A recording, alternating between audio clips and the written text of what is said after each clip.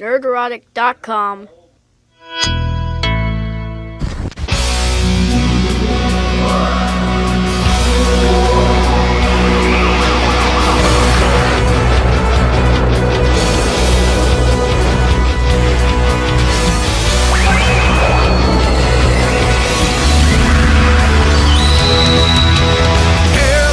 And the crowd cannot wait. All hail Friday Night Lights. I apologize cause I'm probably late. All hail Friday Night Lights.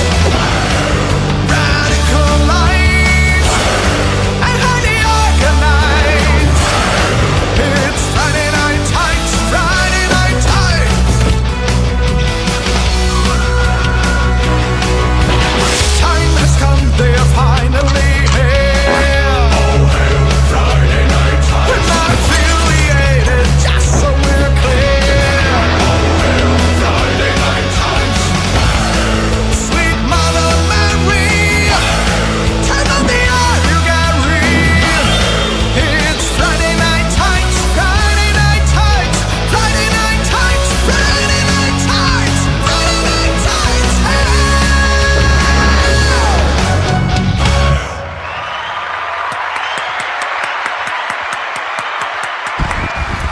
Let's go!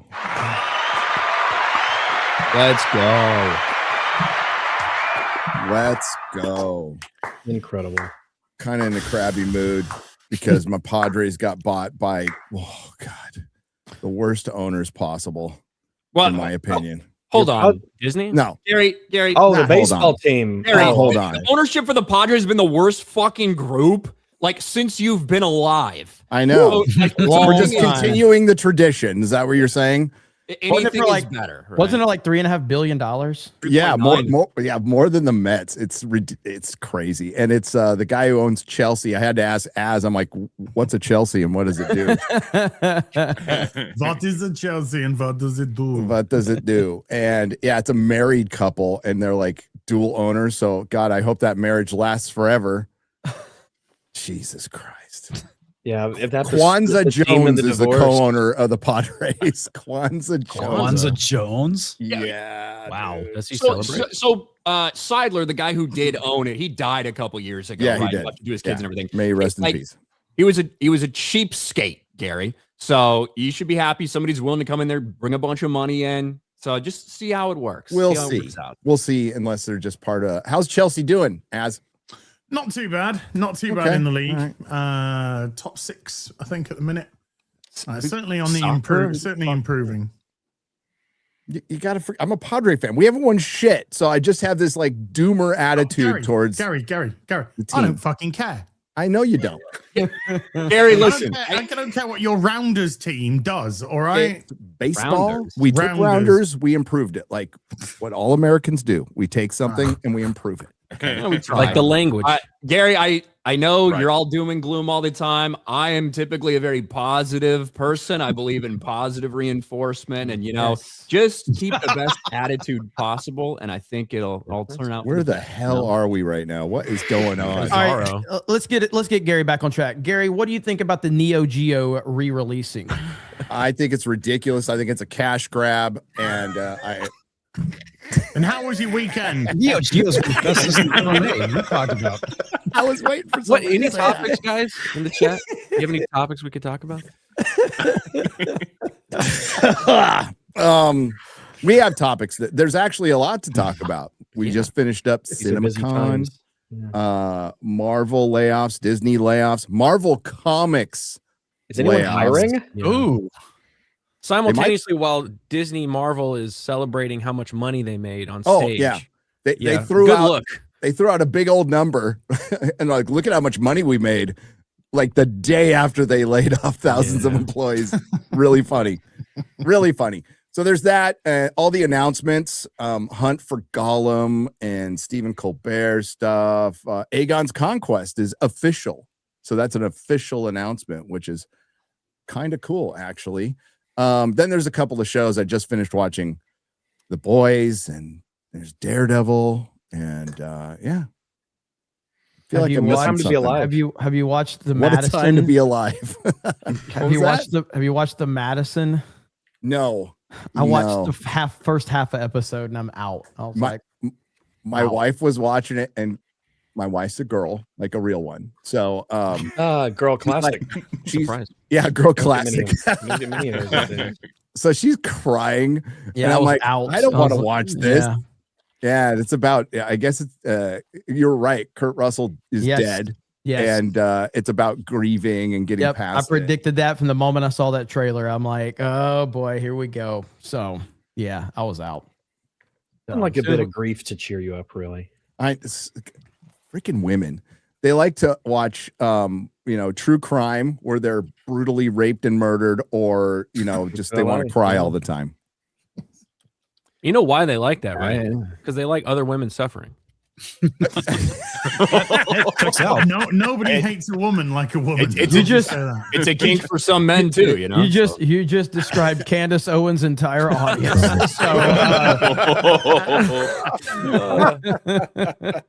I can't believe, guys, we can't be bringing up doxing controversies this early into the show, okay? Please No. contain Rags, you're trapped in a time loop from a decade ago. Please. This is what it's like until you die.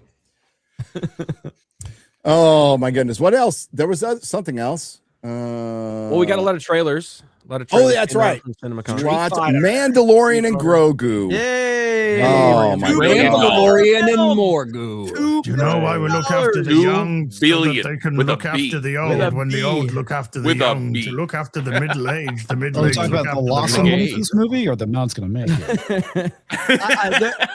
I think that there's a strong discussion that Mandalorian Grogu will hit 600 million worldwide. Like, I think there's a strong discussion for that. And you got Disney shills out there saying $2 billion. I think it's I'm lucky still for sticking, People out there.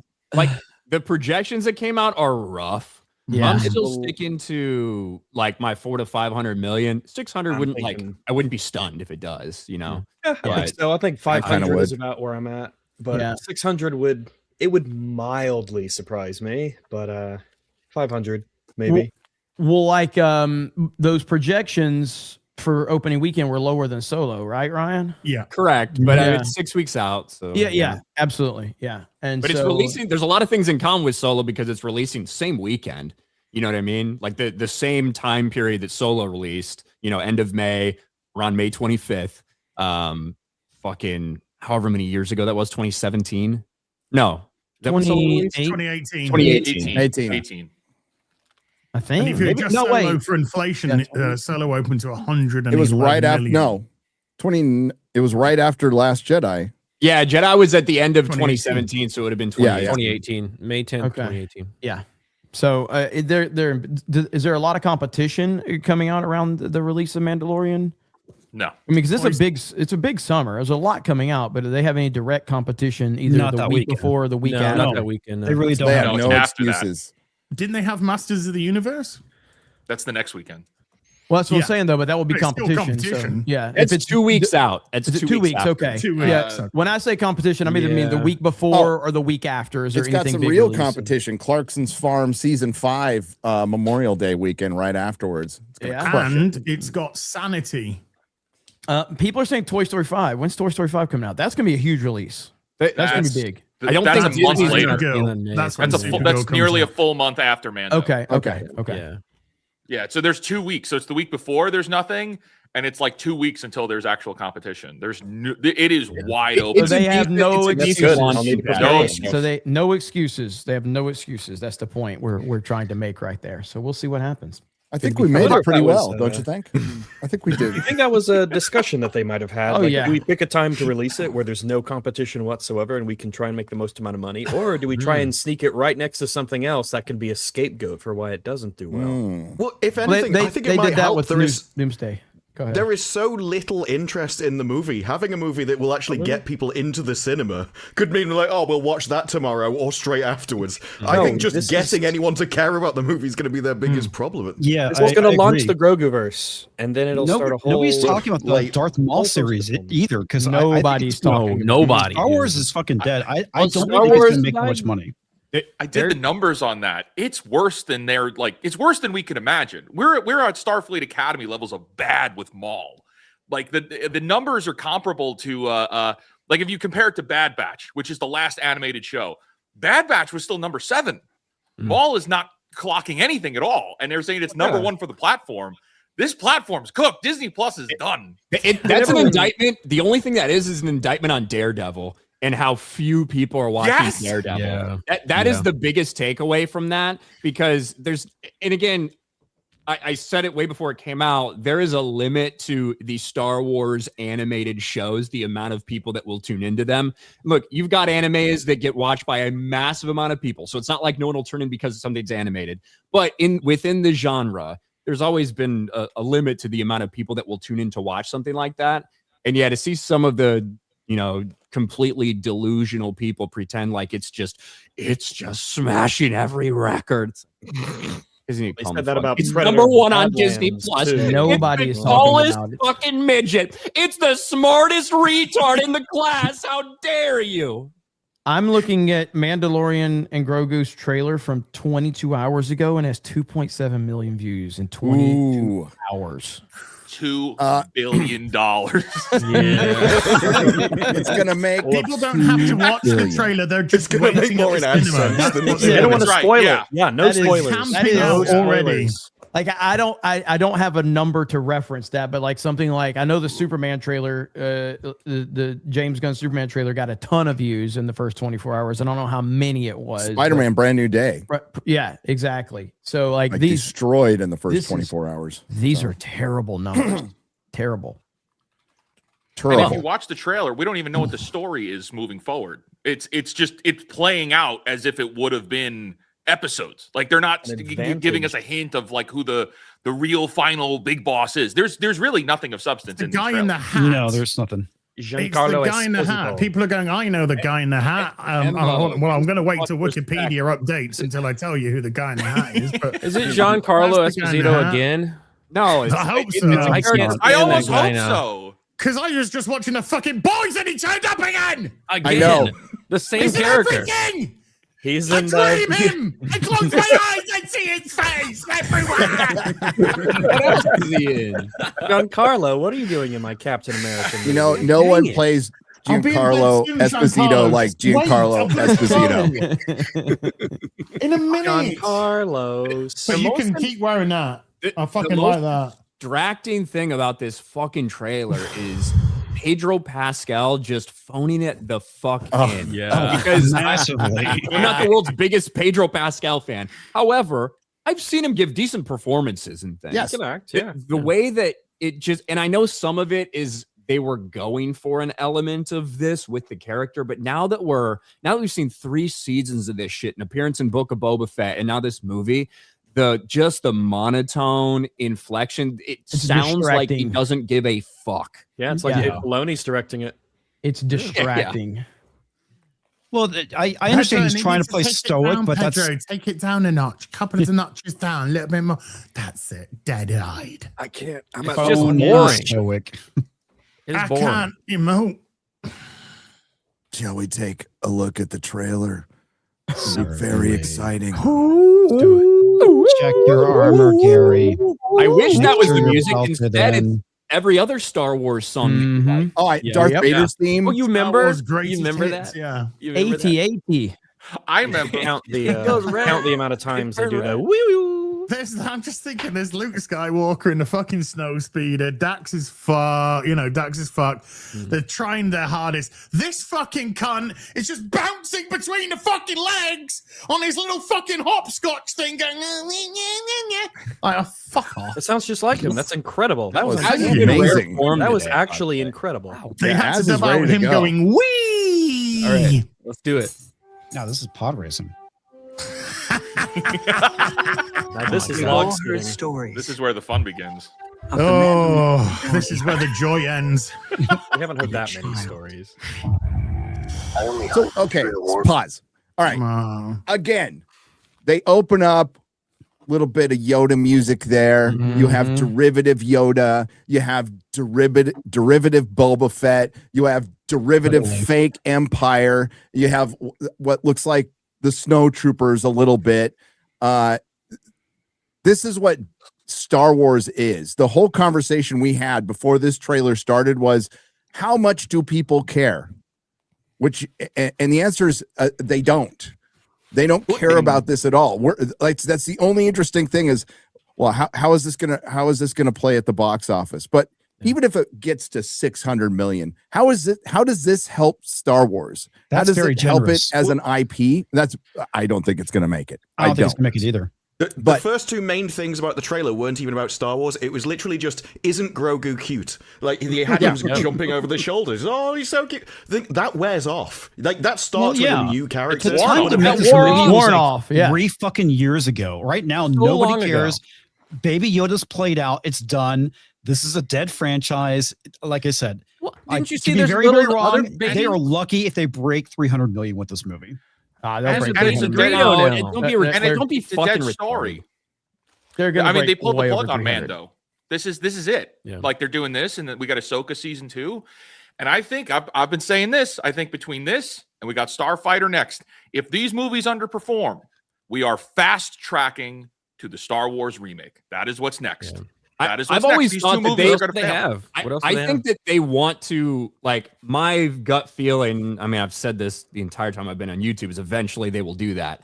My gut feeling has always been they want to wait for George Lucas to die, not because any contractual things or stuff like that, but just because it removes a big awkward element. I think they want to wait till George passes away before they remake it, but they will 1,000% remake it. It would be very tough for George to be quiet if they were remaking Star Wars, and I think that matters. Well, I think that their first attempt of that already failed, and that was Solo. Because if Solo would have been $1 billion movie, that would have fast tracked the remake of the original trilogy. So you're also moving more recast.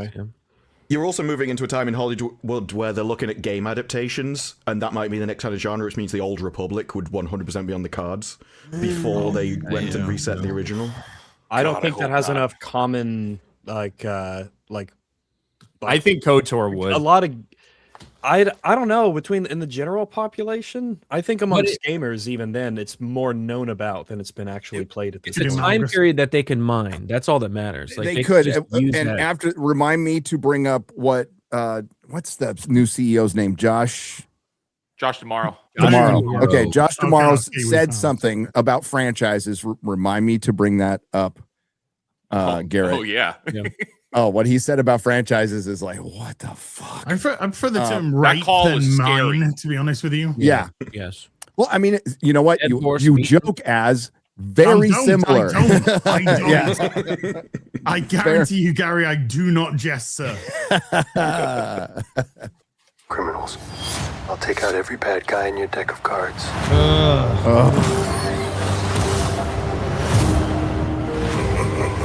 What are those twins? Were they connected? Were those Siamese twins? They're not Siamese. Was that like cat dog there? I don't know. They look like they're connected. Buffer the Hutt, and then it's Lena Dunham next to him. I was gonna say, Lena Dunham was in this bag. You took it right out of my head, as well done. They do look like that, though. You're not wrong, though. Who, me? That shot looks like they're fucking Siamese huts. Yeah, it does. The way they're using the music like this, it hurts it far more than it helps it. It makes me think of Star Wars that I love. You know, it reminds me of the Marvels. That's the Marvels trailer. Not this. The contrast is, oh yeah, I remember that shit that I used to love. I can go watch that. But what I'm saying, but that's to get the normies. That's the normies to go, oh yeah, Star Wars is good again. Listen to that music. Do all the Hutts like the same fucking food? Do they share like, stick another fucking froggy in a fucking dish next to this green fucker. Everyone, no one cares, all the Hutts like the same diet. It keeps them nice and fat. How they get found them? I mean, these are the same. Frogs are high in carbs. Oh, I don't know if you remember. Very carby amphibians. I don't know if you remember the Book of Boba Fett that well, Rags, but these are I think these are probably the same Hutts that showed up in that. Mm-hmm. I remember the Pizza Hut. What was it? They were like the Hutt clan people. one of them was like a girl, and they were like, "Oh, we control this planet, and we like to be pushed around in the hot sun." They didn't say that, but it was implied strongly. I hope we get Vespas in this. I remember the Vespas. Get what? Vespas. Oh, Vespas. Space Vespas. Every cameo is a Vespa. Benny McFucking twat face is in it as well. His parents had a lot of foresight. Are you awake? Well, been awake 2 a.m., Gary. No, what's really been striking me while watching this is just how far Star Wars has fallen. Once upon a time, if they put out a mall show or something like that, the fan base would just be right there to show up for it. Now I'm looking at this, and it's all the things that we're talking about. It's a skin suit wearing nothing, and I feel nothing. It's kind of depressing because, you know. But do you remember when Andor was out and people were going, "This is why Star Wars can't grow up. You just won't give Andor a chance. This is why it can't go up." And then they turned around, $2 billion for green fuckers. You know, it's just like, fuck's sake. We might have to find that clip moving because the there goalposts. are people who said it will make $2 billion. That's one per hut. Hold on. Those clips. Campier's like, hold my beer. I was only down for one. This isn't about revenge. It's about preventing another war. Well, you fucked up there, didn't you? Yeah, that's we know how this ends. Great. They blew up 5 Before going planets. into hot Remember X-Wings? You remember? his way. Oh, look. I look, remember. look, Remember look, Y-Wings? Go back. No, just go forward and wait. Keep going. Stop. Before going into Stop. What's up there? What's at the Y-Wing. top? It's a Y-Wing. It's a Y-Wing. Y-Wing. Remember Like, why are we Y-Wings? fucking doing this wing? Because we're playing alphabetti spaghetti. Throwing Wait, hold on. Do you really have a problem with a Y-Wing being up there? Or? No. I'm just saying they're chucking it all in. Okay, I just wonder what, like, all right. Like, wow, they had a Y-Wing? How dare they? harm's way. Check your armor first.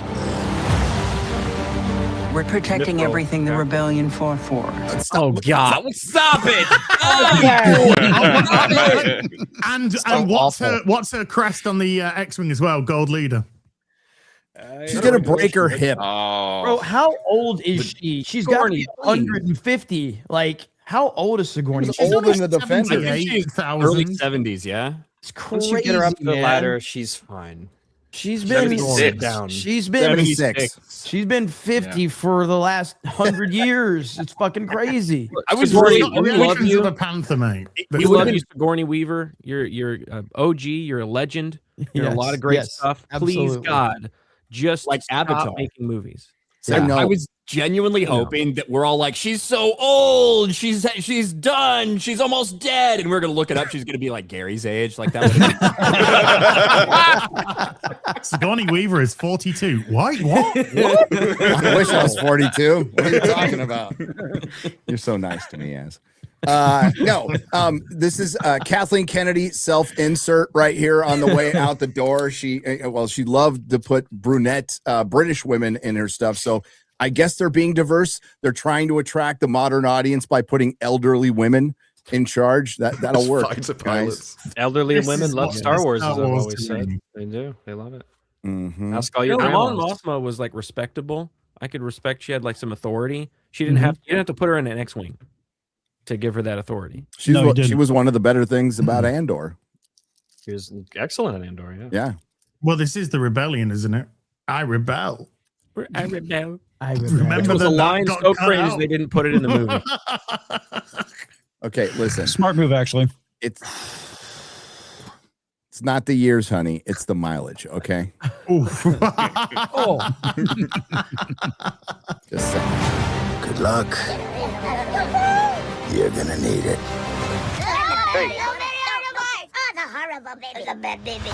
Oh, look at the cutesy bootsy bootsy. Look at that baby. I should bring my kids to this and purchase more tickets. I wonder if they have a popcorn bucket. So, how did he get this back? It got got a new one. atomized. Yeah. I think we're gonna see in the movie how he gets it, but I don't fucking. He I hear on good authority that he plays Lando Calrissian at cards and wins it. Gets the And razor. this is actually called the Millennium Falcone. Okay. Batman Is that before or after Banks Lando? Remember, I think did they put it up on HasLab or did they just make it for sale? They put up the It was on a HasLab. It was a HasLab, and it did. It was the week they blew it up. And the show. Yes. Yeah. But it did. Get funded. Strap in.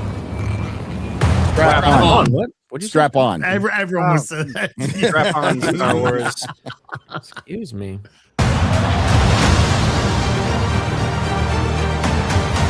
We need a professional. Hang on. Wow. A knight! What happens when you're not there to protect him? You good? Why? Oh, cute. He's so cute. Oh. God, he's 55. He's my age. He's my age.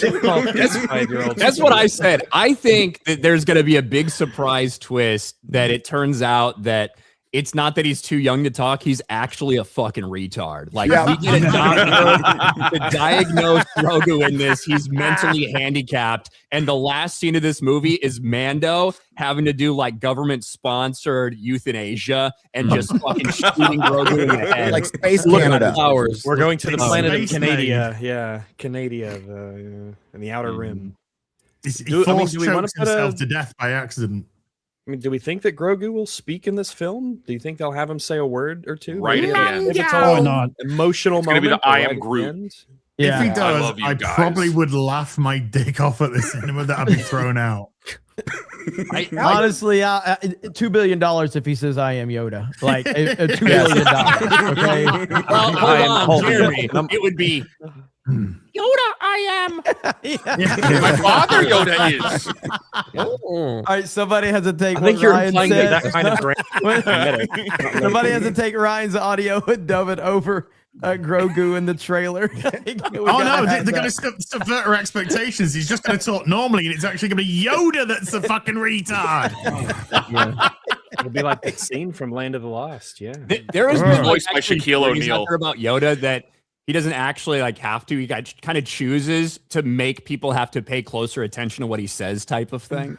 But I want like a full-on conversation with this motherfucker. It needs to be Pedro realizes they haven't been respecting him. They haven't asked his preferred pronouns or some shit. And then he just speaks up, non-binary, I am.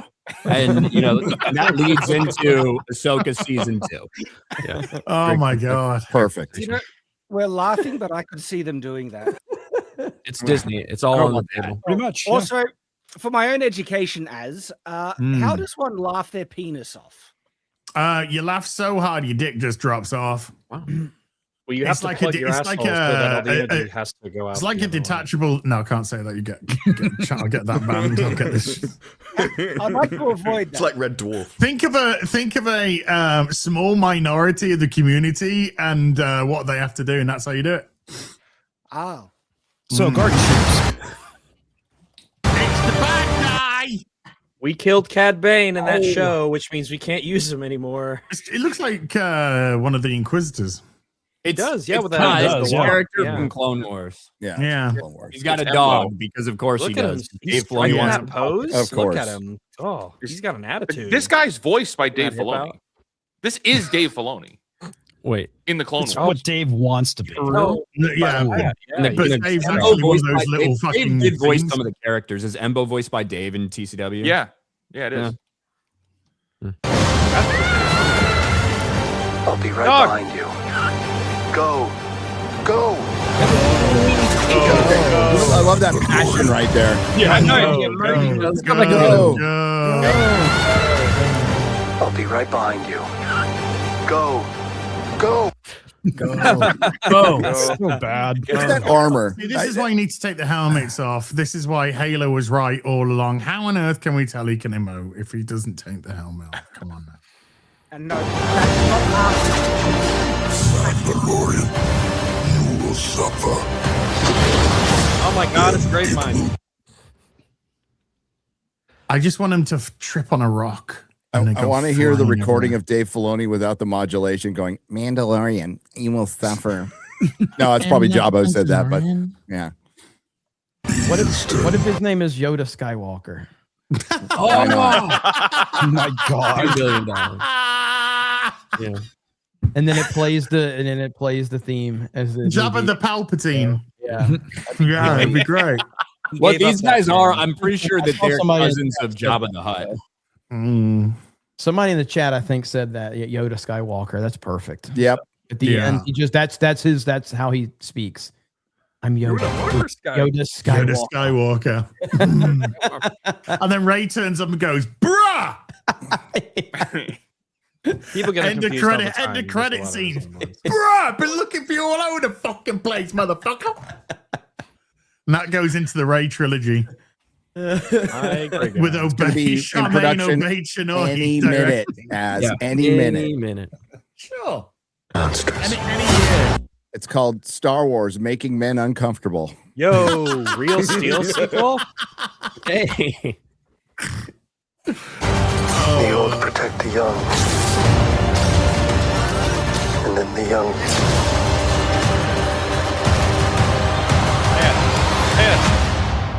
Protect the old. I love that. That doesn't actually make any sense, dude. Because if the old are protecting the young, then how can the young protect the old? Because the old are actually. So my favorite part was the dramatic pause in that. Like it's some like prolific really profound.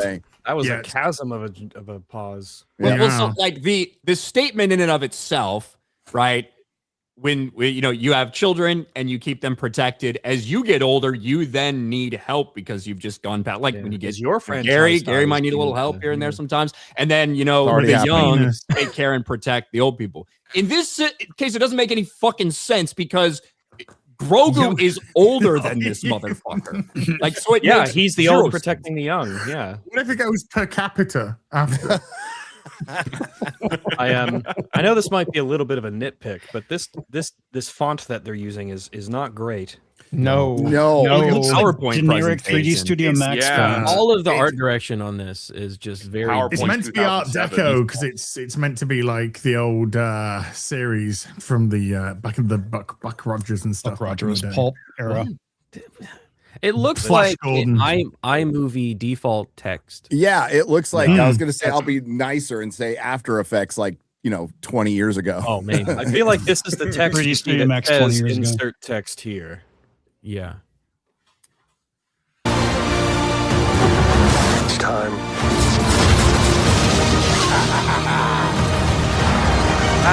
Are you scared? Is that the dude from Rebels, by the way? Rebels. Yeah. Rewind it a little bit. No. Because we get this really powerful line that we've never heard in the trailer before. Bad. He looks awful. That doesn't look great. That doesn't look good. That's an uncanny. You need to go one Very way or much the other. Don't do this weird. planet. Make him an animal or make him a person. Don't do the weird mix in between, like the Cats musical or whatever. Well, this is an animated purpose kind of like character because this was like the original Han Solo look from the Star Wars. If you've seen the comic book, they did an adaptation of the original script that George did, and this was supposed to be the original look of Han Solo. And yeah, it looks awful in the CGI slop here. I got a question for Ryan. What? Do you reckon there's actually somebody next to him on the seat? And do you reckon it's Chopper? I mean, where did we leave Chopper at in the Ahsoka series? I think it just hovered. I think it was just with Hera. hanging around for a He's couple with of Hera. Pretty sure she crossed her arms Why would and they walked cover away. not? Is there a reason? Yeah. But it could be. I wouldn't be surprised if they threw Chopper in because whatever. What I was going to say when we got to the end of this, and I might as well say it now, I would not put it past them to have a 5-minute tiny little appearance of Han, Luke, and Leia somehow, some way in this movie. The last couple seasons of Mandalorian have been all about jangling. They've been all about cameos. They've been all about this bullshit. They desperately they had to know making this like the level of interest that there could be. They had to know there was going to have to be something to like shock people to get people there. I wouldn't be surprised if we get that. And it'll be just them putting over the new characters. It'll be nothing of substance. It'll just be a small appearance. And you'll have a bunch of these fucking Dave Filoni cocksuckers that'll be like, he finally gave fans what they wanted. And it'll be like CGI deepfake Han, Luke, and Leia that say nothing of value. I think they will not go over well. I don't think it'll go over well. Well, surely they put it in the trailer if they were going There to, is a right? smoking gun to that, though, because the guy who did the mocap for Luke in Mando 2 is back on set for this movie, so Ryan might be right. It's going to be a ceremony at Do the you think end where Luke could have been Red Red 5 in those X-Wings? Definitely a lot would- of X-Wings could have maybe been there. Definitely would rather see CG Luke than Mark Hamill. So I'm in favor of that. So We'll just recast him at this point. I would I'd rather have the terrible real thing than the. So the guy that Wizard just brought up, the guy who played Luke in Book of Boba Fett, he just looks a lot like Luke. He could just play him, honestly, and it would look less fucking weird instead of them doing the motion capture dots everywhere, After Effects stuff. If you're gonna do it, you just got to recast them. Like it's time. all right. You're gonna use. I haven't seen Book of Boba Fett, but I think I've seen clips of that dude. So have that dude, have Alden Ehrenreich, and get CG Leia from Rogue One. No. Alden Ehrenreich hasn't. Have you seen it? Did you see Ironheart? Yeah, he's aging like a Hollywood actor. Dude, listen, man. Listen, He's aging like a grape in the sun. We all Like saw a hut in the Tatooine. we all saw El Camino. Okay, if we can buy Jesse Plemons at 800 pounds, No, we couldn't. You know, Nobody did. I know. That was so distracting. Anyway, he had glandular fever that day. It's like all the flashbacks in Daredevil. Yeah. Well, I mean, you could, everybody's wearing a fucking wig. fucking rug on their heads. I know. Are you scared? You should be. Good job, baby. So is there going to be a huge chunk of this film where Grogu is with the little gremlins? Because it looks like from the trailer, there's a lot of scenes where they're together. So are they going to be like on a B plot where they're hanging out, and that's the cutesy part of the film? Probably. I can't tell a real trailer from AI anymore. Honestly, I can't either. I really can't. Look at that great font. I know. I was going to ask God. Rags what he thought of the font in this title. Incredible, or uncredible.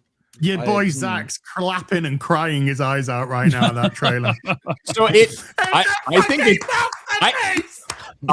think it's weird that like the A's are so stylized in Mandalorian, but not in the and. I find that that's a different Yeah. So it's a different text. They're different fonts. Yeah, they're making sure that the font's different so it stands apart. You don't want to confuse the two. I don't know, man. I think you guys are being too difficult on this. I mean, PixArt is a really good app, and for them to use that app for this, They're saving money. Nice. So yeah, they're saving money. They've understood it. They downloaded it. I'm sure they got a free trial through Android or Apple. True. So they had one less firing because of this font. There you go. So it literally does look like PixArt. Like I'm pretty somebody sure just they like fired somebody who made this font. Sir, I've just finished the font for the movie. Excellent. Is it all done? Yes. You're laid off. Oh, shit. Get out.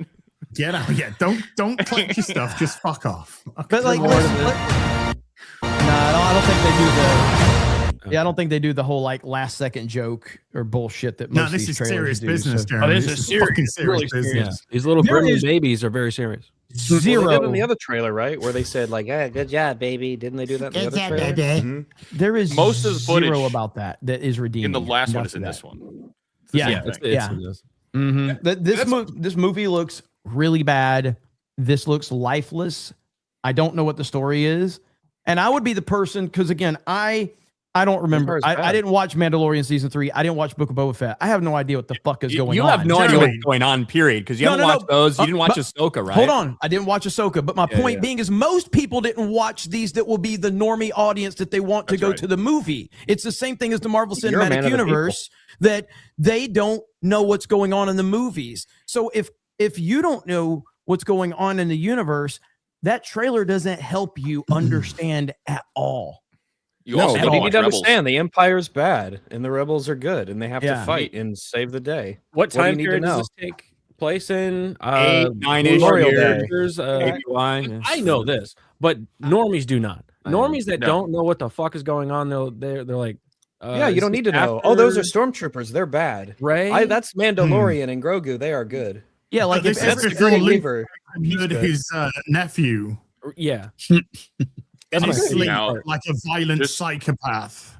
Like the point. Prepared. I'm getting back to the point though of like the point of the fucking trailer is to create excitement beyond the fandom that is autistically online, and there is nothing in that trailer that creates excitement. There's nothing that makes you feel like I have to go see this opening weekend. I can't wait to see where this adventure takes me. I can't wait to see where this story takes me. There is nothing in that trailer that does that. Zero. I think this is a downside of modern trailers, though, because old trailers used to show you like the character arc and sort of the cross section of the entire story, so you basically knew the movie you were getting in the trailer. But now everyone's so sensitive about spoilers and stuff. Every trailer is just 3-second clips of action, completely unrelated to everything else, and so you can tell whether it's a bit of a comedy or the tone, and that's about it. And so you're never tied into the character or anything else. It relies on something else, which is why people are saying if you didn't watch the story you wouldn't get this. But if you did watch the series, you still have no idea what's happening in this, because it's all just unrelated. I've watched the series and I don't care. I didn't care before, but there's nothing in here that's a hook at all, and that's why they're trying to throw in a bunch of it's just member berries. Like This is the safest thing they could possibly do, which is showing how far this franchise has fallen. This is the first movie in over 6 years that's going to be in the theaters. It's filmed for IMAX. Here's what Chris Gore said. He saw 15 minutes of it yesterday and said first 15 minutes of the Mando movie is a TV show. Looks big, feels small. That's it, and you didn't hear phone. Who has a ringtone? Answer your goddamn fucking phone. The default ringtone. All right, the default ringtone. Who was it? Fess up. Fuck's sake! You're amateur. Some people on the internet. Like 3 seconds. Mom, I told you not to text me when I'm on Friday Night Tights. Can we get a boring? Can we get a boring as? Come on. It's not. Do you know what? It's not boring. It's unprofessional. Because Also, we are hold the on. standard for professionalism here on Friday Night Tights. Hold on a second. Sorry about it. Well, it's just now. Who was it? Oh my God. Mrs. Weaver, I'm so sorry they said those things. I told them to stop. I told them not to call you old. You're beautiful. You're wonderful. You're going to make an excellent gold leader. We all know. Man. I just, whenever Az said for fuck's sake, that's why I said you're amateur. I thought Christian Bale. For fuck's sake, you're amateur. You and me, we're done professionally. We're done professionally. Oh, good for you. Good for you. Well, so some people disagree and they think that the Mandalorian is going to make $2 billion. Oh, that's Everybody keeps telling me there's no way that the Mandalorian. Oh my God, it's one of the huts. Makes $2 billion, but I think people are underestimating this movie. I know I've said it a million and one times on this stream, and I still believe it to be true. The Mandalorian and Grogu will make $1 billion. No, it will not. Is this the Red Letter Media sketch? This is Grizzy, by the way. No, this is clearly the inspiration. Oh, okay. Stream, and I still believe it to be true. The Mandalorian and Grogu will make $1 billion. Got to give it up for Boba Fett. Got to give it up for Boba Fett. And you could be looking at 1.5. You could be looking at maybe 1.7. Say 7 billion. If it's really good, you could be talking about a $2 billion movie. Yeah, I'm standing by it. $2 billion is absolutely important. Never let them forget what they said. Never let them forget. Everybody keeps telling me there's. Oh my goodness. You could just say I don't know. It's okay to say that. It's okay to say I don't really know. I mean, it probably won't make money, but maybe it will. You can just not say things. Dude, that was me on Ozempic. Oh my goodness, it's gonna break your bones. Be careful. That's what's gonna happen to my fucking opinions if I go fucking on the Ozempic. That's the. Oh my What God. are they using to justify this? If they look at any of the Star Wars stuff, There's Copium. nothing. Copium. Nothing. Copium. So, like, if if you had said this, if you're in your bubble, if you're a Disney Star Wars fan and you follow other Disney Star Wars fans and you see these people with their hype and stuff, maybe you could think that. But then when the projections come out and it's, you know, $70 to $85 million opening weekend, which is less than what Solo opened to several years ago, I don't know how you can still have that perspective. Again, projections can easily change, but the idea that that type of projection turns into a $2 billion movie is kind of insane. It is Star Wars, but unfortunately, a lot of the people that do genuinely like Disney Star Wars or shill for Disney Star Wars disingenuously, whichever it is, there's plenty of them out there with both. Like you have to have a realization that it has just fallen so far compared to what it was in 2015. Yeah, you could slap Star Wars on something, put out a pile of shit, and a bunch of people would come feed at the trough. You've lost that trust from fans because of a couple bad movies and a onslaught of just dog shit television series. Well, Ryan, do you remember when? Because we got a big taste of this kind of we'll call it a mindset. We'll call it an optimistic mindset. Some might call it delusion. But we'll be nice. When Predator Badlands came out, right, and there were article after article talking about how it had smashed records for the franchise. It was going to make all this money. Predator's back. The franchise is back. Holy shit! I'm so excited. What a great time to be a Predator fan. It was mass psychosis. It was delusion of an insane scale. When the movie lost them like at least $80 million. And it probably has put the franchise on ice for a while, but people are delusional to like an optimistic degree, despite reality that you can just go and check and look at, despite all the trends that you could see, despite all the numbers that are reported, people will hold fast and firm to their optimistic delusions. And I think that that's what's happening with this Mandalorian and Grogu stuff that we just heard. Yeah, it's they just delusional. did that with Pixar too. They just did that with Hoppers. I mean, Hoppers is going to lose money, but Pixar's back. Everybody, it's a return to form for Pixar. No, it's the same. Good. It's the same song and dance. It's not just delusion, though, because the studios also use the same tactic of, look, it's #1, it's the biggest ever, and it's because there used to be this idea that people would want to go and see the most popular thing. There would be, like, social proof, and because everyone else has seen it, you want to go and see it now. Yeah. It's just they're living in an age where that no longer works, but I don't think they have any other kind of marketing strategy. They don't seem to update as an industry. They just continue doing what they always did before and get confused with sales. Yeah. They will specifically cite like a number of a box office earning. So they have the information and they'll use that to say, oh, look at how much money that this made. It made, what was it here? It made its money back in the first It made weekend. $180 million. So it's the most earning ever, but they won't talk about the cost. They won't talk about inflation. They won't talk about budget or anything like that. So they have the information, but they're delusional enough to actually. We get this a lot of the time when people forget to add in the marketing budgets and stuff. They think that if a movie costs $200 million to make and it makes $205 million box office, that means that's a profit of $5 million because 205 is 5 more than 200, and it's that simple. You know, But there's a lot of people who really they legitimately think that because they just don't know about the takes that the theaters have, all the other costs, all of the, the numbers that are actually reported and how those are always as optimistic as a studio can legally get away with saying. They don't talk about the marketing. There's a lot of people who just live in that world. And I think a lot of people are looking at when the Mandalorian first dropped and that Baby Yoda stuff happened, it was insane. It was huge, objectively massive. And it brought people that weren't even Star Wars fans into it. It brought Star Wars, like everybody was talking about it. Even season 2 of Mandalorian did that. We are far, far away from that shit. Yeah. It's not even close. They have ruined all that goodwill. If the Mandalorian would have came out after season 2, there's a good discussion to be had about, could this be maybe an $800 million movie or something? But now with season 3 and Book of Boba Fett and everything else that they have done, scandals, it's not there. It's just not. The excitement is not there. And what that's chipped away at is the hardcore fans, because the amount of people who watch stuff on D+ is a very small percentage of the general audience, like really small. And you're expecting them to do homework. But this is where when a corporation gets too big, they start believing their own hype and their own internal marketing department. The people who crunch the numbers and pound the analytics are just massaging those numbers to make them look as good as possible to save their jobs. So they're not really getting any honesty and looking at, like, Chris and Alan mentioned that there were people who were flown out for CinemaCon specifically by the studio. So influencers, not even influencers. That's the new play. What CinemaCon is, right? Yeah. Like, I think it was all for fucking Disney for the most part too. Yes. I think it was all for Star Wars and for Marvel, and that's why you see like the new rock stars tweeting about how incredible and giving this like breakdown of the fucking Marvel trailer.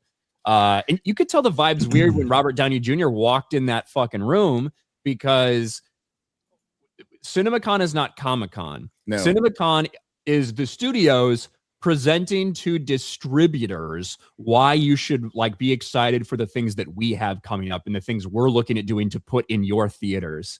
So it's a different vibe than coming out and Robert Downey Jr. and everybody goes fucking crazy because it's like your biggest MCU stands in the world, you know? You know, to Jeremy's point, when you were saying that this movie will very likely be more successful if it came out after season 2.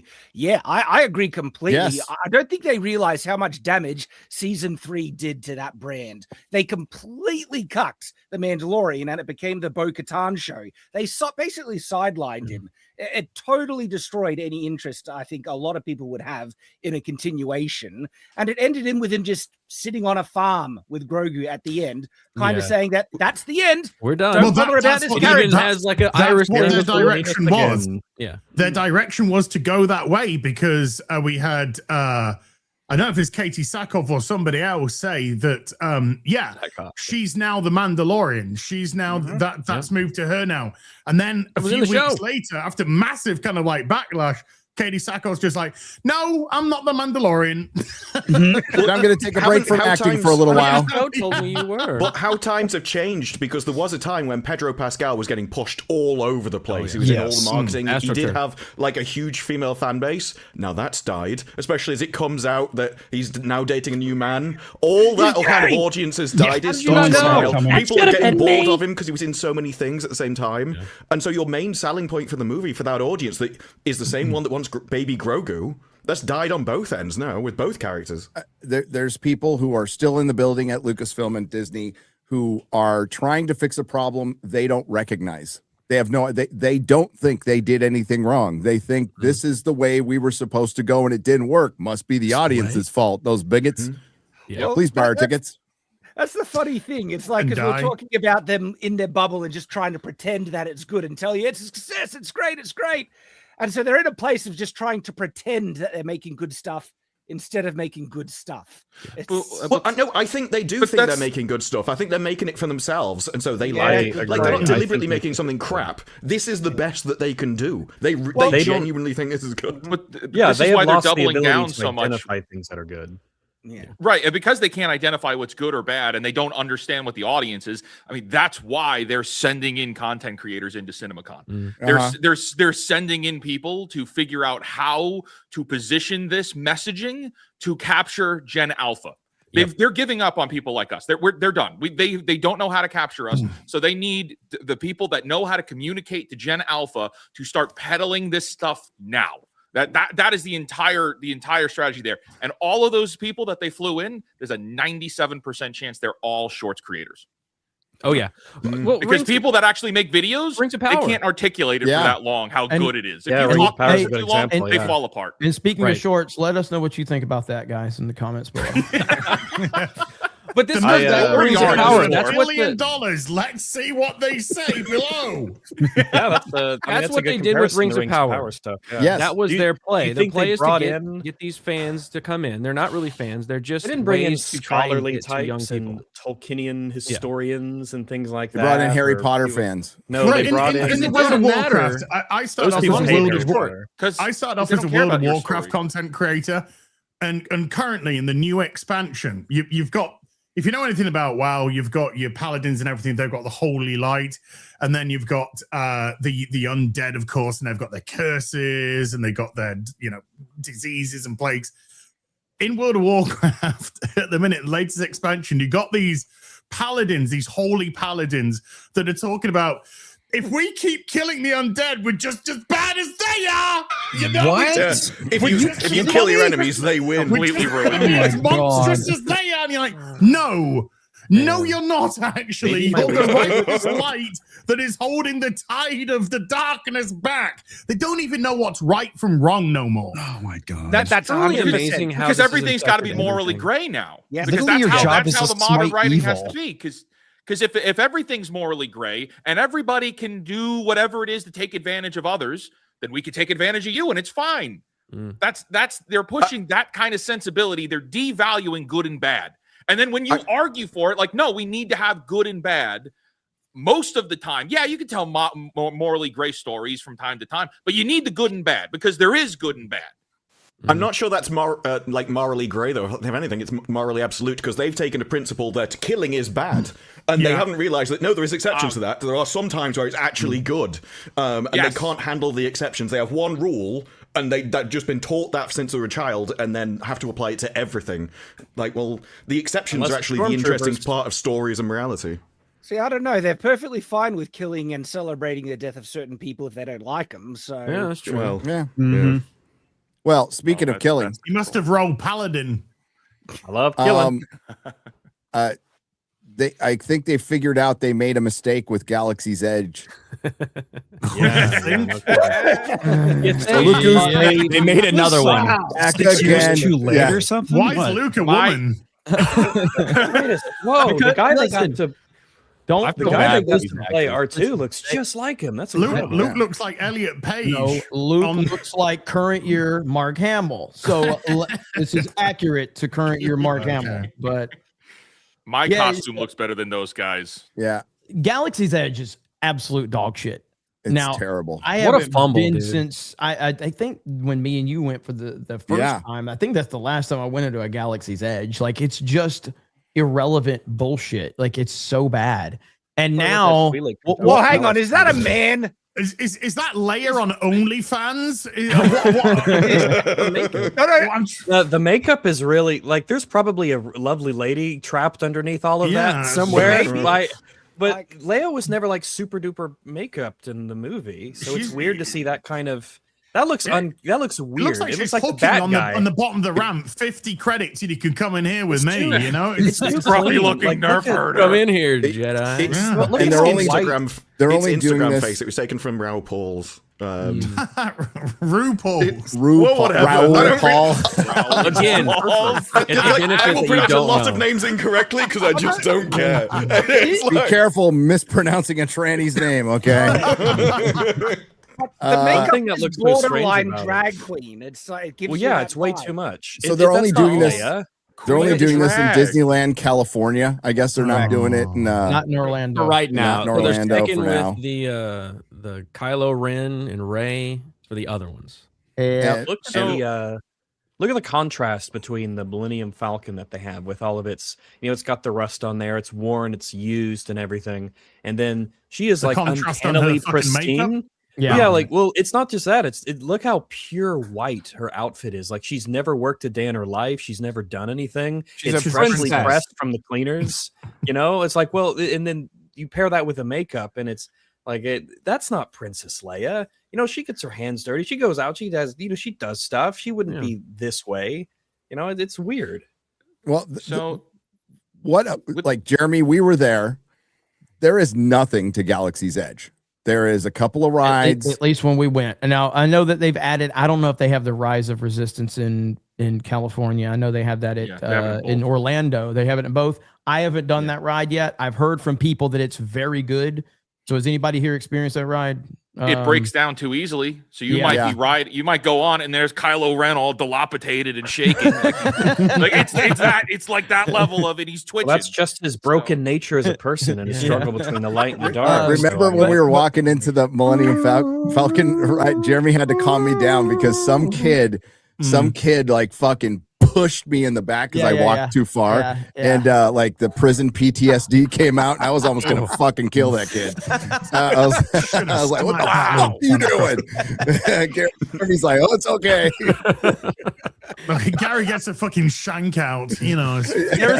Have you ever seen that clip of Ninja back in the day playing Fortnite? And he's like, "What the fuck you say to me, you little shit?" That was Gary right there. He was like, "Calm down, Gary. Okay, it's okay." How old was this kid? Because I'm imagining like a 6-year-old. I like prison Gary. No, he's like 20. Your alter like, ego, you know. He was like 20. You sold that like it was a child, and we were like, "Oh, this." He didn't know. Kid wearing the He was there, so I didn't play that part. He was a worker. Yeah, Gary is old. All right, everyone's a kid to him. Okay, this went from a child to he was 20 and he worked there. Yeah, 20 is a kid. If the story was this person of voting age, then it'd be a very different. You gotta yell at some little kid. Why Quarterback takes so long to edit videos of Gary's? It takes a long time to make it sound like Gary knows what he's talking about. Okay, I have changed my mind about this story. I think you were fucking wandering around aimlessly, and he thought you were a lost old man. He was trying to redirect you. That's probably what happened, because I went somewhere I wasn't supposed to go. But instead of like, going, "Sir," and tapping over, he fucking pushed me in the back, and I'm like, "What the fuck?" You're probably walking out of a fucking crane, and that 20-year-old gay kid who worked for Disney saved your fucking life, and you almost. He probably did. I probably almost walked off some, I don't know, bridge. Died. Oh, actually, we just that's not where I want to go, by the way. It's fucking. He died in Galaxy's Edge. Moral of the story is how he lived. Moral of the story is don't lost. take Gary to theme parks. All right, just don't do it. It's not. Got live footage of Gary at the theme park here. Actually, I just shared it. Gary, you were going to say something about Josh D'Amaro? We will right after this clip. I'll bring it up. It's Gary just getting ready at the fucking theme park. How the fuck did you find that clip? Like on just a like? He's a professional. He's a pro. Search it out. He's a pro. So he goes. He's like, I don't have my fucking phone go off during the show. That's why, Jeremy. That's why. Okay. I fucking sit here and I sniff candles to make myself feel good. Did you like have that on standby for when Gary starts threatening to assault people in a theme park? You're like, do you know what? It was from God. It was from God. As soon as this went down, I just refreshed X, and there it was in front of me, like divine gift. That's not God. That's the algorithm listening to every fucking thing we say. And if it's the algorithm, we're all going to hell, by the way. Gronk is speaking through him. It's like, I love how Instagram, it's like, man, I feel kind of depressed and shitty about my life, and then Instagram says, "Well, here you go." Why not go on Instagram? Fake Wizard just came out with a video, and within that video, you mentioned what we're going to talk about. Josh DeMaio, is that the guy who looks like Liberace? Tomorrow. Liberace. Sound like a DeMaio. Yeah, that's what I want to say. DeMaio. He mentioned what Disney's plan is for these IPs, and it's to make correct me if I'm wrong, Fake Wizard, it's to make IPs within the IPs, new IPs within older IPs. Yes. So this was specifically within the first shareholders meeting with Josh D'Amaro, where he's on the phone answering questions.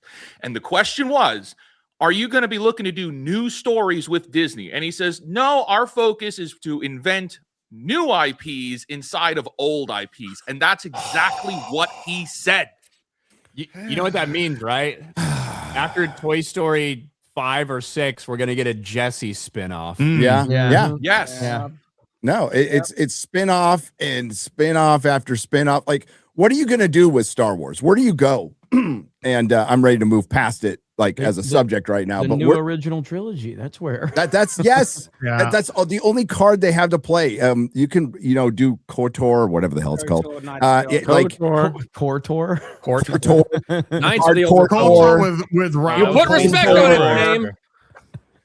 But and it would excite Star Wars fans, what's left of them, but general audiences wouldn't care. And it would do okay, but they need $1 billion movie. That's why they bought this franchise. It's a $1 billion cinematic franchise where they expect $1 billion return on each movie. And they got that in the beginning, as Ryan pointed out, because you could just put the Star Wars label on something and people would have showed up. And those days are long gone. And I don't I don't know what they do. I mean, the smartest thing to do would be to do what Walt Disney used to do, which was put stuff in the vault and wait, and then come back. The Star Wars: The Old Republic, the MMORPG, has some of the greatest fucking cutscenes in Star Wars. It's insane how good a lot of these are, and it just like you need these people to make a fucking movie for you. That's what you need, and they'll come out with a banger. As they have comic books where if you just adapt it, because comic books are storyboards. If you had just adapted what's in the fucking comic book, you would have been sitting on your mountain of money. But they feel the need to change this. It's the same with the games, though. And so in the MMO, the Imperial Agent, easily just a movie on its own. Knights of the Old Republic for the first game, easily a movie on its own. You could just pick up these storylines. You've already got everything done for you. Just adapt it, and you'd be fine. You had fucking dozens and dozens and dozens of stories at your fingertips that they decided to throw out the fucking window and then pick and choose characters to bring back. I fucking was bitching about this earlier today.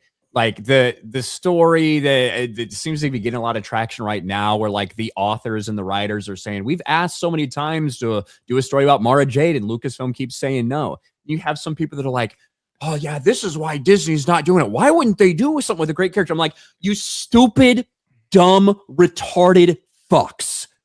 Look at what you got when they did that with Thrawn. Look at what you got with a fucking Dave Filoni, Disney Star Wars Thrawn. Taking that character that people love and throwing him into Rebels and now putting him into Ahsoka. And you're asking for them to bend over and rape another fucking character? Shut the fuck up. What is Mara Jade even gonna be in Disney Star Wars? Luke's a sad sack piece of shit. So what place does she have in this universe? It's none. So they would just bastardize her into something that she never was and try to plug her in just to get a couple fucking screaming retards clapping like seals about it. If you like these characters, you should be begging for Lucasfilm to look the other way and not fucking touch them. Otherwise, you get creepy-ass Darth Plagueis watching two dumb fucks fuck each other on some dumb island planet in the Acolyte. Do you remember in Secret Invasion, they in Secret Invasion they invented a girlfriend-wife for Samuel L. Jackson to have, so they could make him much more of a loser than they already were making him. So this fits in perfectly. They could introduce Mara Jade to make Luke even more of a loser idiot than he really was before, right? They can add in just randomly add in the fact that he was married and he had a good relationship and everything, and it got ruined and it's his fault. Yeah. Yep. Amy Adams is in Starfighter. Yes, she is. And they cannot get out of their own way. That's the thing. You would have to gut Lucasfilm completely, and that won't happen. It won't happen. No, the best thing that could have happened to Star Wars Starfighter was Project Hail Mary. With Ryan Gosling attached. Like in terms of for them, like for the movie, the best thing that's happened this year was that Ryan Gosling was really good and Project Hail Mary was really well received, like a space movie with Ryan Gosling. Now he's going to be in a Star Wars movie. Like for them, PR wise, probably a really good thing. They could have sent him into actual space recently. You could have done it all. You could have rubbed his vagina on Ruby Rose's face. What's Hail Mary going to end up doing? You think Hail Mary's going to hit about 750 when it's all said and done? Probably not. Maybe 625, 650, maybe something like that. It's going back into IMAX this week. Sorry, better than Superman, you mean? Yes. I mean, it could hit 700. 750 seems like outlandish. A little high. Yeah. Yes. What do you think about Super Mario Galaxy having some tough holds, Jeremy? Well, it doesn't open in Japan, so well, neither did it in the first one. I'm just comparing it to like the one. But I think that the word of mouth isn't as strong on this one as it is the other one. I think Did you say negative word of mouth? I don't think it's negative as much as just not apathetic. It's just not as much. It's just not as much excitement for it. Well, the hype of having a Mario movie is not. Yeah, but it's still going to hit over 1 billion. So I think this one is so intense that parents are like, one and done's enough. I think Project Hail Mary is the big problem with the box office more than anything for Mario Galaxy. I think families families and normies are going to Project Hail Mary because the word of mouth for Project Hail Mary has been so positive.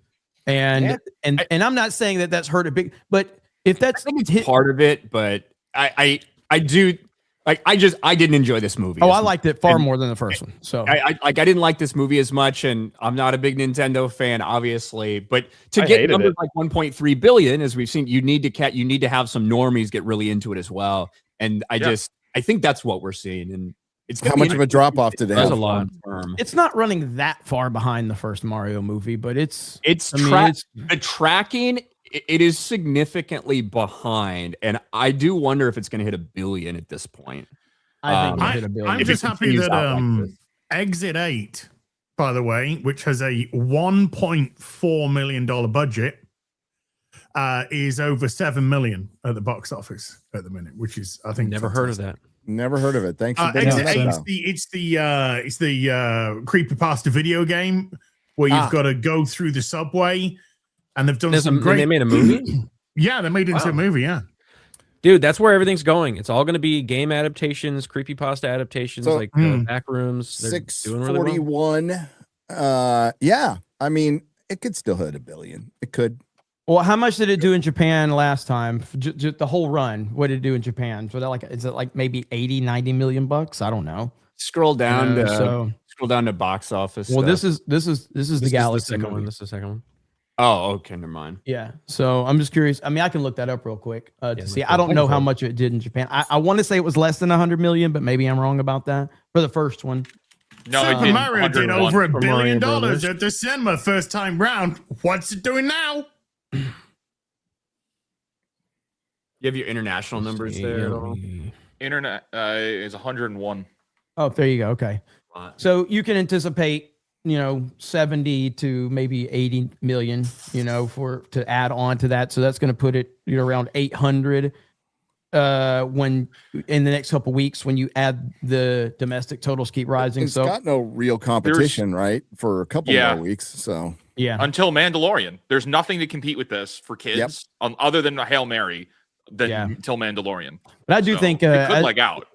Project Hail Mary, I think has taken away a little bit from it. Kind of how, what was it? The Tom Cruise movie, which Mission Impossible was it? The Sound of Freedom, and there was a lot. That audience is direct 1-to-1 with what Tom Cruise movies get.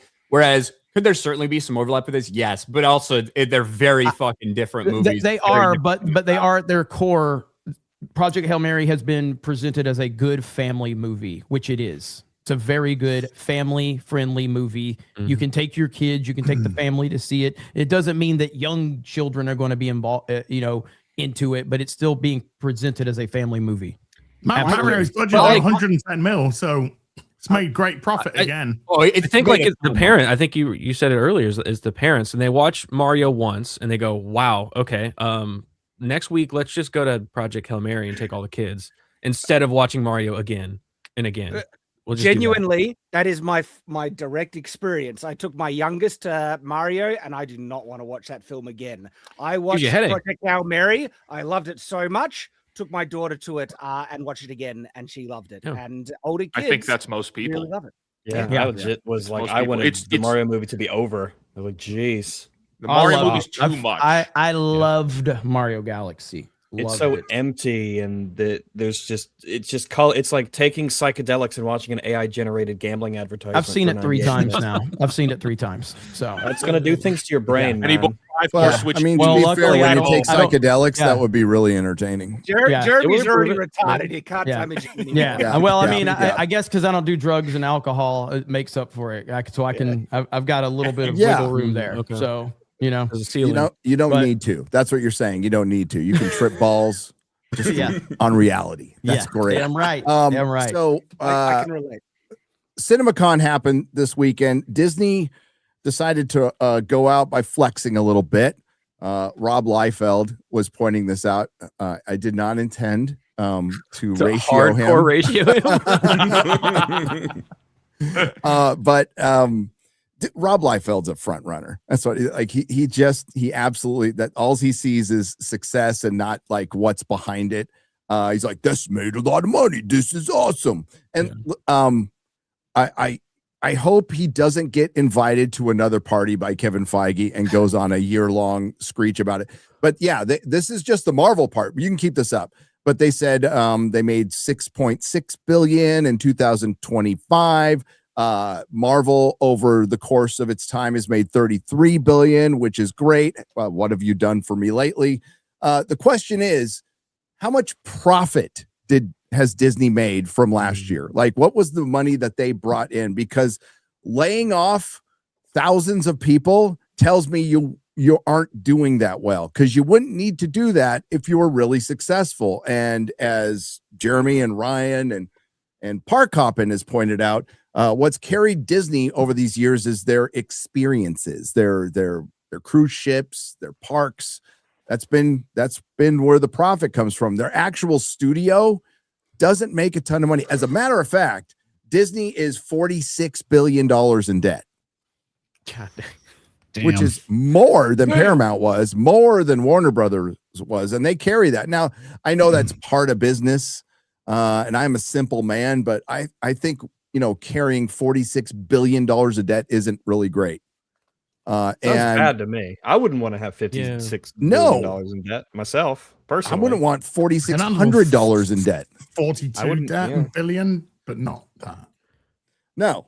And it's maybe it's just because I'm a simple man and I don't understand corporate economics, and they're always kind of running with some loan it's a shell game. It's a fucking shell game. But yeah, 17 years, 37 films, $33 billion. We'll never see the likes of this again. This is an impressive feat. It's insane. Yeah. It's insane. I want you to look at the movies. They have them all lined up, top, bottom, right? Bangers. The majority on the top, all of them all the way up, and then the bottom row is just brutal. Right? It's just like, ouch. Ant-Man and the Wasp, the Marvel. Didn't they announce Black Widow. that that they're basically ignoring everything after Endgame? Yeah, yes, basically. They didn't announce they're ignoring everything. Picking up They right just where said it left it's, off. they said it's a direct sequel to Endgame. Yeah. Right. But the That's problem is essentially you've got what a they're fuck ton saying. of characters that are in this movie that are from the era in between there. About 40 characters in this fucking movie are from the direct era in between there. So they are all about the messaging. Hey, guys, you don't need to think about anything else other than it's a sequel to Endgame, guys. It's the Russo brothers. It's another story in that saga. That's like their messaging. However, the movie's full of all of these characters that we got introduced to in between that era. So how many in phase 4 and 5, and I'm going to try to divorce myself from my opinion on stuff. How many genuinely successful things have they had, combining the D+ series and the movies? Wolverine, Spider-Man, Wolverine, Spider-Man No Way Home, Guardians 3. Guardians 3 did break even. It had a big budget, but it did break even. Didn't Black Thor Panther make money 2? though? Thor didn't. Thor didn't. Black Panther 2 may have come close to breaking even. Eternals did save lives, so you have to bring that into it. Let's not forget I that. was gay until I watched that movie, and then I was straight. Yeah, so gotta put that in there. Shang-Chi Wakanda Forever made a lot, didn't it? Nope. Let's just put that out there. Marvel's made $5 billion. Shang-Chi flopped. Wakanda Forever? Doctor Strange mom? No, it didn't make any money because it cost so much. It made $950 million at the box office, and they told us it was a $200 million budget. And then we find out from the UK, tax stuff they have to file. They spent $450 million on it. Holy shit! And with the tax breaks, the final production budget was about $400 million. No Ryan, more. So that's on par with Avengers Doomsday. Brian, I appreciate your information, but Discussing Film tweeted out that it had $200 million budget and it made $950. So I'm pretty sure it made a lot of money. Okay, I'm just telling you. Okay, shut it down. You just got served, and that's why this $400 million budget for Doomsday I talked about the other day. It's bullshit. Like the idea that it only has a $400 million budget is bullshit. Infinity War and Endgame cost over $1 billion to make those two movies. It was over $500 million a piece. And that is confirmed by the Russo brothers and the tax documents from the UK. So the idea that people are pushing around this 400 million idea for Doomsday as if it's the most expensive Marvel movie in history, it is not. I think that Doomsday legitimately probably has between a $600 and $700 million production budget. If you just say it costs the same amount as Infinity War and Endgame, which there's no way, bigger cast, all this stuff, inflation, the way they make movies now, it's probably more expensive. Add on top of that, fucking $80 million for the Russos for 2 movies. And how much is Robert Downey Jr. getting paid? $120 million for those 2 movies, more than that, maybe. That's about $100 million you just slap on top of that production budget before you even start drawing up a storyboard, just for 3 people involved with it. You can't convince me that if Infinity War and Endgame cost over $500 million each, which we know they did, that Doomsday isn't going to cost over $600 million. No way. Garrett, see if you can find images from the trailer. I know there's a couple, like Steve Rogers has long hair. So they dropped the trailer yesterday. But as far as D+ series, I'd say the only one that I can think of that was a success, at least it sounded like it was a success, is the first season of Loki. That is the one that seems like it had the most viewership and maintained the most. Didn't WandaVision do very well? I thought WandaVision cleaned up. Yeah. Did okay. It didn't do as good as we thought it did. Yeah. It didn't do well towards the end. People talked about it. It was also kind of like WandaVision benefited because it was the first one, right? Yeah. It kind of benefited from the same thing Mandalorian season 1 did. It's like brand new streaming service, everybody at home, a lot of people tuned in. Yeah. Yeah, so they world premiered the trailer yesterday and didn't drop it, and I don't know why. I don't know why they're sitting on it. Maybe they don't want to doubt Mandalorian and Grogu's thunder. Not really sure. This would be a look. They released the teasers pretty early in terms of when you would normally release teasers when they did. So, for now, 8 months out from release would be really early to drop like a big trailer. So my guess is they're waiting for like a more normal time frame. The standard is typically for the things that are shown there to not be shown for a while. Mando and Grogu is different because Mando and Grogu is in its marketing push. Yep. You know, and even so, they did show 17 minutes of footage that obviously is not released to the public for the Mando and Grogu panel or whatever. But and this is just a teaser. I don't know if the description of it was, it starts out at the X mansion. I'm going off of memory, so if I get something wrong, sue me.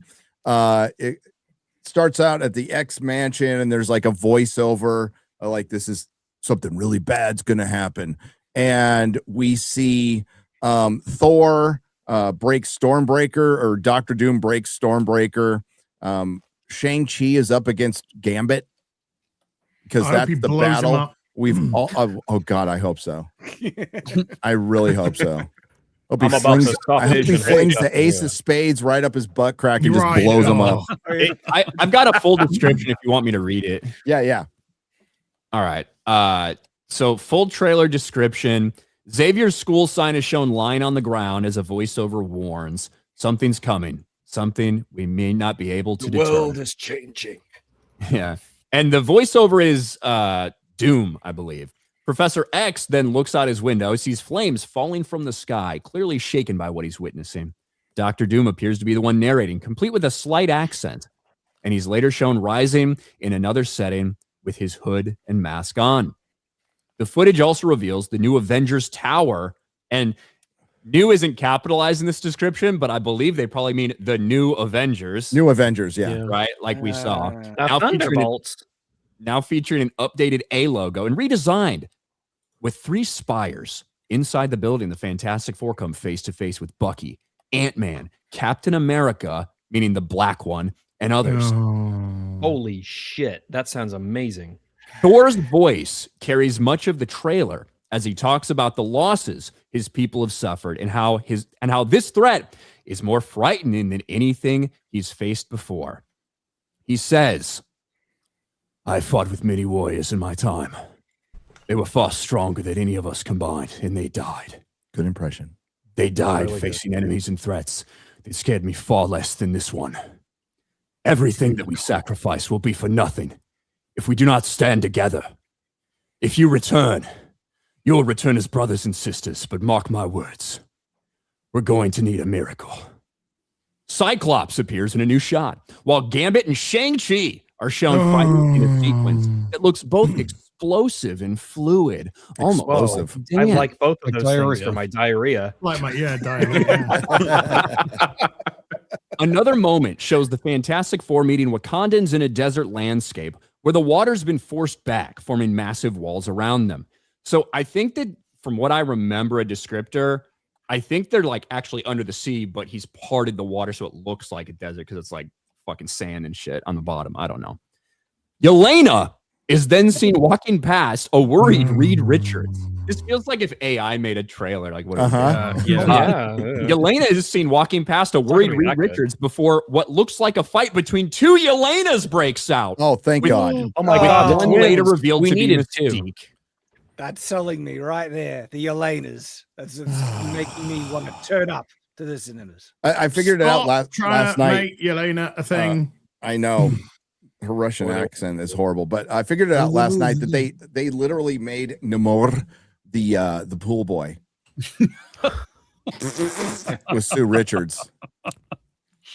You know, because her husband's gay now. So I got your leaves. Yeah.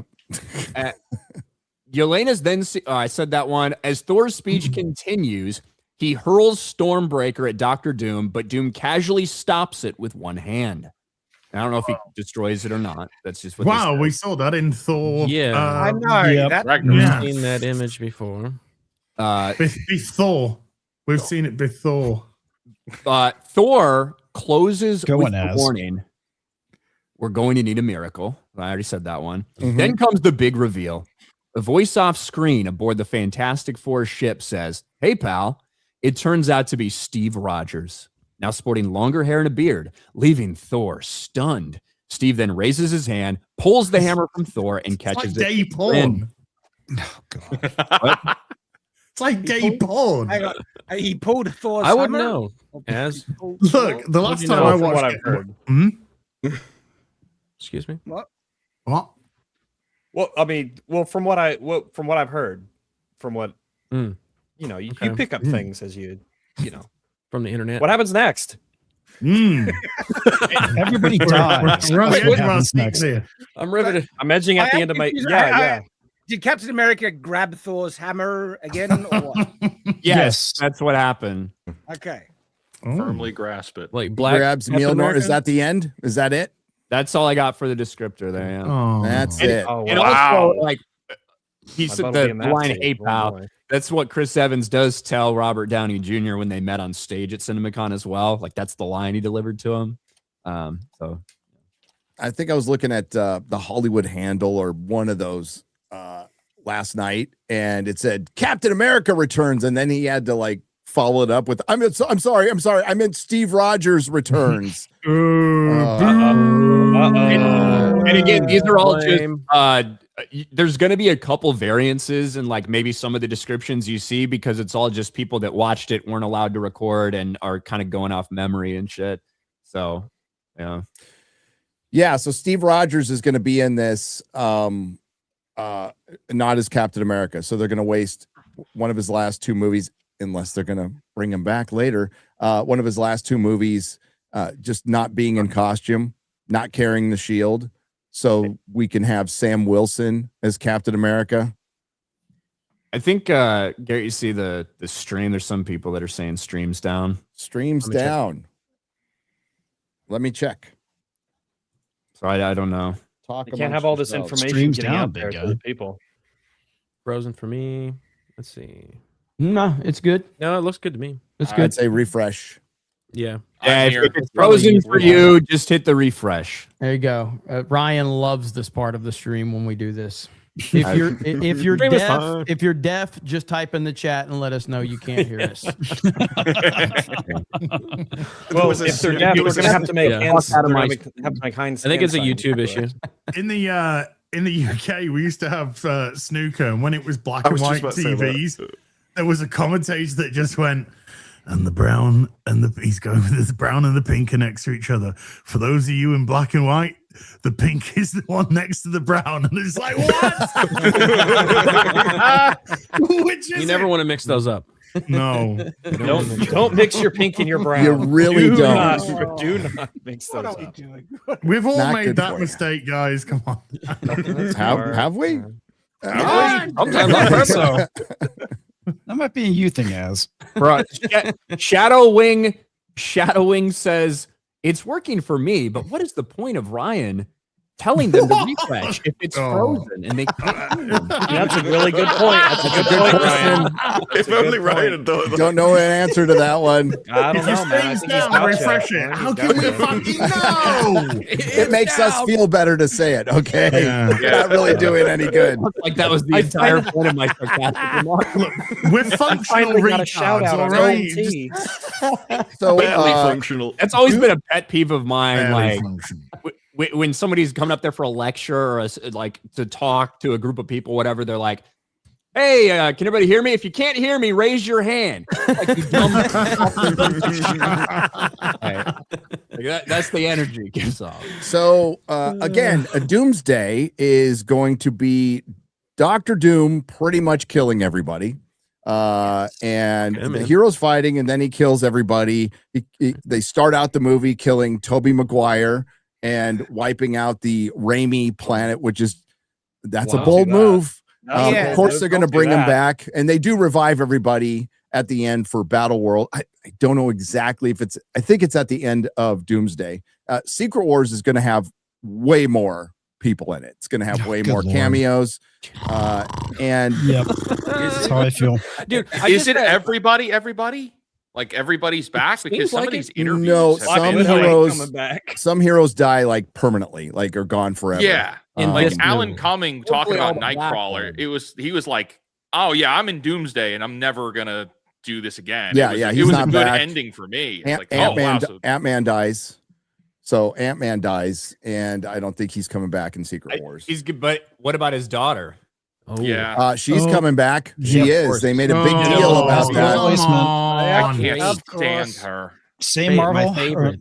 Same as the old Marvel. New Marvel. Same as old Marvel. old This Marvel. this week I rewatched Avengers, the original, the OG, with my Fucking great son. movie. Great For the first time we're going through from the beginning, and it's so good in the beginning. The first phase is so freaking choice, and that movie is the tightest movie ever. Like every piece is perfectly crafted. There's setup, payoff the entire time, and there's just a handful of characters. And then it was an amazing thing to see that they got all those characters, and it flowed so well. There's like 50 goddamn characters in this movie. And it's going to get worse in the next movie? I don't know how they're going to. 7 minutes of screen time. That's no way. It's going to be a lot more. It's going to be Deadpool and Wolverine, except without, Hugh Jackman and Ryan Reynolds doing all the heavy lifting. And you're going to have to accept Robert Downey Jr. delivering an accent. So he's not going to be the charming, funny Tony Stark. He's going to be the villain that we're supposed to feel is as evil and as powerful as Thanos when they haven't introduced him at all. He's going to be in costume on screen 60% of the time. The rest of the time, there's a stunt man and he's reading lines off camera. I told the story before. Yeah, well, there was a scene where they had to wait. The stuntman and Robert Downey Jr. had to sit and wait while the writers punched up the lines and finished the script for the scene they were gonna. Wow. So, Make a movie. No, that gets costly. But also with Deadpool and Wolverine, they were bringing back characters you were nostalgic about. This is bringing back Simu Liu. So this would have actually been better just bringing back all the originals. Horribly. Will that change your attitude towards the film? Ripped in half or something. Like, if they start Asian, but I don't think we're going to do if that. Homelander comes in and rips them in half. Yeah. Because that's what Simu gets killed in this film, I will buy his hot toy. I promise you. This should be their way of signaling to everyone we are utterly changing direction, and so they should do things like that. They should be going, no, actually, he is Captain America. That was just, we'll forget all about that. Because the reason why they're willing to spend so much is to signal we're changing direction. When we're doing a reboot, it's not going to be like last time. But if you just use this movie to remind everyone of the past and not change anything, you're going to spend a lot of money, waste it, and not actually give you sort of a lead up into the future. But think of this though, if they're going to continue this, and you know, if it's not a reboot for any reason, how could you bring back anybody again after this? Like how could Chris Evans come back? That's a problem for the Disney of tomorrow. And no one's ever really gone. Seriously, how are the stakes going to be important at all? How is care. Steve Rogers going to be able to fight a street criminal? And it'd be on the same level here. The stakes are so out of bounds. I think the bigger problem is the other characters. Never mind the big ones, you Steve Rogers and your fucking Robert Downey Jr.'s.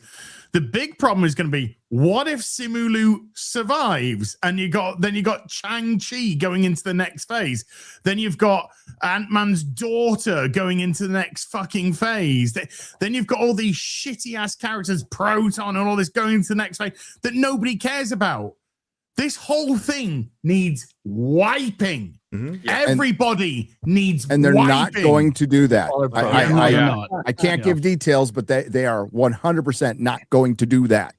They are going to reset the universe, and they're going to keep some people and they're going to leave some behind. And some of the people, like the Young Avengers, is something they seem really keen on doing. Oh, nobody else is.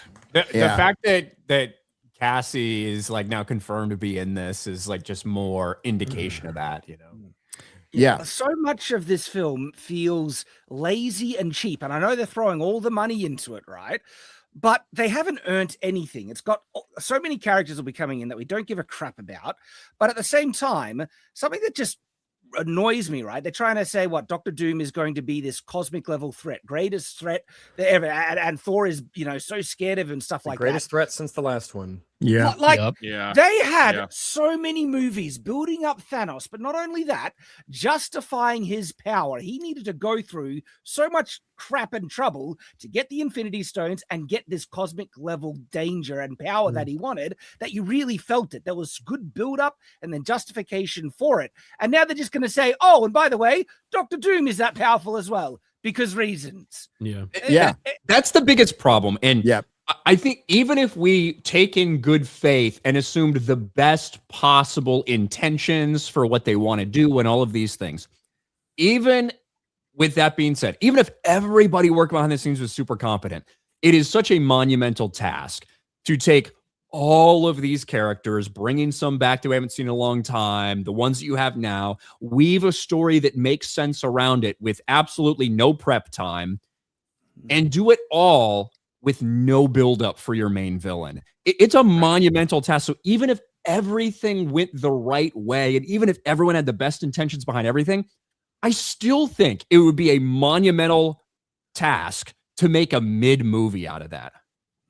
And now, but now we're expecting them to make a great movie. Well, and that's almost impossible. So, like, what's the best case scenario? And I mean, like, hypothetically for them, like, let's say the movie makes $2 billion and it gets a reaction like Infinity War. Okay, let's just hypothetically say that. What does the future look like for Marvel? What are they hoping for? I think they're worried about more of the next same movie. Can we get to the next movie? Yeah, like their attitude towards this, what I've heard is it's not really a matter of making money on this one. They just need to get people energized about Marvel again, get butts back in the seats, and hopefully they can do something beyond that. They're definitely gonna, you know, bring in the X-Men and pay attention to that casting. Giancarlo Esposito as Professor X. Hang on, that's he's not true. everywhere. And Magneto. That better not be true. Like, is that happening? No, he's too old. But that would be my. The rumor was out there before. Too old to play that's been a rumor for a X? while. Oh no! I'd believe it. Yeah. I would too. Well, look, they brought in Pedro Pascal to play Reed Richards. He's old. You know, if they gay. Yeah. Super fucking gay. Old and gay. It's a which makes you understand Sue Richards. You know, you get why she went with the pool boy. No more. He's a young man's game. No more. No, I think that's a good point that Jeremy brings up. It's just about getting people back, and there is no real plan beyond this because they scuttled the multiverse thing, and they're not going to go back to it. So they're going to do what they did in the Secret Wars Hickman comic, which is just, you know, kind of like convergence, but they didn't use that term, and mix everything in and keep some stuff. And they're not sure what they're going to keep. They're kind of throwing everything at the wall to see what sticks. And some of the stuff I heard is insane, is absolutely insane. There is a good strategy for that, though, but that would be what Secret Wars was meant to be for. So in the first one, you bring all your characters back, you get all the hype in. Then in the next one, you have a bit of a mix. And so you gently lead people into the new characters in the reboot, and then you can see which characters are popular, which ones aren't, and they get their own movies later. But all of this should have been planned. You should have had someone with a strategy, not just throw loads of money at it and hope it works, but we don't know. That is their strategy. That's the problem. Their strategy is that they need Robert Downey Jr. to be the megastar that he has been, and I don't know how much longer that's going to last. He is a big star in this universe for sure. Robert Downey Jr. is a big star outside of that too, but he is not a box office draw outside of Iron Man. He just isn't. Dr. Dolittle. So yeah, exactly. You know, and he's not playing Iron Man in this movie. I know, but I said within this universe, he is he is a rock star, and he is a draw, and there's enough interest there for this movie with him. They're gonna put everything on his back. But what happens moving forward? You know, but it was 7 years ago when he was the draw. Endgame was a long time ago. Yeah, And it's been nothing but erosion since then. We're going on almost a decade now. Sure, but it's still the thing people want them to get back but to. he's playing a different character, and it really is so difficult. Once you kill somebody, once you brought them back, there is so much lacquer that's come off of that.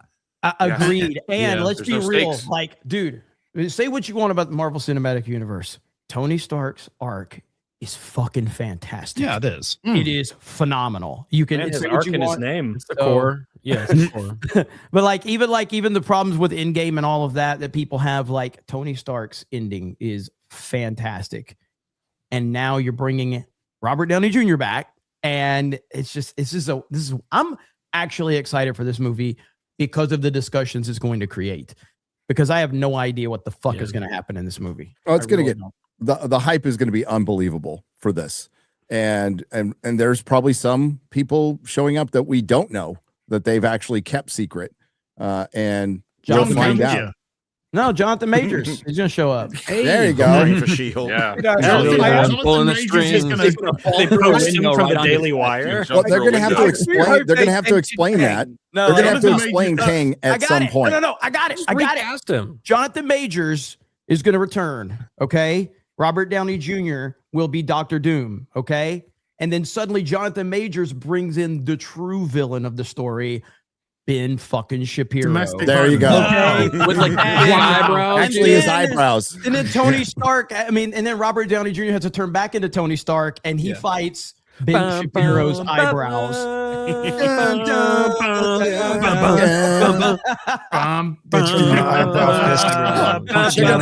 gonna have to the King. Jewish Avengers. You guys were complaining about the budgets being too big for these movies, so I don't know why you're. The enemy was Israel all along. Bro, it's like Thor and Captain America. These guys are like, you can't do this. You can't just destroy these worlds. Facts don't care about your feelings. Guys, I was looking over the budget. 20,000 for catering. What is? Now let's talk about Candace Owens and how crazy she is. Yeah, and then gotta buy gold. Evans is like, I was there at the USS Liberty. And he's like, don't talk about that. Fucking yeets him out of existence. No, they have to Marvel, explain. we're helping you right now. All right, everybody go see this shit. All right, everybody. Take notes. No, they have to explain Kang at some point in the movie. They won't. I don't think they will. No. No, but How could they just ignore that though? All they have to do is because they did a throwaway line in whatever it was. They just did a throwaway line that Kangs are all defeated now. Oh wow. What if?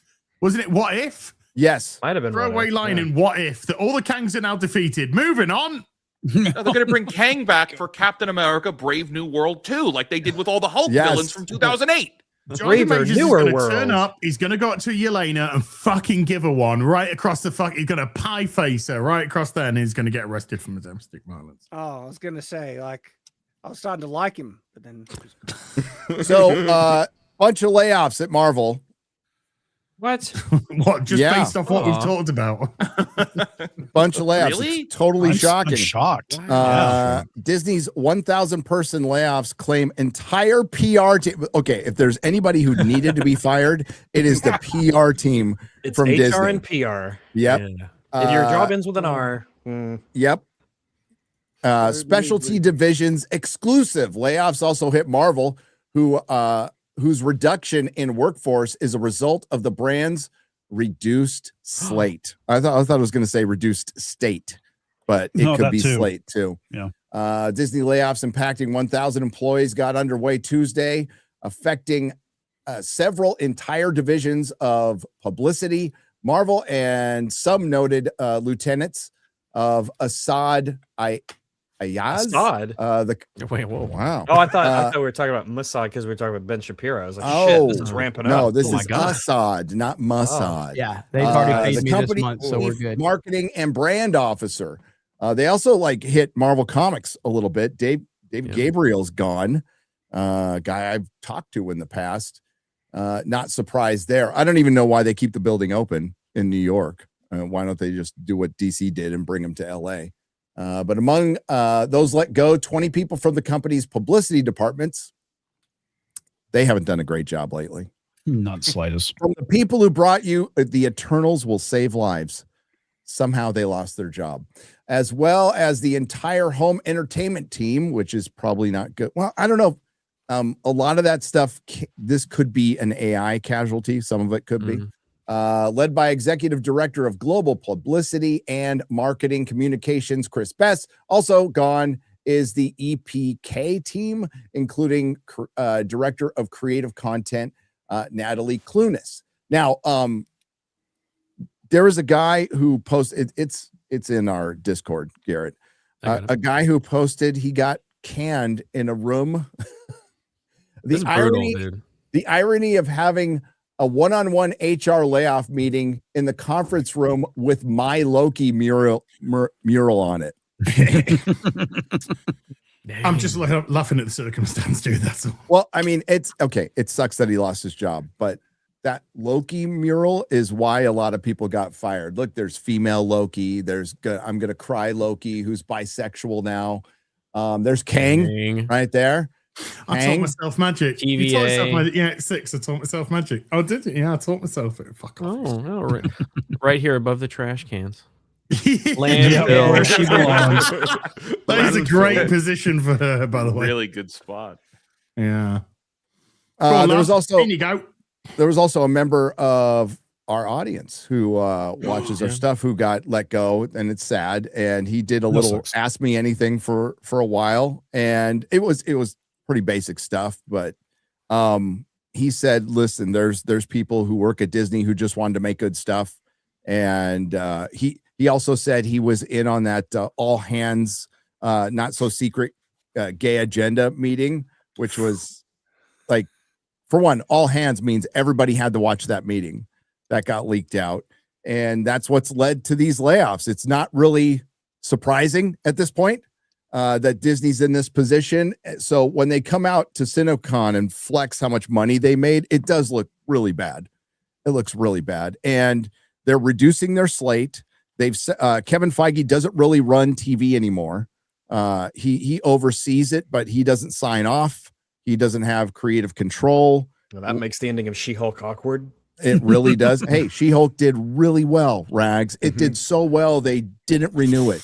Kind of sounds like Watchmen.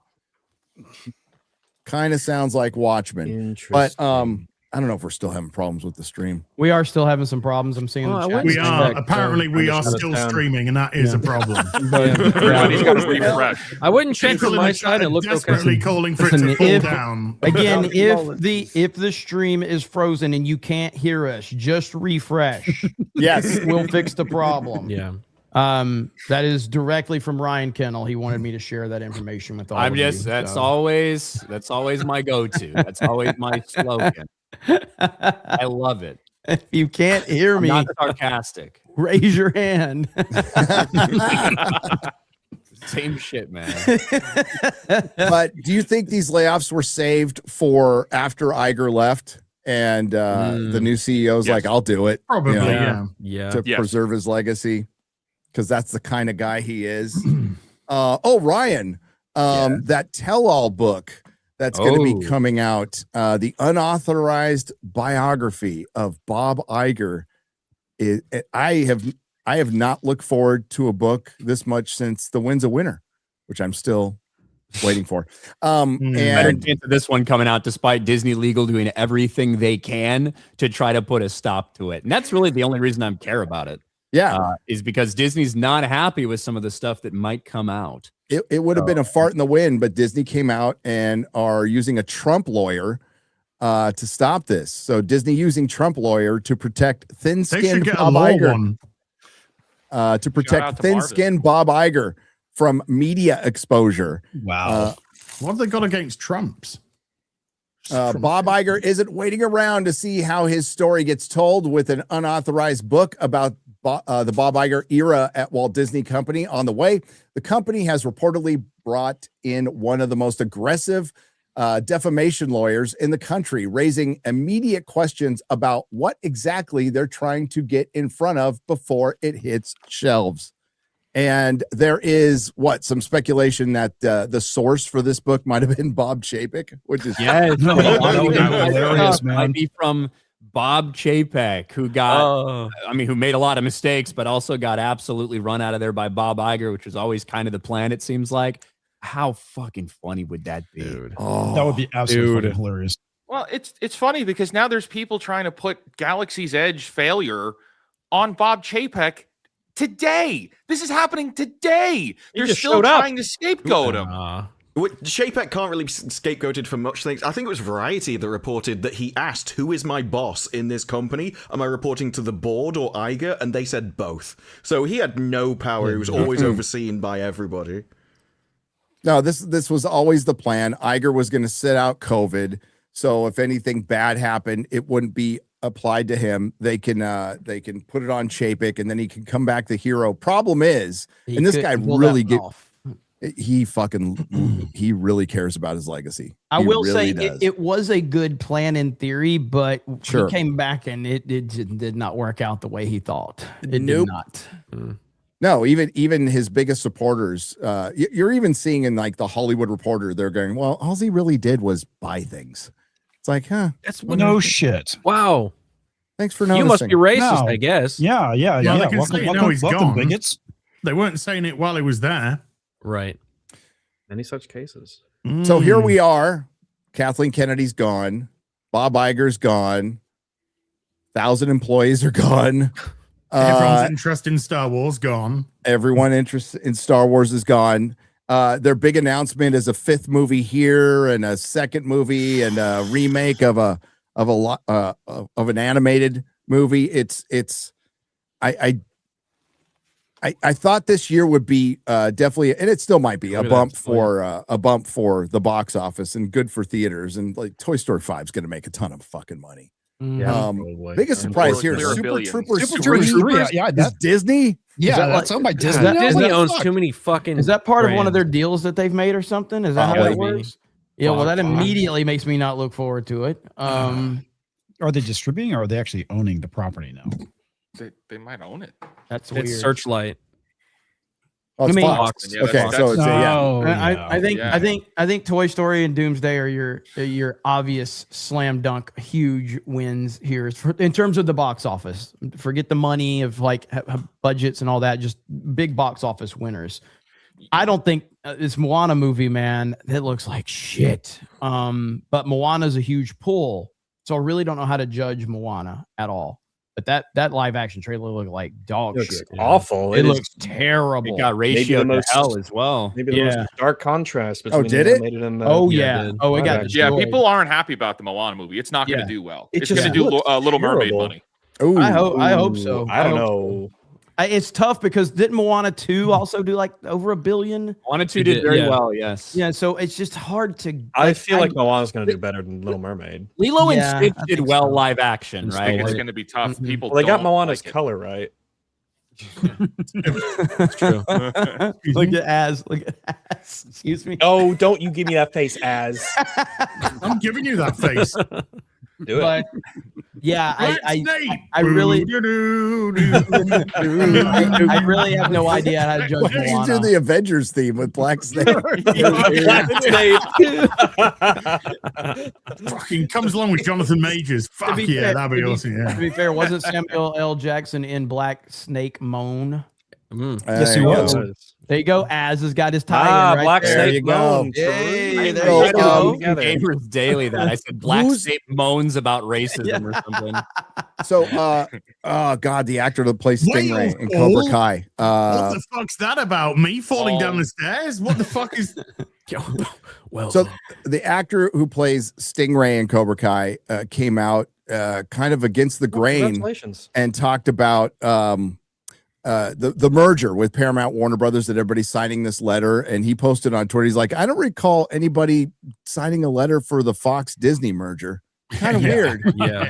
Kind of strange. Real quiet about that. Yeah. And like Ellison's running out and telling, he's like, we promise we're making 30 movies a year. I mean, like, it sounds pretty good. It's better than what Netflix would have done. And he said he's going to do 90-day release windows. So I don't really see the problem. But of course, they're signing the letter like they did last week to look good, because the people who are going to get fired are still the crew members, the rank and file and the working class in Hollywood. But of course, Mark Ruffalo is going to go out there and virtue signal and say, well, we really care about the working man out there. Good luck. I hope his penis falls off. Yeah. That's what happened with you when you laughed really hard. Just make him laugh really, really hard. Yeah. I'm going to tell him a joke. Why did right. the chicken cross the road, Mark? Because he was an activist. You Right. Fuck. But yeah, with CinemaCon, I guess we can. There's use this fucking list as a blacklist of actors, right? Yes. None of them get fucking hired. So you sign this, none of you getting fucking hired. They're gonna all be fucking eating each other alive to get a job. It's gonna be glorious. It's gonna be like the fucking retarded Hunger Games, and they'll be begging for fucking jobs. So use this. Just use this as a blacklist. Plenty of talent out there. This is a good opportunity to back the future instead of paying fucking ridiculous amounts of cash for fucking idiots that are gonna tank your film by going in front of a camera and going, all the stuff that normally people like, go fuck yourself, blah, blah, blah, and all the shit that they do to turn people off. These people don't give a shit about movies. They just give a shit about themselves. Fuck them. Get rid. Fuck. Nice list of some of them. Adam Well, they know McKay, there's no Alan consequences. Cumming, Alyssa Milano. Oh, Boots Riley. She's still around. What the fuck has she done in the last, apart from pull hair out of a brush during COVID? What the She did fuck has activism, Alyssa Milano Az. been done? Activism. Look, the day activism. she stopped getting her tits out was the day nobody gave a shit about her, all right? Well, so there I you mean, go. Fuck okay. off. J.J. Abrams. Not wrong. Day he didn't get his tits out, this day nobody cared about him. Margaret Cho. Oh my God. No, Damon Lindelof is my favorite. I hope Damon Lindelof gets canned right after right as soon as Ellison takes over. Yeah. But we got to shut down this merger. Ted Danson, sign the list. Oh, it's over now. Here, No, Doug, Tig here. Notaro. Fucking hell. I put an article at the bottom of Discord where it talks about winners and losers from CinemaCon. We just want to read the loser, which is pretty funny. If you go down a little bit, and Hollywood is not the loser. One. Was that subheading? Scroll up. that Scroll Tom up. Cruise You went, finally it's on the first ages? paragraph. Oh, they start with the losers? Wow. They start with the loser. Yeah. Where is it? We're starting to understand how Right the there. internet Lost. works. Wow. Disney Studios. Oh, womp, womp, womp. Big surprise. Presentation. Any news out of CinemaCon about the Batman Part 2? Nope. Anything exciting from the Superman sequel? How about a video message with stars David Cornsweet and Nicholas Hoult saying they can't wait to tell us more someday? There was a teaser for Clayface. Dang. There was a someday there was a teaser for Clayface that left the audience mildly intrigued, and some influencers say the new clip from Supergirl was good. Some didn't. Kara. Wow, some said it was good, some didn't. Wow. Yeah. Those are the two options. Those are. Yeah, that Very checks out. informative. The story Kara checks on out. space bus filled with aliens who gets attacked by pirates with a Guardians of the Galaxy vibe. Nothing was bad, but one hopes for more excitement coming off the momentum of last year's "We're Back, Baby" vibes from Superman. Well, there weren't any, so it was shit. Quiet. Thank you. And a terrific second season of Peacemaker. Pissed off. What is that? Stop. Is that the only person that It's thinks that? under DC. Lost, by the way. We It's under found the Lost, fan. Yeah. So they called DC the Big Loser, and Chris and Alan saw the presentation, and they were describing it as like they weren't Jason Momoa and Millie Alcock weren't prepared, and they were just kind of like, I don't know, ad-libbing their way through it, and there was just zero. And Chris wasn't as nice about the clip description as the Hollywood Reporter was there, and he thinks it's going to flop I do. hard. It is. Hopefully. Yeah, it is. Supergirl? Yeah, I think it's gonna. Surely It's it over. will. If Superman only did what it did, surely Exactly. Supergirl- It's not a surprise. Let's be honest. I hope so. That would. I think Chris I want to be said. called a misogynist again. Yeah. Well, you will. I mean, dude, Those you will by halcyon tomorrow. days. Have you checked your mentions on Twitter in the past 10 minutes? I mean, That's what that phone call was about. Just to go, you're a You will misogynist. by tomorrow. Speaking of vibes, Chris was saying the vibe there, even after they showed it, was not. And you're amongst the friendlies there, was not great. So we'll see. it sounds like Dune 3 won the event. Yes. Dune 3, the people were going fucking crazy over that. But again, take that with a grain of salt because they're paid to go crazy over something, But sound like the footage was pretty cool. Yeah, and it was like the only thing they had. And the fact that Dune 3 got exclusive 3 weeks IMAX when Doomsday is releasing and no one's moving off that. It's not a question. And Disney came back with this stupid Infinity Vision thing. Oh, It is dude, just yes. The most pathetic thing I've ever seen. So Infinity Vision is, Ryan, describe what it is. Because, when you first hear it, you're like, wow, is this some kind of new format? Is it going to be like IMAX? Like a is it going to be like VR goggle or 70 something? millimeter? What's it going to be, Ryan? It's nothing. People think it's going to be like a new theater that they're building or something, new screens. It is just going to be like an app that directs you to the best screens in your area to get tickets from. We have those websites already. Infinity Vision has certified. We've certified these screens at this Regal or whatever as some of the best to watch our movie in, and it's because they don't have access to IMAX. So they're like, it's all damage control over this. Even Matt Baloney, Matt Damon. No, Matt Baloney came out and said, "Yeah, great way to spin. You're not getting IMAX." So yeah, pretty much. We're also over here, guys. And that just kind of shows you like how things are from like years ago. You remember when the Star Wars movies were opening during the Christmas season, the Disney ones, and nobody'd go near them. They're like, stay the fuck away from these movies. Nobody's scared of Disney anymore. Nobody. Yep. They've done that damage to themselves. The fact that Dune 3 thinks they can go head to head with Doomsday tells you everything you should know about the current state of Disney and the power that they have. They don't have any. So, I mean, Dune, I think was going to be very well. Like, there's no way it's going to do $1 billion, but I think Dune can do like 700, million plus. I think it all depends how strongly it ends, because if Dune 3 really kind of nails that landing and Doomsday is very lackluster, I think it filters people back into the Dune theater. Maybe potentially the same-ish audience. Yeah, I mean, it's going to be a much more heavy film, from normie friendly audience that the Doomsday would eat up. I think anyway. I enjoyed Dune 2. I liked Dune 1 more, but I enjoyed both of them. Yeah, I did too. So we'll see what happens with Dune 3, but it's getting a lot of hype and a lot of attention. We'll see how that goes. We will. You want to watch some more trailers? We got a couple other ones. Let's watch some trailers. I love trailers. I love excitement and being excited about things. Now this one. I saw it AT and I clapped. Yes. Oh, this motherfucker is awesome. Yeah, this is awesome. Yeah, this operation fucks. fails. This fucks. This Maybe we'll find it. This fucks. Abort third drop. Repeat. Abort third drop.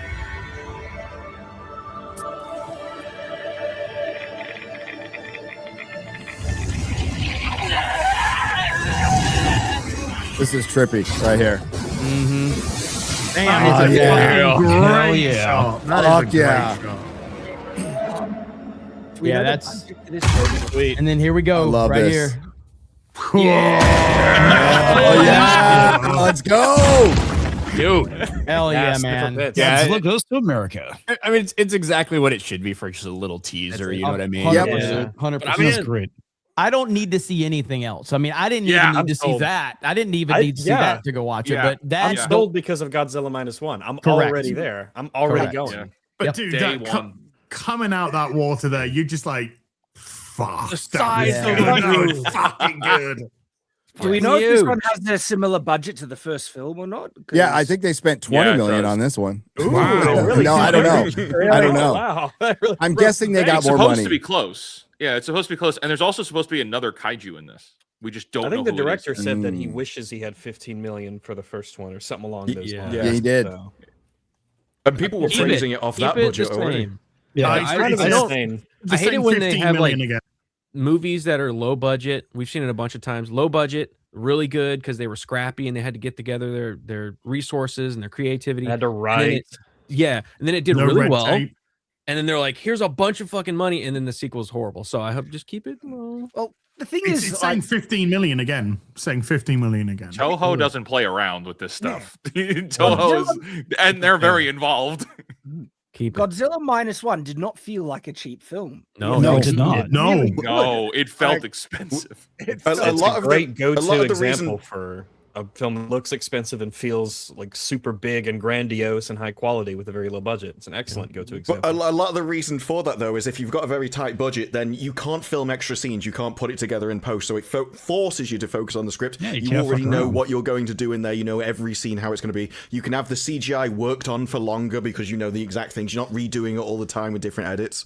And the so producers aren't stealing 90% of it. that's true. Yeah, Well, it doesn't have the handout. with this being produced in Japan, they work outside of the union system, and so they would Saves you a lot of money. Yeah, the amount of red into all tape these- that's got cut, you know. Yeah. The amount of studio bloat. Like, if this was an American production, this would be 250 million. You think Yeah, they have an sadly. intimate coordinator between Godzilla and like Mothra? Statue of Liberty. The Yeah. Statue Or, of like, Liberty. make sure that everybody understands what we're shooting here today. Mhm. Yeah. No, as You know he's going to walk into as it. you mentioned, Fake Wizard, in your video is like this will probably make a couple $100 million, $100 million, couple $100 million. Not going to Easily help 100, theaters sure. at all, because the infrastructure that Hollywood has set up is they need to spend $200 and $250 million because they need the bigger returns to keep this thing afloat. Tom Rothman comes out and says, "Hey, theaters, stop playing a half an hour of ads before your movies." And we all hate it, right? But we also know, Yeah, I don't also show up. know Yeah. that we can, if you call the theater and ask, they will tell you when the ads end. Yeah. Which I do. So you just know if it's a 7:00 movie, you go there at 7:25. That's fine. I would recommend that Tom Rothman, the guy who greenlit fucking Madam Web and Morbius to make better movies. How about you Yeah, make it's some like good such an movies, you insult. fucking retard? It's like, hey, we sent a bunch of trash to your movie theaters. Stop being desperate to make money over there. What the heck? Yeah. I mean, theaters have to, the Galactus popcorn bucket was $80.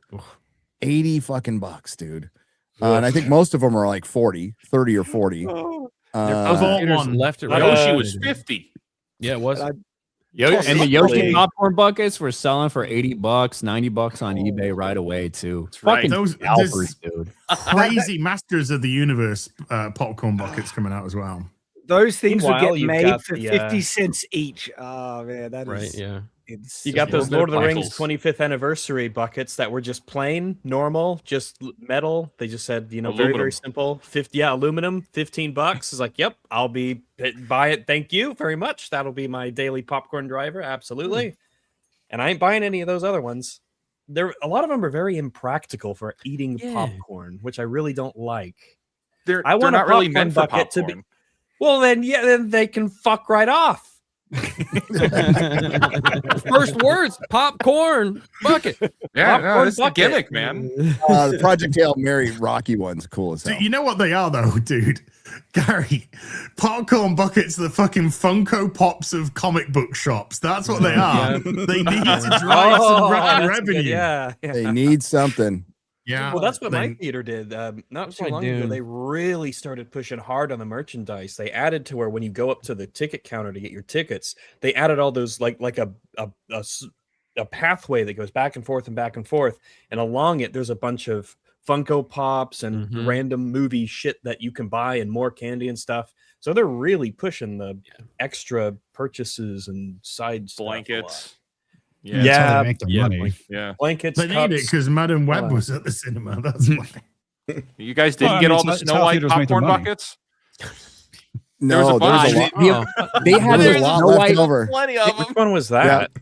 those that like a dwarf head or something? gems. Those were sitting there at the theaters for months after. They couldn't give them away for free. Yeah, they got them at Ollie's now. So I love Ollie's. That and Harrison Ford from I Brave love New Ollie's World. too. Ollie's. Red Hulk. The problem Yeah, with Ollie's mine had Red Hulk is too. you have to filter through Patrol, all Garrett. of the diverse Star Wars characters that are sitting on the shelf. Yeah, that's true. Yeah, the one I go to. I've sent Muller and some people some pictures. They have all of the characters from like the Obi-Wan show are still there, the Kenobi show. They have all of the people from. They have like Eternals figurines that are still sitting. They're gonna have those for a Still long getting time. lives. Wakanda Forever. Graveyard. Wakanda Yeah, Forever. yes. Yep. And they have Namor and all those guys. All their It's figurines. Namor. If you want to find them, if you want to Never find sell 'em. Namor, then go to You can Ollie's. AstroTurf all you want, but when in reality, ain't nobody buying that shit. Ollie's is fantastic. That's because they've been at Ollie's for years. Yes. Not even Ollie's can sell them. Ollies for Ollies. And All they're right. so cheap. It's so Street Fighter. insane. Street Fighter. Oh yeah. This looks fucking awesome. Yeah, it does. Good news, y'all. Gathered here. Fucking love this trailer. Best fighters. I won't deny it. I'm a street fighter. But only one of which will be crowned the world champion of Street Fighter. You win. Perfect. You're not a warrior anymore. You're a sideshow. What's up, MTV? I'm Ken Masters. MTV. This is your shot at redemption. Bad. What are you gonna show? Did he look good? Oh, they're going goofy. That's good.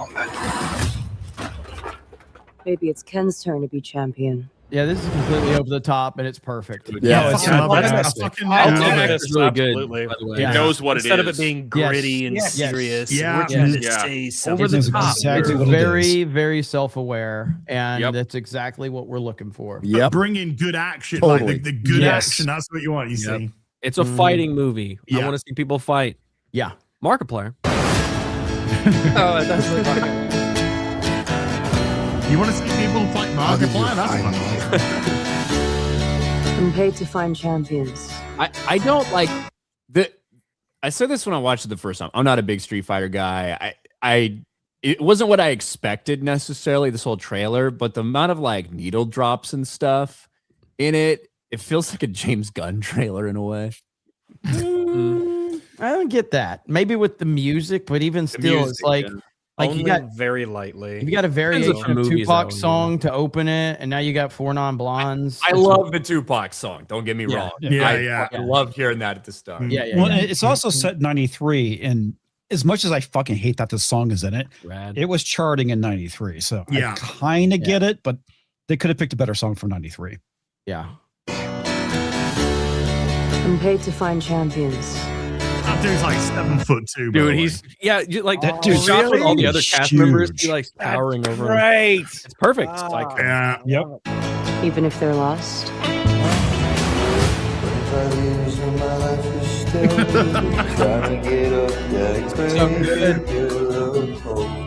If Ken could steal this, he might steal this. It seems like he's going to be the main character. Yeah, Dan, still come on.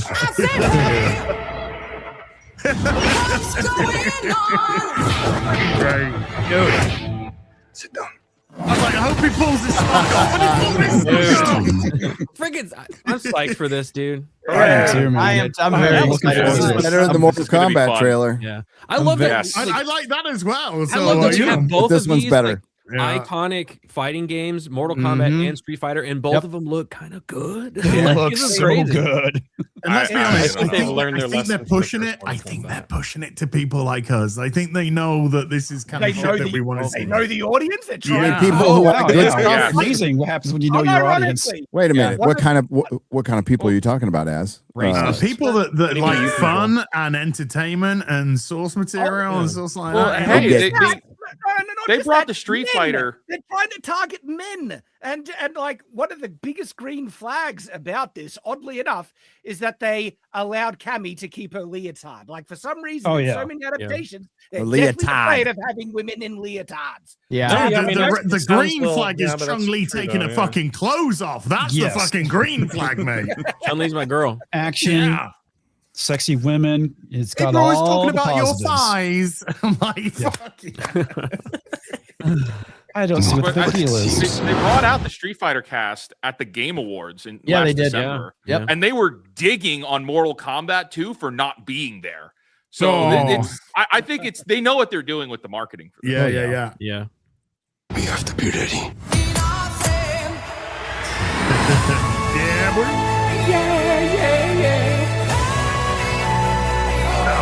Looks like the character. Tell me about your thighs. Yeah. I don't see what the big deal is. Bitch, please.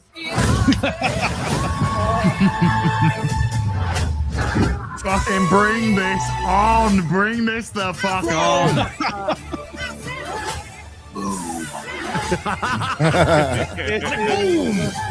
Right. Oh, it's sorry. Oh, what's going on? Did he sing?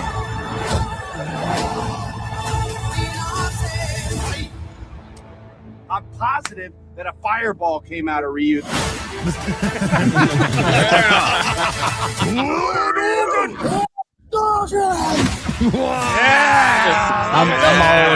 all in. The beats with the music at the end is fantastic.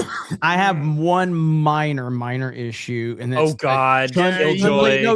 Chun-Li is just not as like she doesn't look like Chun-Li as much She as I would needs want her thicker to. thighs. She's bigger. She needs thicker thighs, She's like bigger she does. everything. But I'm not. But she's still attractive. I think the She's still costumes good look looking. good. She's still good looking. But I think we're Chun-Li's early a little out. They off, don't want to so spoil everything in the trailer. Maybe thick thighs save lives. So How do you guys feel about this? How do you guys feel about the idea of like, oh, look, they're old, they're washed up, they've fucked up their lives, and coming back with that type of redemption story? Like, you're good with it? I'm not as long as it has. I'm not against it. Yeah, as long as no, they get a redemption. and It's not like Luke or some bullshit like that where he just dies and that's that. Yeah. Ultimately, like you watch this trailer and it looks bad, and I mean that in the best way possible. Yeah. Like it looks Yeah, over the top, 90s. it looks It's 90s stupid, bad. it doesn't take itself too seriously, but it keeps the core essence of the characters based on what we're seeing here in mind, and the game and things like that. So this is the second trailer we've had from this, right? Yeah. So First one like was a teaser. the first one was great, and then this one we get even more of it, and it just continues to line up with what we saw in that first one. So far they're 2 for 2 on trailers. The cast seems to be very, again, bring them to the Game Awards was a very good move, and they all showed up. they've got a lot working for them. So I got nothing but positivity for this so far, man. I'm looking forward. Even the posters, did you see the posters that they've released? Oh, it's fantastic. Like the individual character ones look badass, and then they have one that's like got Ryu and Ken and Chun-Li on it, and that thing looks sick. Like it makes me really want to watch. I haven't seen it in a long time, but I really do want to watch the Jean-Claude Van Damme Street Fighter movie. And the fact that I always talk about this, the fact that they made a video game that's based off the movie that's based off a video game is fucking awesome, dude. Like, that is fucking awesome. And I played the shit out of that game back in the day. I don't remember if it was good or not, but I enjoyed the hell out of it. So there's some positives out there. I mean, in terms of Street Fighter, I can vouch for Street Fighter 6. Played that heaps. That was a good one. I've never been a huge fighting game person, but I mean, I played Mortal Kombat and Street Fighter back in the day at their heyday. You know, I'm old, so Super Nintendo days. So that was when I was really playing fighting games back then. I haven't played a lot of the later iterations too much.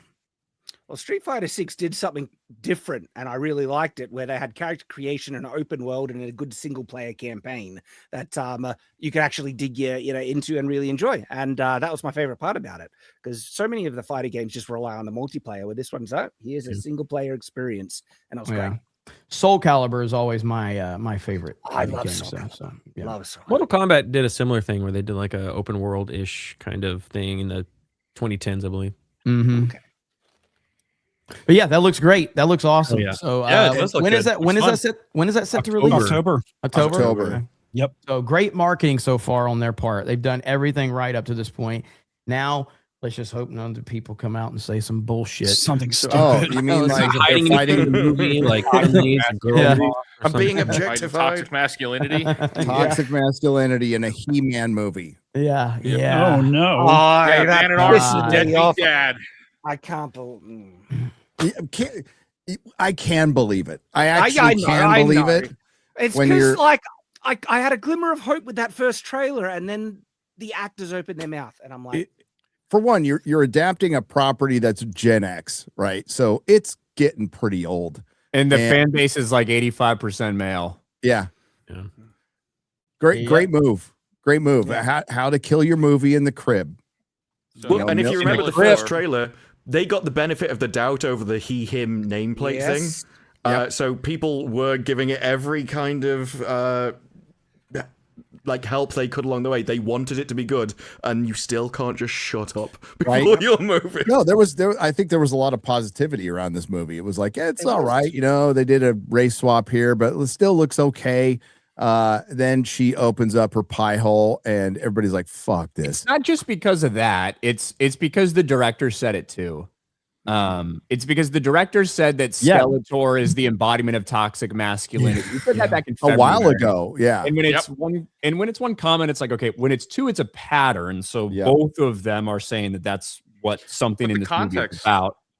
The context is different. So Skeletor is toxic masculinity, but also what Tila, the actress for Tila, says in she's talking about her father, who's Man at Arms. So Man at Arms is a deadbeat drunk dad in this. And he's black. He's black. Yeah. What are we doing? What did they say with this? That's what happens with the race swaps. Racist. There we go. How are we doing this? Good Lord, man. Skeletor is the embodiment of toxic masculinity. Well, make me root for Skeletor. Then. Yeah, really. Come on. Well, hold on. It's Jay Leto. Jared Leto, dude. Well, he has experience being a cult leader, so and like sometimes we've seen this before where we've had actors, directors like talk about these movies and say something you think is like wild, right? And then the movie comes out and you're like, I don't really even know what they were fucking talking about. So it's going to be interesting if toxic masculinity just means they're an evil person. Didn't that happen with Birds of Prey? Like Birds of Prey turned out to just be a terrible fucking movie. It wasn't necessarily a woke movie, but they marketed it. They marketed it as like toxic masculinity was at the forefront of that. And they were like, that really wasn't true. It was just a terrible fucking movie. Well, they were talking about the reverse can be true as well. That they make a dumb statement, and the movie ends up actually being good and not reflecting the statement at all, like Dungeons and Dragons, the Dungeons and Dragons film. What was the comment that stupid comment about him? You know, they like emasculating the male characters, essentially. Yeah. And that wasn't the case when it actually came out. Yeah, I remember that. We'll have to wait. And Buzzwords see, that they use in Hollywood. They use these buzzwords that don't actually mean anything when you get down to it. And they just and when repeat you them, watch and the they- movie, you're like, this isn't. And well, they don't know what they mean.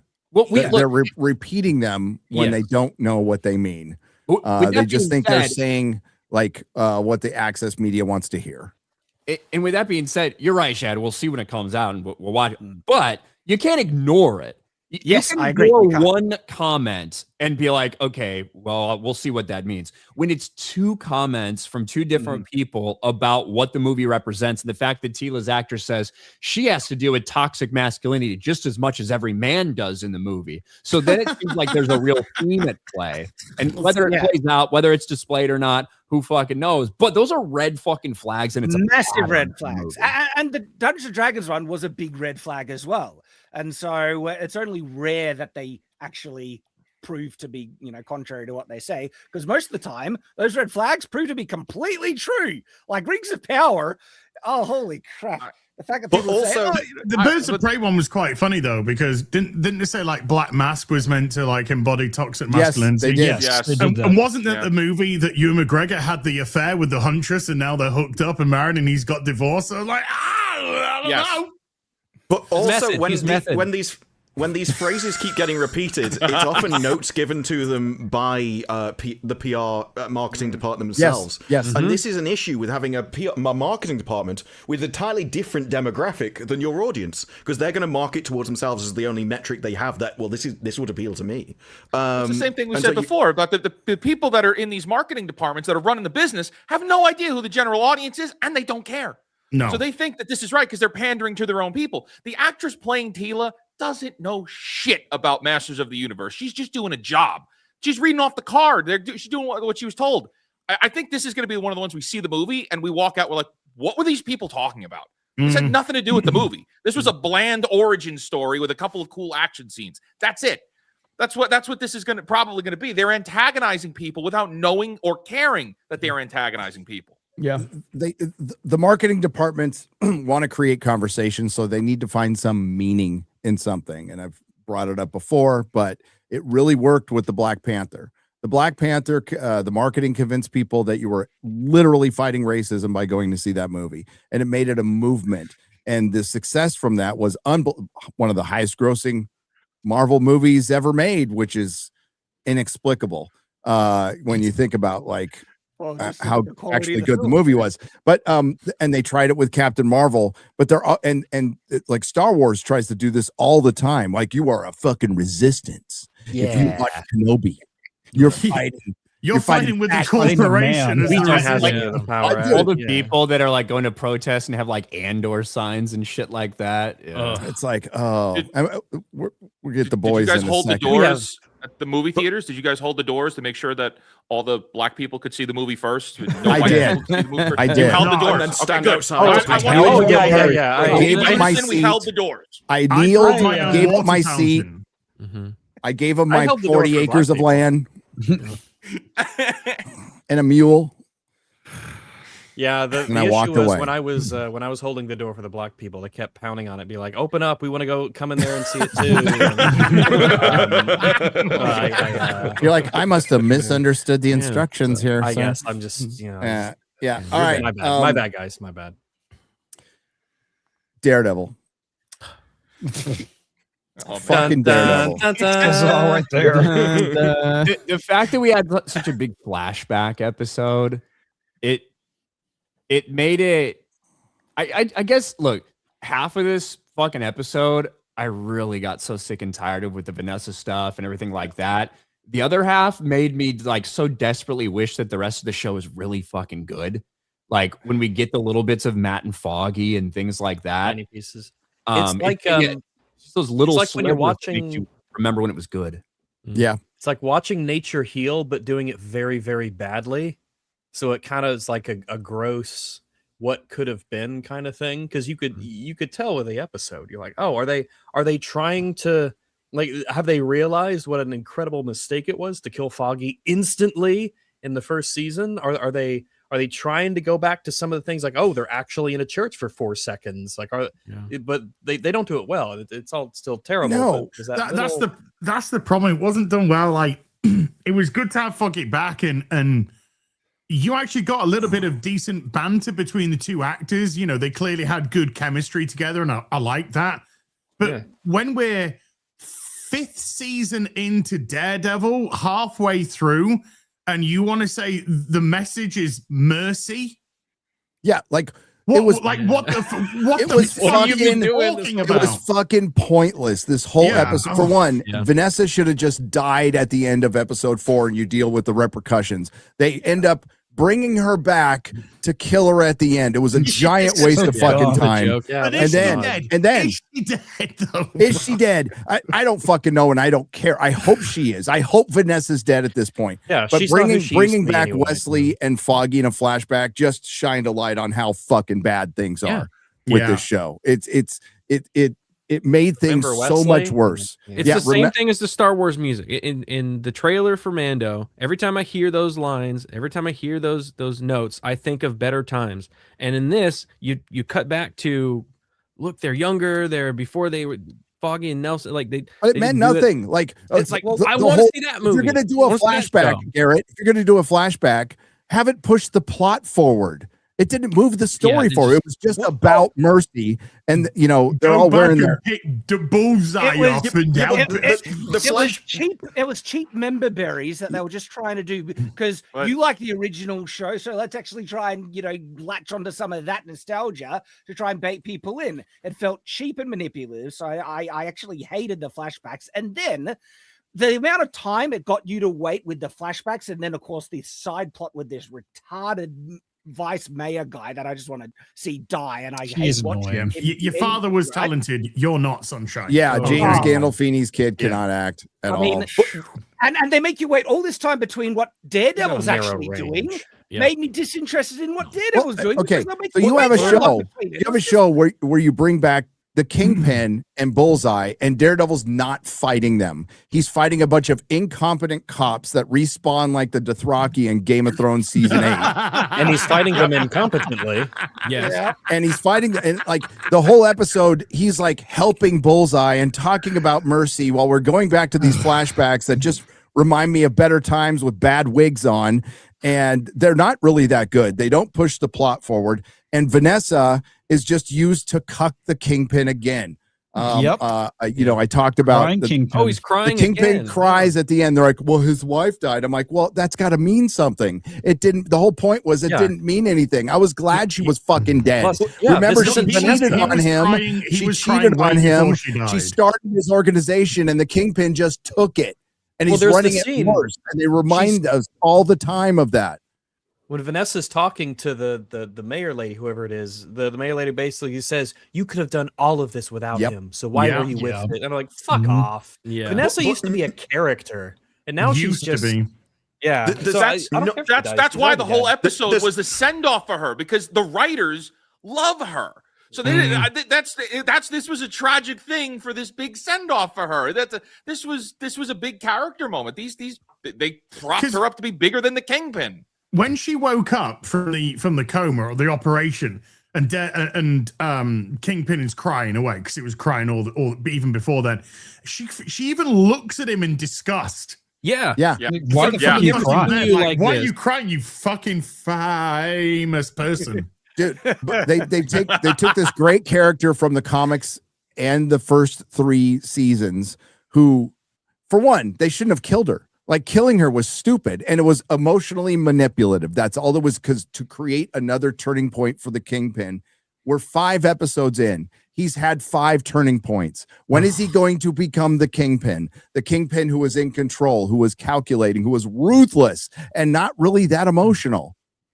He's not like this. That's why he needs Wesley back, because when he sat in the car with Wesley, it actually felt for a tingy moment like the old King. And he had a friend. Yeah. He had like his emotional side and his emotional connections are very few, very guarded. They're not constantly coming out. We're not constantly having him do these crying scenes. We need to have a couple people in his life to show that little part of his personality, and that's one of the reasons he works so well. Because to almost everybody that existed, he was super brutal. He was extremely pragmatic. He was ruthless. But you had those little exceptions that made you like, oh, this is kind of interesting what we got going on here.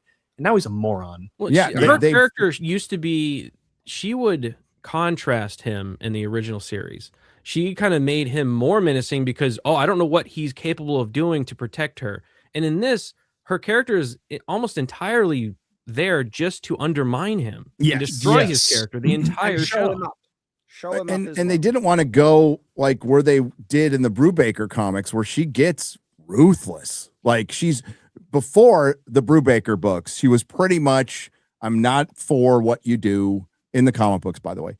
I'm not for what you do, but I support you, ride or die. Right. And then something changes and she gets fucking ruthless, and that's the storyline where they fake Foggy's death. And I thought that's maybe where they're going. I'm a sweet summer child. So they use her, they basically fridge her to make, I hate to use that term, but it's true, to have Kingpin like turn into this raging fucking buffoon, which he already is.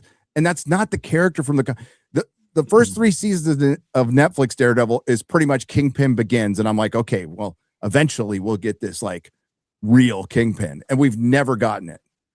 They just clip him at the knees. They have fucking Echo beat him. Kate Bishop beats him. Echo beats him again, takes away his trauma and makes him cry. And in the first season of Daredevil Born Again, which nobody watched, Vanessa cheats on him, fucking cucks him, creates an organization. It's like, God, they can't not be Disney Marvel. And this should have been the easiest fucking thing in the world. Have Daredevil fighting Bullseye and the Kingpin, not fighting stupid cops and having and then reducing him. Just say ice, dude. Just say ice. My favorite comment that I saw from this episode was somebody said, "When's Karen gonna get AIDS?" And I was just like, and get on drugs and give up drugged up fucking useless Karen that gives up his identity and all that. When we're going to get that story instead of this fucking, she's too busy practicing. She's on the fucking bag again because she's kick-ass Karen, and I'm just like, but not only that, you're so fucking like that image that you posted that melted everyone's fucking brain on X. Where it's just like, I saw that. My brain immediately twigged in the trailer. When I saw that, it's just like Karen front and center storming down the corridor, cock boy Daredevil behind her. And I'm like, what if a guy is just coming out with a gun?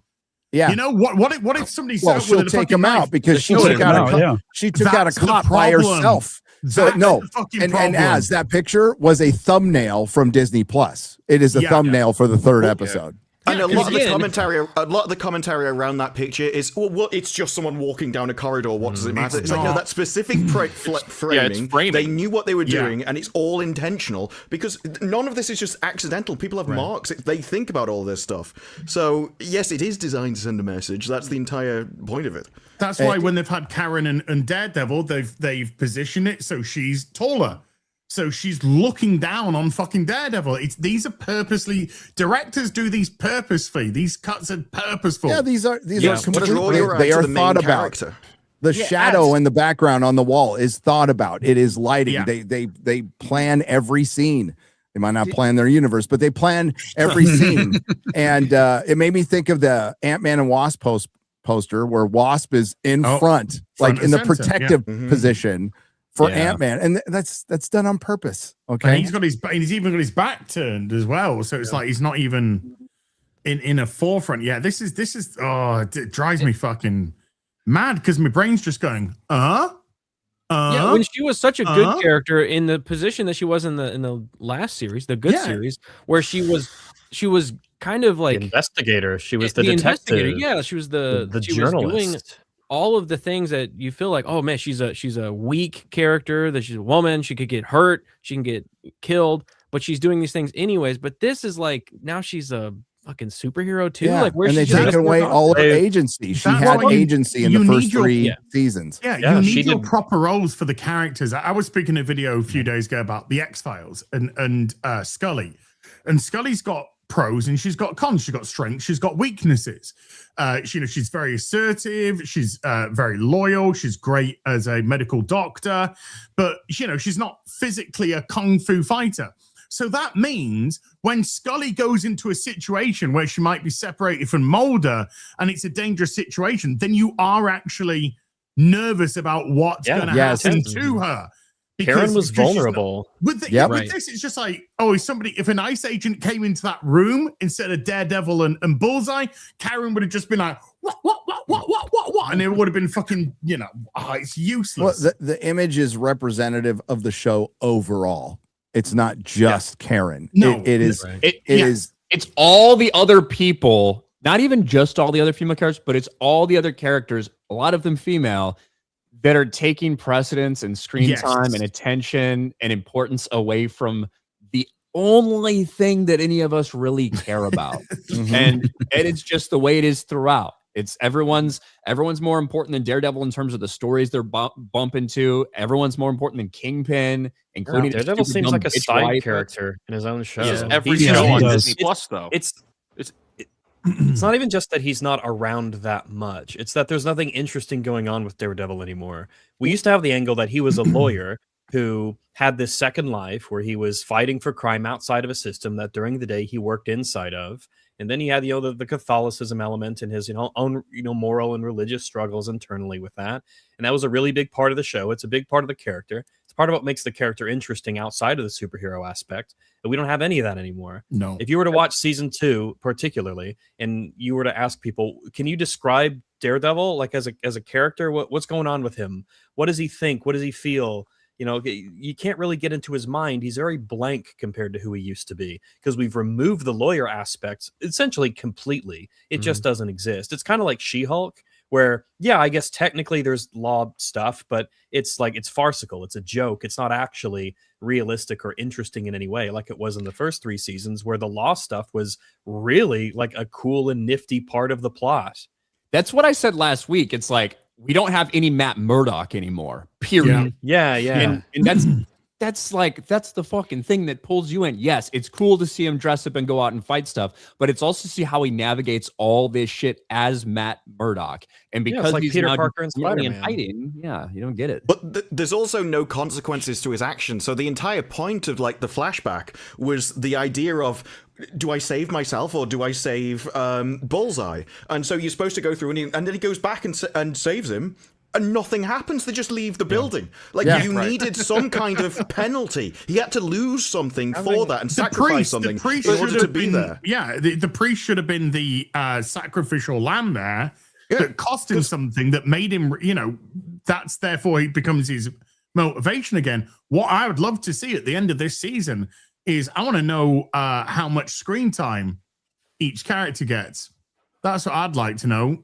Fucking is BB gonna have more than Daredevil? Probably. I think Kingpin might have more. Gandolfini might have more fucking screen time than Daredevil right now. You know where it would have had a lot of impact when they opened that trunk, Buck and Gandolfini Jr. It was BB.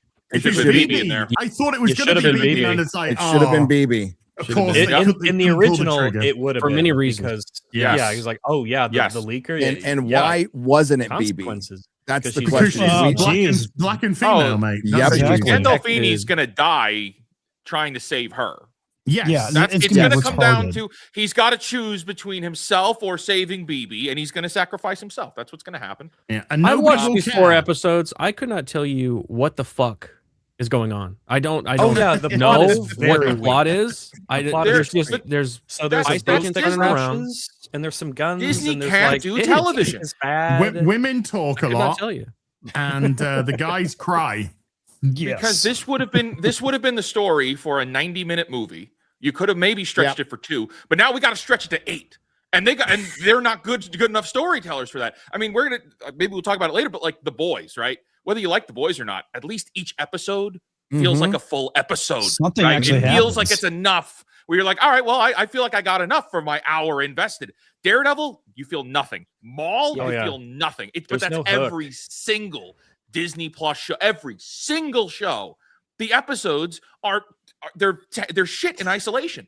It's because we have long form storytelling without a long story. Short form stories, and that's why you need to have short form fucking episodic with the long term storyline just trimming across the top. So by the time you get to episode 8, it's fully realized. They don't have enough. We need to have Matt Murdock or Daredevil fighting against this criminal this week, this criminal that week. Have a little bit of the overarching story just told. But we need a return to that monster of the month, villain of the week type of procedure with the long arcing story just teasing us. You see those formats? Those are patriarchal. Okay. And we need to get rid of those. There is an alternative. So I do agree with you. I would love to return to procedurals. But the way that you would do this kind of story, if you wanted just the long arc, is you come up with what they're trying to achieve. You break it down into steps, and each step is its own episode. And so you complete each step along the way. Whereas instead, it's like, well, we only thought at the beginning, the end, and we're just going to waffle on for a bit. Yes. And so you never know where they're going. You don't know what the plan is. It started with a boat. I still don't know why, like what any of this is supposed Nobody to cares achieve. about the boat. They don't. It's the North Star. Are you kidding me? The captain came back and gave testimony, and they're gonna get Kingpin using that. Come on. Well, how is any of this supposed to overturn Kingpin? It's still not been told. It's just like, well, we're going to how did it block the entire harbor? How does a single boat block the entire harbor? Well, if they find the guns have got a big stamp on it. Waterways. Geopolitically, there's things we could talk about, but but it should be like when they go and find the weapons in the boat, it's got a big stamp that goes "Property of Kingpin" on it, and that's it should be like Acme Firearms. It should be like the first episode is finding out stuff about him, then the next thing, well, we got to break into this place to get to it. Then next thing, well, now his bodyguards are coming for us because we've got the information, but we can't release it. And so you should have targeted objectives for every single episode. That's you're describing Daredevil on Netflix season 1. That's exactly what happens. He kind of works his way up to the big boss. Yeah. You know? That's just basic television, but Disney make movies on Disney Plus for 8 episodes. It just doesn't work. Well, in this one, the Kingpin is just like, go try and find and arrest vigilantes, and now I'm gonna have a boxing match, and it's supposed to be this mastermind. It's just like, what is it's random, dude. Yeah, they're trying to do every comic book cover. Hey, look, this is the last time we're seeing Daredevil. The ratings are so shit for this show. Oh yeah, Daredevil. We're getting a season 3. It's already been. No. We're getting the season 3 because they had already greenlight it. Like in the same way we're getting the Starfleet Academy season 2. Yeah. They had already greenlit it for 2 and 3. So this is it. Enjoy it because we're no more Daredevil after this. There's nothing to enjoy here. There's not a miserable. To enjoy. It hasn't charted on Luminate. It hasn't charted on Samba at all. At all. And it's 4th on the platform right now. And it is behind. Is it behind Mauler? Why did I say Mauler? Mauler is more popular than the show. Yes. But like the original Netflix Daredevil was so good. They had something there, and then it's Disney. Good writers. Well, it's the credits of Disney got a hold of it. I mean, they felt with this episode that they really needed to bring back Wesley, and it's sort of a credit to the quality of the first season that you had a character who really wasn't in it much at all, and when he was, killed, spoilers, that was like a big impactful thing that had a lot of like, oh shit, this actually happened. And if anything, people are like, no, we wanted more Wesley because he was really interesting and his dynamic with Kingpin was super cool. And here they are, how many 1, 2, 3, 4, like 4.5, whatever seasons later, trying to bring back flashbacks of him because that's how, it's desperation is what they're doing. People don't care about any of the new stuff. The idea they use the whole flashback sequence is a way to backdoor in the idea that this dude was actually just like a private assassin like this entire time for Kingpin or something, which is like just kind of out of nowhere. Yeah. That seemed to be a big focus of the reason they did that flashback too. They needed to explain why there was another Wesley without being Wesley. And no real consequence in the story of like there would just happen to be another Wesley. Did we need to know his backstory? Like what did that enhance in any way? One of the cool things about Wesley, the theme of mercy. You didn't know. Like What? Like he's just really Wesley wasn't just Wesley was a fixer. Wesley was his friend. He was a fucking fixer. He was essentially a Hollywood fucking fixer, but for Kingpin. He did whatever needed to be done, and that was the beauty of Wesley. You know, he didn't question. His loyalty was absolutely unflinching. Kingpin just had to say one word. Wesley knew. You know, because they're simpatico, mate. Wesley knew what he wanted, how he wanted it done, and he'd do it. They didn't even have to, explain that. It was just bang. He'd go above and beyond sometimes. Yeah. And I think it is like When Wesley he was liked like it, he liked his job. He did. He was Kingpin's friend when Wesley died. Kingpin was like, "Holy fuck!" And I mean, especially 2 seasons later in season 3, Karen Page killing Wesley was like that. That's a huge part of the plot. That there's consequences to that still seasons later. That event happened and it has to be accounted for. But now it's like whatever, episodes just sort of happen. The plot wanders around. We talk a bit. Some sort of like bad fighting happens. We're around. There's no hook to the plot. That's the thing. There's not an interesting thing we're really building up towards with every episode. It's kind of like Mandalorian and Grogu, where it's like, there's just some bad guys and here are the good guys, and they like fight and stuff sometimes, I guess. We know where this is going. We know what characters are safe. So nothing's going to happen to BB. Nothing's going to happen to the governor. Nothing's they sacrificed Vanessa to have their one sacrifice. But we know that Kingpin's going to get deposed, and that assistant mayor who's been with him the whole time will be looked at as the good guy. She's the one leaking the information. There's nothing that there's no stakes. There's no mystery. We know how it's going to end in there, and Daredevil somehow is going to need the Defenders to fight off incompetent fucking cop ICE agents who respawn like the Dothraki from Game of Thrones season 8. You know why, Gary? Why? You see Mike Coulter, the Luke Cage actor, and some of the stuff he posted to Instagram. He spoiled some shit. Yeah, he did. Yeah, he did. He spoiled like Matt in jail and stuff like that. So he spoiled some shit.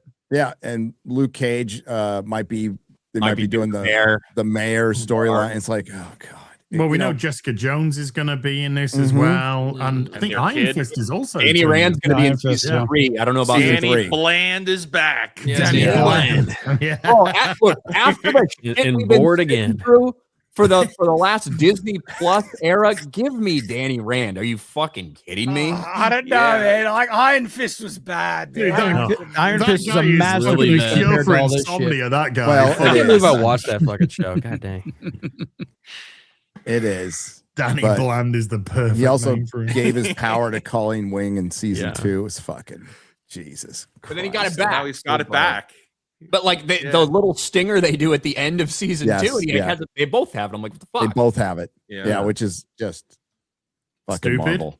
Just Marvel. Yep. Yeah. It's what Maybe it is. it's better than a one-time every daily time another ability character, now. just diluting it. Needs to recharge his chi, bro. It's like D&D or Elder Scrolls. What's that actor's You get your name? one power every day. Gay of Thrones. Yeah, Gay of Thrones. Yeah. Finn something? Finn Jones.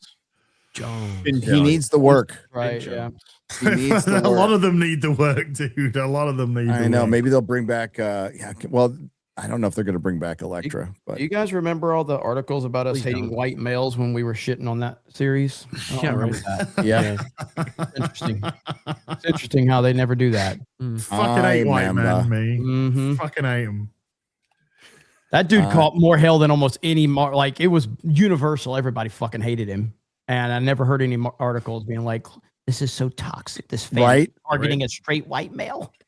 I hate that they never put him in his fucking costume. They did. They put the mask on once. Like in a season flashback. 2. Flashback. Yeah, it was in a There was- flashback. Yeah, it was a flashback, and it wasn't him. No, and that's the one cool thing is like he's got a cool costume. He's got a cool mask. Yeah. Well, we'll just have him walking I around like in street clothes, looking like he just got out of Burning Pajamas. Man. It's just like it's tough. Like, never been of a huge fan, but like compared to what we're getting now, it is. I will take that all day, every day compared to what we're getting now. But yeah, it's tough for me to connect with the dude who just needs to like sit there and be at peace and shit. Like, what the fuck are we doing? You have trouble connecting with that? Yeah, just a little bit. I can't Shocking, utterly shocking news. So the boys, We how many people here watched the latest episode of the Before you Boys? get started, Gary, I got to get out of here. I got 2 streams left tonight, so that's all. That's all. Quit slacking, dude. I know it. But anyway, you guys have a good night. I'll call you later. Jeremy. Yeah. What you doing this weekend? Say your mom. Your mom? Okay. Oh, I'm just doing the like all right, you guys. I appreciate it. Thank you. And if you say anything mean about me in the chat, we will ban the fuck out of you. Coffee brand. Put it on subscribers only mode. Yeah. Anyway, the boys. The last episode. So what you just brought up is at least the boys has a plot that I can follow. That I guess when you get away from the allegories, the nicest thing I can say is there's a plot you can follow. It's so fucking far off the comics, which it's gonna bother me. These but episodes are too long. Like, yeah, they are. You get what you're saying, Wizard, when it comes to like this hour compared to a Daredevil hour. These episodes don't need to be this long. Totally agree. Feel drug out completely, and they're predictable. It's just like, what's Homelander gonna do now? When are we gonna stop him? And I'm getting tired of milk gonna come in. Well, Butcher said cunt again. All right, that cunt. So I'm gonna cunty. My favorite part was when they stopped down and they did Stranger Things. Like, look at this is what we're gonna explain and all like finish. Yes, and then they had Starlight deliver a line, and she's like, "I don't know if that's gonna be okay." Dude, you know, on the set, like they're all like, "Oh, you don't look like you have any plastic surgery. You're beautiful." As soon as she walks out of the room, that bitch can't talk. She can't deliver lines. What are we gonna do here? Thank God it's our last season. You know, you're right. Dewey can't look her in the face. I was watching this week, and every time he's like, talk to her, look, and then turn away, look to it.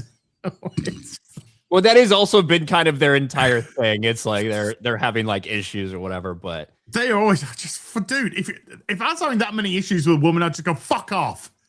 Right? You're not making me happy, love. Fuck off. See ya. They need Yui there to keep being the emasculated male. That's all Yui's ever been in this show. It's the only one who is moral compass for everybody. Yeah. Well, not all seasons, but that last season was bad. Yeah, not all. How they treated Yui, that was rough. Oof. No, but it was sexually assault a guy. They brought back Giancarlo Esposito everywhere. He is everywhere. And so where else? So within the past year, I guess, where else has he been that you're like so upset with seeing him? My dreams. That's a Captain America.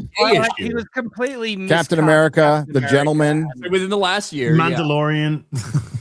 Mandalorian was a couple years ago, but same character. Turning up with his floppy hat, talking about Malcolm X and Professor X. I can't remember. I can't distinguish between the two because I'm racially blind. That makes you racist, by the way. Yeah. In the last couple years, he's popped up in a lot of genre stuff. Now, if you look at the actual number, it's probably not a lot. But the thing is, he doesn't have a ton of range. He just acts like Giancarlo Esposito. Just Frank. Black Spock. Just Frank, yes. Good at what he does. Yeah. He's got that character, and then he just plays that character for every single character he gets. Yeah. Hey, hold on. He played the genie in Once Upon a Time, okay? Like that's I did not watch that. That's Wizard knows what I'm talking about. That's branching out there. Yeah. So, and he was a simp. He was a simp. As his character in The Gentleman is no different than his character in The Boys. His character's no different to anything. It's just Giancarlo Esposito doing his usual thing. Him. Yeah, he just turns up, reads a few lines. But at least in The Gentleman, he was in the Far Cry video game playing the same character. As well. Yes, it's like it's good. He's like really good at that. Ago, though. Yeah, he's really good at that. You meet him in real life. But that's how he acts. Too much. He is. That's just him. I fully believe that. That's just him. He's just a criminal mastermind. A number of times. He plays that in real life. It doesn't matter if 50 million people die. You know, if it's for the cause. I forgot it's he okay. said that. Yes. Yeah. Dude. Jesus. Because he said, yeah, 50 million people may die, but we will pick up the pieces. So he's like, I won't be one of them. I'll be fine. Oh, he'll be fine in his mansion. He'll be good. Yeah, those eat the rich people will never come after him. Oh my god, I just realized. Yeah, that's what he said in real life, not in a fucking show. Yeah, he said in real life. It was like 50 million. And it was like, whatever no number, there was too many.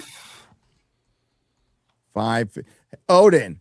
What's up? What's up, dude? We already Nothing talked much, about the man. box office, but we'll I see heard you y'all next talking early, and I was like, oh, there's so much to say. There is, but we're talking about the boys right now. Did you see the boys? No, I couldn't. I can't. What do you think Mario ends up like 1.1? 1.1. Yeah, it's gonna be over $1 billion, but I think it's gonna be probably no more than 1.1 billion. Yeah. On a 110 million budget, that's still really good. I just wanted Jeremy to have to talk a little bit about whether the Super Mario Galaxy movie wasn't as well received as. Oh, it's definitely not as well received, and it's Project Hail. Like I said this in the chat too. When you have competition, it doesn't matter if the film is good. If the film is really, really good, competition is not going to stop people from going to watch it. And that's just, again, there's a lot of people still watching this movie, just not nearly as many as did the first film.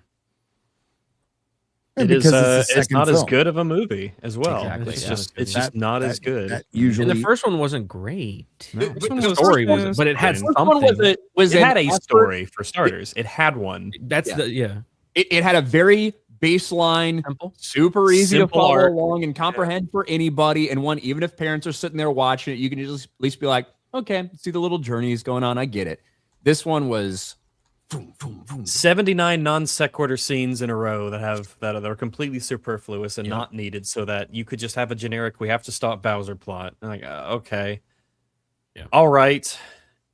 It's got a story in the technical descriptive sense of like I guess things occur, but it's not really. Even with it not doing as well as the first film, it's already made well over 100 million in net profit, and it's likely to end its run with over 350 million in net profit.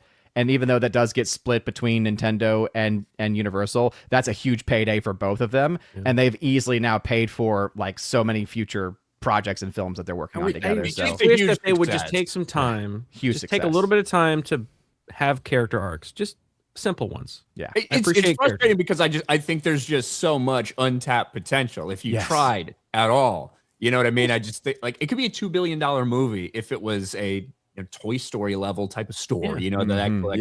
Absolutely. And I hear a lot of people saying like the Mario games don't have any story. Jeremy. Don't have any story. That is kind of true. It's why the Mario Galaxy game has way more story than the Mario Galaxy movie.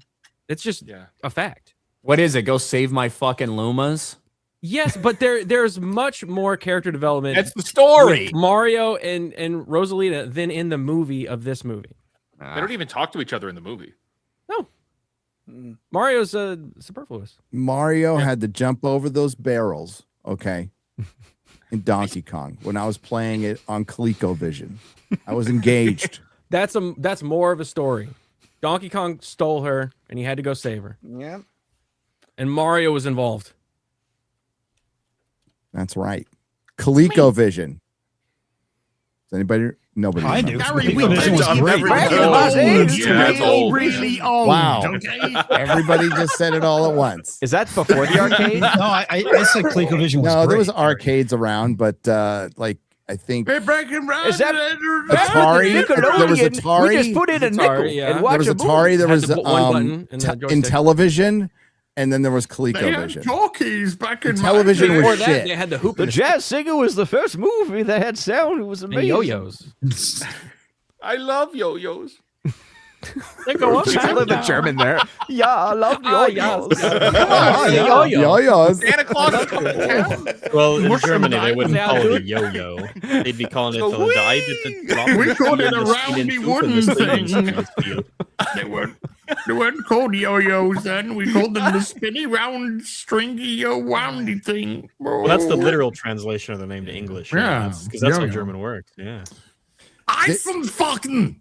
Just to wrap up the boys real quick, it was kind of a I slow would episode. in fucking It was a filler bag, burlap episode. sack It felt and throw like it a in filler episode. There was. was like a death, right? So at least I think the characters Or all again? No, the kid's alive. No, he's alive. Is he? Okay. Yeah, very last shot he is touches his face at the end. Oh, and okay. He moves his face at the end. So I don't have the ball. I didn't watch season 4 or whatever, so I feel like I missed out on some of the stories. So I'm He dies watching in it. the I feel like there's a comic. couple things I missed out on, but it just feels like all the characters are now just stereotypes of what they initially were, and the things Yeah. that you found interesting and funny or charming with the way they'd speak or the insults or whatever, it just seems like forced and cringe now. Like I can only hear fucking Soldier Boy like make gay jokes so many fucking times, and that's probably how people feel about me on this channel. But like that's that's just ironic. You said them like that. Yeah, but it's just they all feel like just caricatures of themselves at this point, and I'm over it. I think. I mean, they've definitely played it out too long. It needs to end because it's not working anymore. Especially like with Kamiko. Now she's extremely annoying. She went from being mute for 4 seasons to like now you're like, please make her mute again. But I think that's my favorite kind of woman. With the sign language? No, mute. Sign language using think, Asians. Yeah. I think that like the whole Very story with specific like how they're using this virus, I think by the end it's going to be a cure. And I think they're going to hit Homelander with something of a cure because they're trying to do it where it's a Trump allegory where he thinks he's all powerful. He's blessed by God to be all powerful. And it's going to be like, nope, now you're human. We've nerfed you like everybody else. I think it's going to be so worst on the nose punishment. like that. Keep him alive to live a human existence. Yeah. Yes. Yep, I think you're that's right. what it's going to be now. It could be wrong, but I think that's where it's going. The virus seems everybody gets it, and it's a world with no soups. Yeah. Everyone's ideally. equal. Yeah. I don't know. Is he going to end up in prison then? Because that would be like. Oh no, the I think ultimate they're going to make him human, and then they'll probably just kill him for the sake of we got it. That's how it would feel if we got the Orange Man. I think they make him human, and then life, most likely. I think they make him human, and he like refuses to fucking believe it, refuses to believe anything can happen, and he fucking jumps out of his office like to find he kills himself. That's it. Yeah, that's it. Like the IT crowd. Or he can't stand being human and kills himself. Or he still has Look, those like if this show random continues, flashes. I'm gonna fucking jump out of a fucking window and kill myself. To be honest with you. Like Jonathan Majors? Yep. Oh boy. Straight out. Too soon? Too soon? No, Maybe it's not. fine. It's the funniest time. It is. So, Ryan, little news from, it was made official. We've heard about it forever, but there is going to be a Game of Thrones movie. They're Okay, going to do. I gotta jump now. All right. Take care. Now that Wait, the don't do boys- it. I'm gonna jump out the No, fucking do it. window if No. I have to watch another episode of The Boys. I'm gonna jump Turns out out of this his window. streamer's He on the lives on the ground first floor. floor, so he's fine. Yeah. Yeah, it's No, probably they're- like 10 feet down for him. So Yeah, right. They're doing so they announced. I mean, they didn't even really put up any footage. They just put up that Hunt It's for just in Gollum. development. They basically had 2 scripts going for Aegon's Conquest. One is a Yep. series and one is a movie. They were going to decide which way to go. So there's no footage to have. There's no one's cast. There's nothing. So yeah. Well, they cast Aragorn, and it's I didn't know the guy's name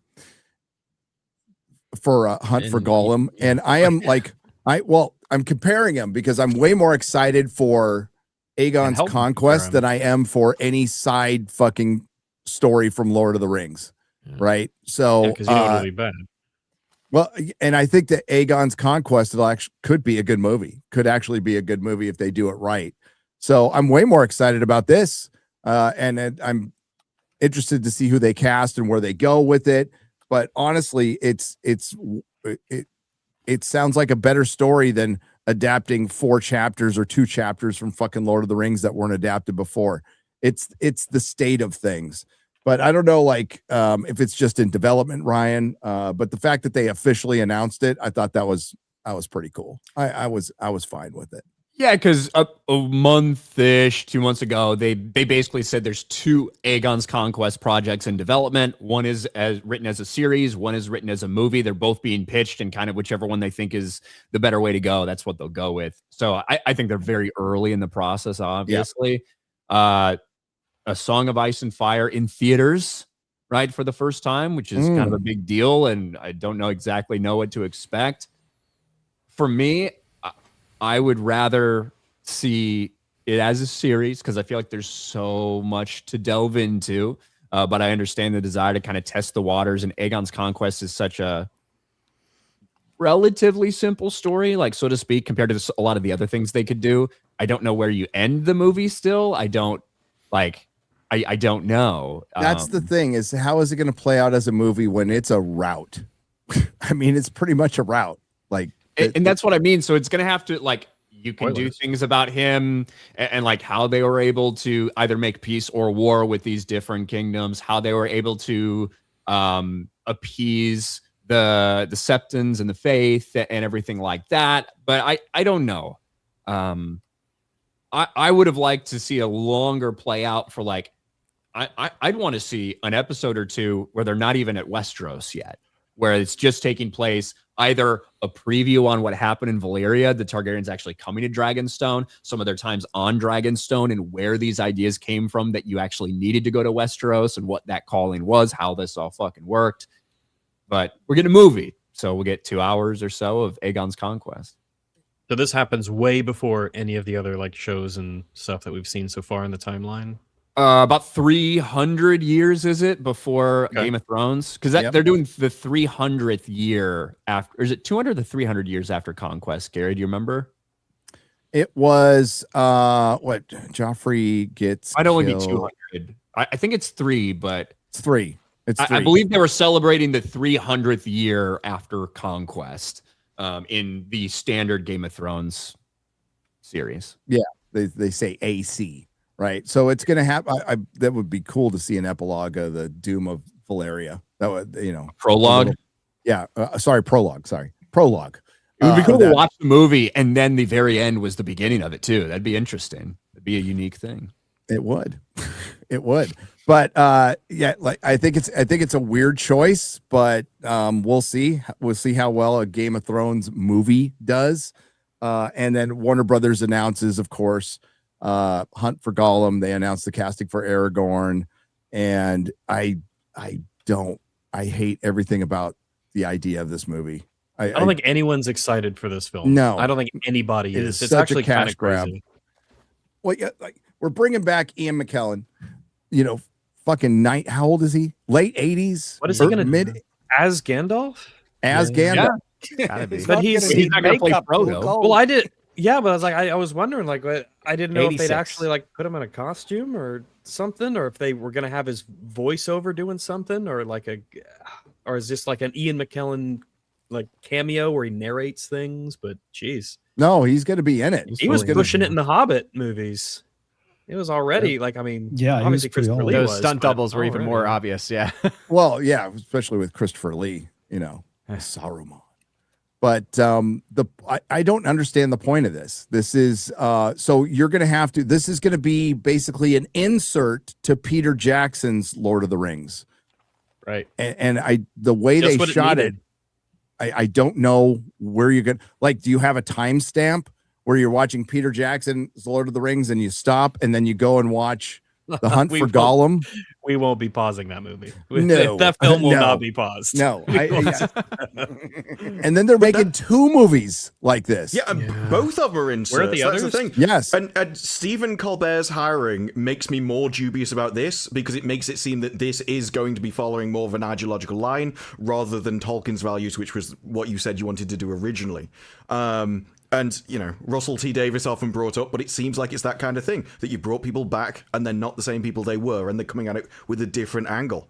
And so I wasn't excited for this before, but now I am very dubious and cautious about it, that they're doing it for a reason, they're strip rather than mining. just entertainment. My curiosity is purely meta. It will be like, how bad is it? How much money does it make or lose? I don't think it'll be good. Obviously, I guess I'm always ready to be surprised, but we'll see. I mean, maybe if we lived in a world where the Rings of Power show was actually very good and it was very, talked about and discussed and it had a very, very good reputation, maybe that would mean that this movie had some chance. But I feel like it just doesn't. I feel like it's a movie that nobody's asking for. I feel like even the title alone He's like, "Oh, you're making a Lord of the Rings movie, and it's about that Gollum guy." He's like, obviously, Gollum's an incredible character, but he doesn't have exactly the Lord of the Rings pull. Well, the stories are done. They're told. Well, we're good. There might have been interest in this if Rings of Power never came out, and this was like the next Lord of the Rings thing since the films. There was a big fan base interested because there was a lot of interest in Rings of Power. It was just an absolute piece of crap, and that soured anyone, I think, on any possible future Lord of the Rings anything, because we don't trust that they can make anything good. They've shown how terrible what their attempts are. It's not like a lot of the interest in Rings of Power was forced and artificial. Well, I think people were interested because it was Lord of the Rings. But we've seen with War of the Rohirrim what Philippa Boyens is interested in making. Yeah. She's attached to a lot of these. We know from Stephen Colbert's thing, the description of that sounds like it was going to be mainly focused on the daughter rather than any of the characters we actually like. And so it makes you wonder where they're going with this. Is it literally going to be another bait and switch where actually it's to tell a different story than you'd be expecting even with this? Yeah, they're bringing back characters. Is that just a springboard for what they actually want to tell the story about? Because that's what War of the Rohirrim was. This is something Peter Jackson wouldn't have agreed to, even to produce in the time where it would have maybe had some interest, but it still would have been a bad idea if they did it in 2006, right? You're basically making two movies in between, keep it secret, keep it safe, and then the arrival at the Prancing Pony. Yeah. You know, when it's unnecessary. It's completely unnecessary. In the books, much more time actually passed between Gandalf leaving and then Frodo, leaving on his adventure. In the movies, they condense that. Like, it makes total sense for what they fits for the movie. Yeah, I think it makes total sense for the way they adapted it with the movie and to not have that play out with the castings and with everything. You know what I mean? So, yep. And then, like, just recasting Aragorn. Good luck to that poor guy. Yeah. I mean, obviously, I think from what I saw, he looks good as the you can kind of see it, right? You're like, you see it. Sure. Like, See it. He's a good actor. Him. Yeah, but he geez, did the shoes to fill. Fuck me. Yeah, but it's not just an unnecessary sequel. It is an insert quill. Yeah, it's that's a side new quest, thing. and it's not. You're not adapting the books really. You're just putting in a missing piece from the movie that didn't need to be there in the first place. And wait till the next one when you get Colbert and it's just like fucking Tom Bombadil. Like, geez, you know. 50 Shades of Grey guy is going to do great as Aragorn. Hell yeah. Who was also in Once Upon a Time. Jesus. So I guess we'll see. When Steven Spielberg comes out and goes, you know, we need to get away from IP. We need to start doing original stuff. Like, we are way down the road. Like, this isn't an unnecessary prequel or sequel. We're putting in little slices. When are they going to start doing with the Star Wars? You know, it's a movie called Rogue One. We did.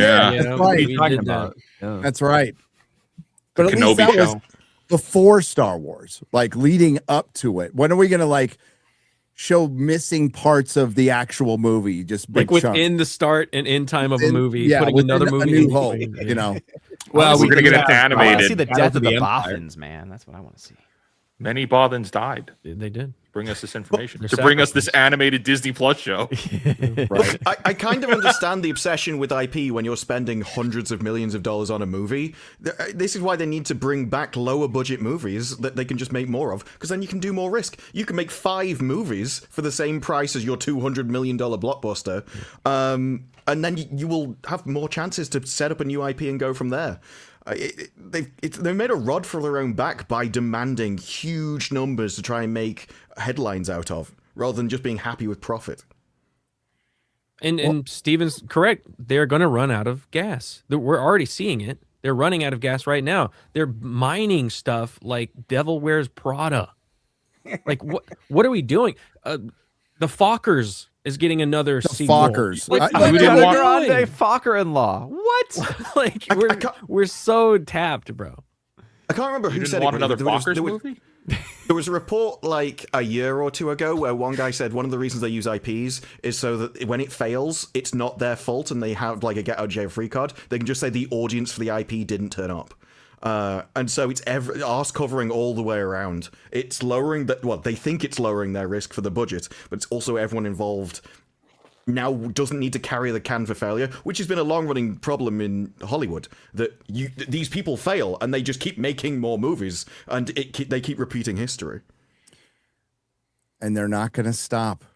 Meet the Fokker. What is it again? What's the title of Fokker-in-Law. Fokker-in-Law.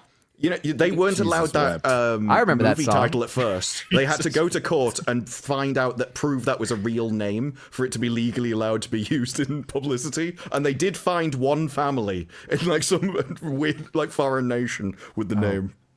Fokker-in-Law. Fokker-in-Law. Hey, so the Burbs got renewed for a season 2. Jesus. No, really? The Sims game? How did anybody watch that? Oh, what the it got renewed for a season 2. I don't understand how that is even. I'm waiting for the Mork and Mindy reboot series. They're going to do it. I'm surprised they haven't done that yet, to be honest with you. Taxi. We're going to get Taxi, but they're all female drivers. Yeah. Kind of like a demolition derby kind of thing. And it'll be about getting in accidents and not being able to parallel park. Yeah. So, might have some drama to it. Let's get to the people, shall we? Let's get to the people. How's everybody doing? I'm fading, man. I've only had 4 hours sleep and I've been up since 2 a.m. Oh, don't do that. Why were you up till 2 Some a.m.? people are staying up later just to watch this show, Shad. There's people in places of the world. It's probably 3:30 in the morning for them, and they're still up, still watching it. They came here to watch you perform. They're still deaf in the chat. Do you think I'm still here? All right. That's right. Got Japan coming up, Ryan. You have Japan coming up. I'm looking forward to Japan. I'm looking forward to all the different things to see there and look at. And yeah, it's gonna be great. It's gonna be like fun. a month away. A month away. Yeah, it's coming up fast. That's It is. big, It's coming long up very plane fast. ride, dude. I don't know. Bro, at least you're gonna. Well, I don't know for sure, but I assume that you're going to be sitting in maybe a little nicer area. I'm going full roach coach, bro. I don't care. Like I can't. I mean, I have no choice, but yeah. No, I put out the bougie bucks to be in. I think business class. So business. Yeah. I'll be 17 all right. hours. Or I'm good. 15. I'm good on planes. So, Master Austin has gifted 10 Nerdrotic memberships for 50. Dang. Thank you, Master Austin. We'll do a fun watch party soon. That last Daredevil one was, oh God. What a boring episode. 20, At least Foggy's back. What was that? At least Foggy was back for a little bit with the flashbacks. It's the only thing I liked. It made it worse, I thought. I mean, he's good. I just like He that was good, actor. yeah. So I'm just like, oh, well, remember He's when such this a good Foggy. Remember when this used to be that dynamic all the time? Yep. Man, I miss that. 20 Petunia for 50. Says, hey everyone, thanks for doing what you do. Question: has anyone heard about the Young Washington movie? I have, and if so, are you going to see it? I am going to see it. That comes out this summer, right? Young Washington. I think From so. I didn't even know Angel. that. I think Angel's putting it out. Oh. They're getting a little blowback for their backlash for the after Animal Farm. Animal Farm, yeah. What were they thinking? We'll see. That comes out pretty soon, I think. Animal Farm. Yeah, next couple weeks, I think. Yep. Devil's Messenger for 50 Chilean pesos. Other than quartering, there is another cancel pig, Smash JT, who tried to cancel Razor Fist. Check video, the sleazy attempted cancellation of Razor Fist. If you want to know more, he learned the tactic from Alyssa Mercante instead of countersuing. Know nothing of that lore. I don't know anything about that either. Like, obviously, I try to not get too involved in like fucking back and forth creator on bullshit. Yep. There are some rules when you're an internet creator, and one of them is you don't fucking deplatform other creators. That is pretty much the hard line rule. And I get it. Some people are going to have an opinion about this or think they're going too hard. At the end of the day, you can't flag or you can't entice other people to flag. That is the biggest no-no you can do. Don't cross the line. And I don't you do remember not want the either. space devolving into flag wars and back end bullshit. It's bad for everyone. and no one profits from it. It's just you don't want to cross that line, and you want to heavily discourage anyone who does. And I don't remember Smash or Razer doing any flagging. I know they had beef, but and look, just criticizing someone is not equal to trying to cancel them, right? They had beef, but there was no flagging from my memory. No, they had some beef. They fought it out. There wasn't a cancel. None of that. And then everybody also thinks that like we've gotten so far where cancel culture is just saying that you disagree with someone or something. Yeah, that's or like I know that annoys me. Like when people are getting. I totally get what you're saying though, Shad. I don't know any of the story about that specific thing. I can't say I have any idea, but just in general, when it comes to it. Yeah, now everybody wants to be like, oh, I'm getting canceled because of this, right? It's because of this. It's because I'm a Christian, so they're coming after me. It's like, bro, some people just aren't gonna agree with you because of a take or think what you're doing is wrong or whatever. Sometimes it ain't that deep. But canceling was never about people disagreeing with you or the audience not buying your stuff. It was always going over your head to your employer or your sponsors to then get somebody else to do something against the will of the audience in many cases. Cancellation is basically an attempt to destroy someone's livelihood and life. Yeah, it's not criticism or clapback. No. Yeah. Without knowing anything about what I just read at all. But that's I think we should cancel Ryan. What the fuck? What is that? Is that me as Eric? That's me as Eric Butts. His name is Eric. Eric His name Butts. is really I knew his last Butts? name was Butts. Yeah. I think it's Eric Butts. Did Isn't he it? cry for the Mandalorian trailer? The soy boy fuck, the massive tits who just keep getting bigger every year as he keeps crying over every fucking trailer he watches. And he calls other people grifters. Your bots. And Your Russian bots, yeah. Well, is grifting. It's just leaning into the one thing he did that got a lot of attention. He's just repeating that now because he can't do anything else. Did he cry for the Mandalorian trailer? I need to know this. No, but he cried for Supergirl. Oh, Yeah, that's the most recent one. I did too, but because it was really bad. Different reason. Warner Brothers different might reasons. cry. I shed tears. Yeah. I don't know. I don't know if it does. Supergirl does Marvel number. Chris was bold with his prediction and said Marvel's 350. I think that's a good prediction. I think the reason I say that around the 300, 350 is because of the incessant push about this $100 million budget, which is total and complete horseshit. Mm-hmm. Because if it is around there, then that means around 300 million would be the break-even point, and like it could hit 350 and they'd claim it a huge success. That's the only reason I say that, because I think it's very intentional that those rumors started coming out from all the DC shills. So I think their internals probably say around 350. Superman was a did huge cry success. for Mandalorian. Getting out ahead of it, basically. That they did something very similar to Superman when they brought the budget down for that. And they're like, oh, it's only 200 million. And Hollywood Handle and all those accounts reposted it as fact. And they're like, hey, when would a studio ever lie to us about a budget? Ever. Despite the fact that we had paperwork from a city, Cleveland, right, Ryan? We had paperwork. Yep. State of Ohio, but yeah. State of Ohio. And James Gunn said, well, it must have been erroneous. I was like, well, the IRS would probably want to know about that.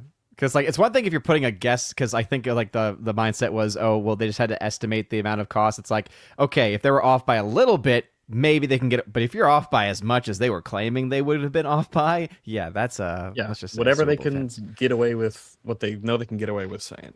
Mm-hmm. Stephen A. Patton for $49.99. Excuse me. My theory for how Baby Yoda's storyline will end is that he'll use the world between worlds to go back in time, join the Jedi Order, and become the Yoda we know from the OT and prequel trilogies. It would be awful, and that's why I expect it. What's incredible is that you could say any nonsense about Star Wars, and it's just like, yeah, that's plausible. Yeah, I could believe sadly. Well, they're not going to introduce a world between worlds and not use it. It's Dave Filoni, bros. Yep. Just remember that. Yeah. Roland the Red. Oh, what do we got?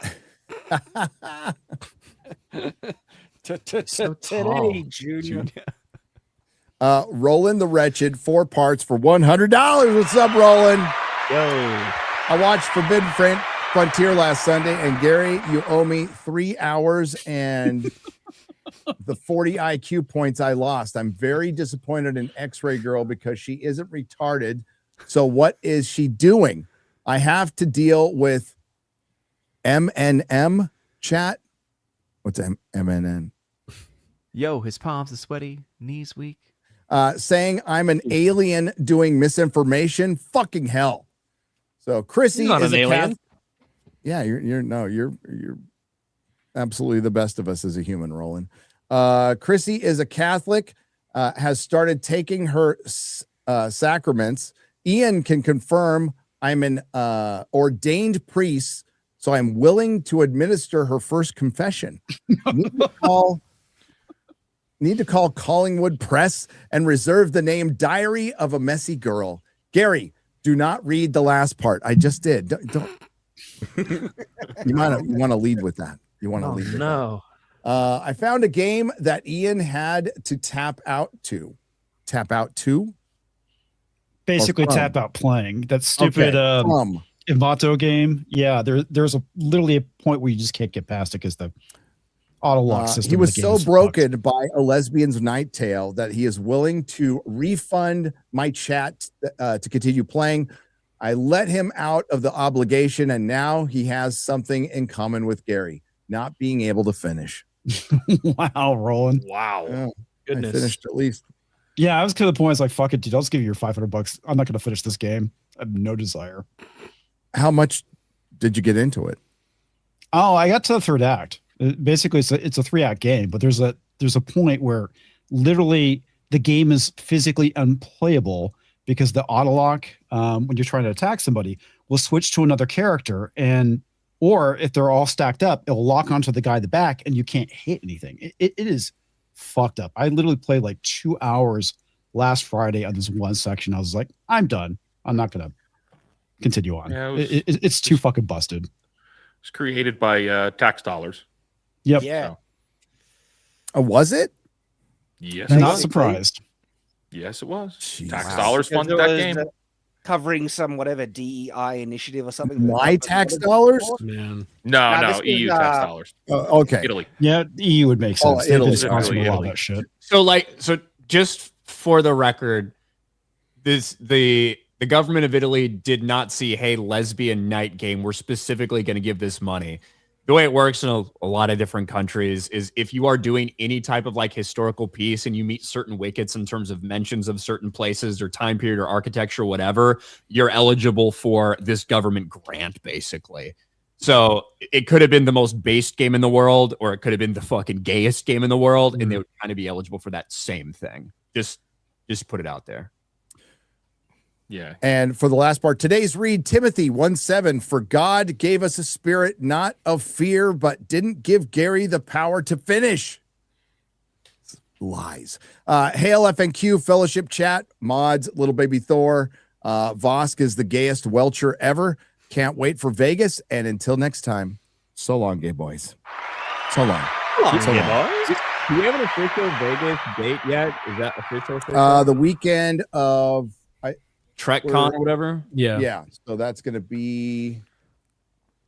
Oh, I heard that was like pretty tentative. I just didn't know. Then I saw people buying tickets and stuff, so I just didn't. Well, know. Mikey Gussler bought August tickets 5th because and he 9th. kept on asking to buy tickets. So I'm like, well, buy refundable tickets if you want to, because I'm not announcing the date yet. But it's 6. It's the weekend of the 6th, 7th, 8th. But the thing is, we do our meetups on like Wednesdays and Thursdays. So we don't do them on the weekend itself. For the Vegas one, yeah. For the Vegas one. It's during the week of leading up to the Star Trek convention. And we'll have more details once we know them. But yeah, Mikey was insistent on buying tickets. So I'm like, well, buy them for that weekend. Just make sure they're refundable. That's all. GM Gothier is gifted 10 Rumble subs for 50. Thank you. YouTube stupid bullshit for 50. I doubt George Lucas cares one bit about what they are doing with Lucasfilm. He cares a little. I think he would care. I think he'd have to be a psychopath to not care at all. I don't think he cares as much as we would like him to care. No, I don't. There's a reason he sold it. I said a little. I'm sure that there's things that he doesn't like about it, but I just don't think he's sit there hung up on it. The reason I say, and this might be in reference to when I said I think they're going to wait for him to die, I don't think it has anything to do with rights or George won't allow this or he'd be so angry. I think that's way more to do with the awkwardness of all of it, of having to redo that and him being asked questions about it and shit like that. I just think they want to wait till he's dead, which is kind of morbid, but. How old is he now? 80s? 81, 82, something like that. Yeah, he's getting up there. I mean, I hope he lives forever. He's in better shape than George R. R. Martin. So. He was looking rough for a while there, but last time I saw him, he looked better. He's turning 82 this year. Well, yeah. Maybe he was basically on the Ozempic. Basically, the average age of a recent president over the past, Yeah, like 2 administrations. I heard about this space drug called Ozempic.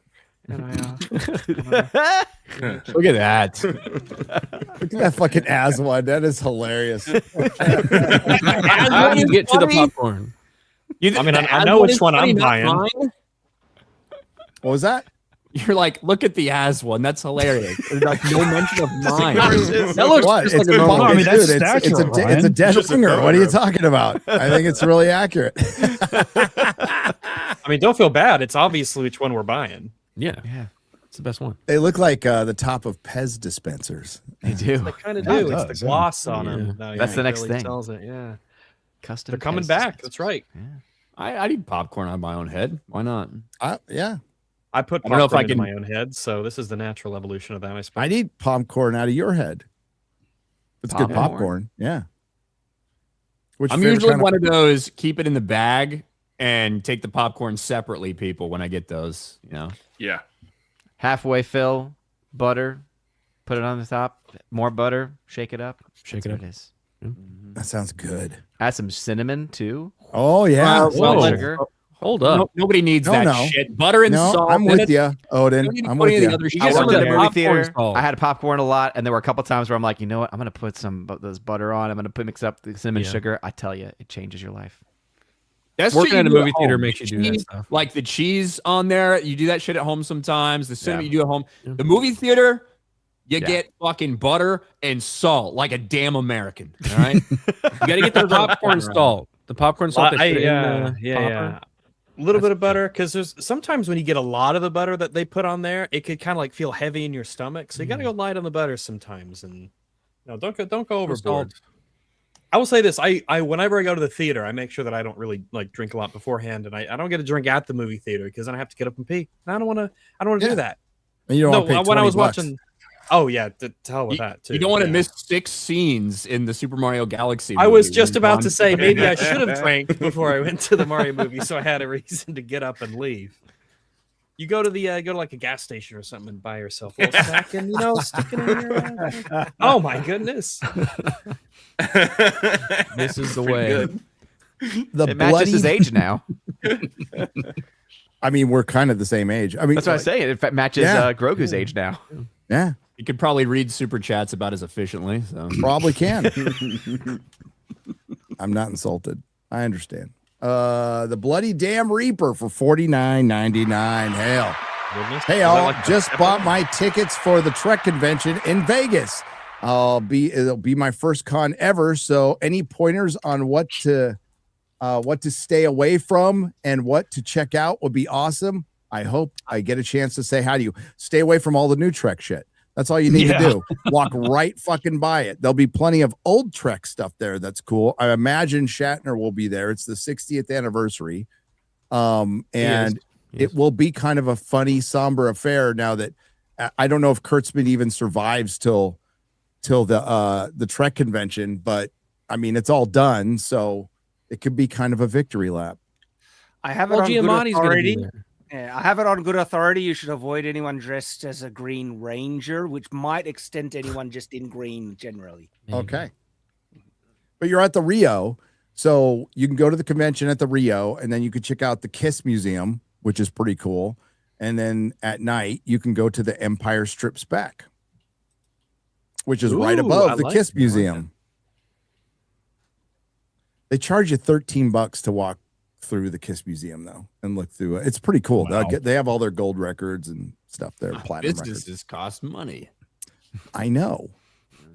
But it's like looking at collectibles. That's what you're pretty much looking at. So it'd be like me charging. Gary's going to start $13. charging to go through his office. That's right. Every single time.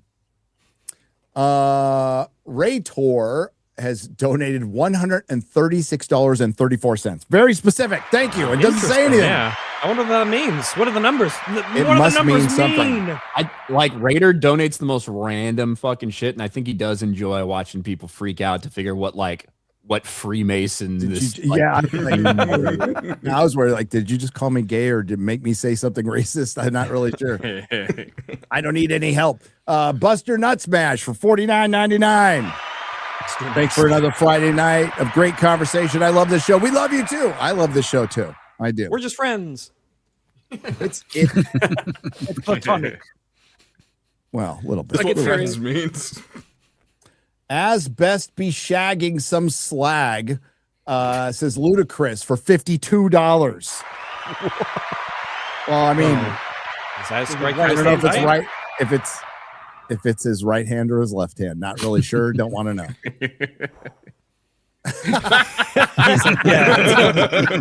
Everywhere. Come in. I see him everywhere.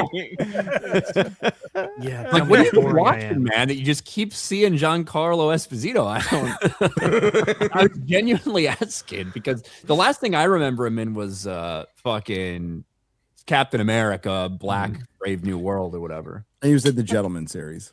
But he was so miscast and unexpected in Captain America that like reshoots. Like no, it was like seeing a rare bird in the forest or something, like an endangered species. Like, oh my gosh, look at him! It's so great that he wasn't an expected. Esposito. Oh. Yeah, he was added in later. Like they needed him to do something, and it's like what exactly? I'm not sure what he added. Ebony-breasted Esposito. He plays a good accountant and corporate, stooge, but like a mercenary, in Captain America. No, it's just or a Dark Lord in Star Wars. No, he did. What do you mean? Wait, what do you mean a Dark Lord? Well, he was an Imperial dude. That sounds racially motivated there. Yeah, that was just a little. He did have the black saber. I want him to play Sauron now for some reason. Gus Fring was making some space chicken in Mandalorian, and not clones. What? That was loud. That was really loud. It usually is. Yeah, some would say it's impossible for most to ignore. Rex 6 Papa for $100. Hail. Gary, I told you a while back.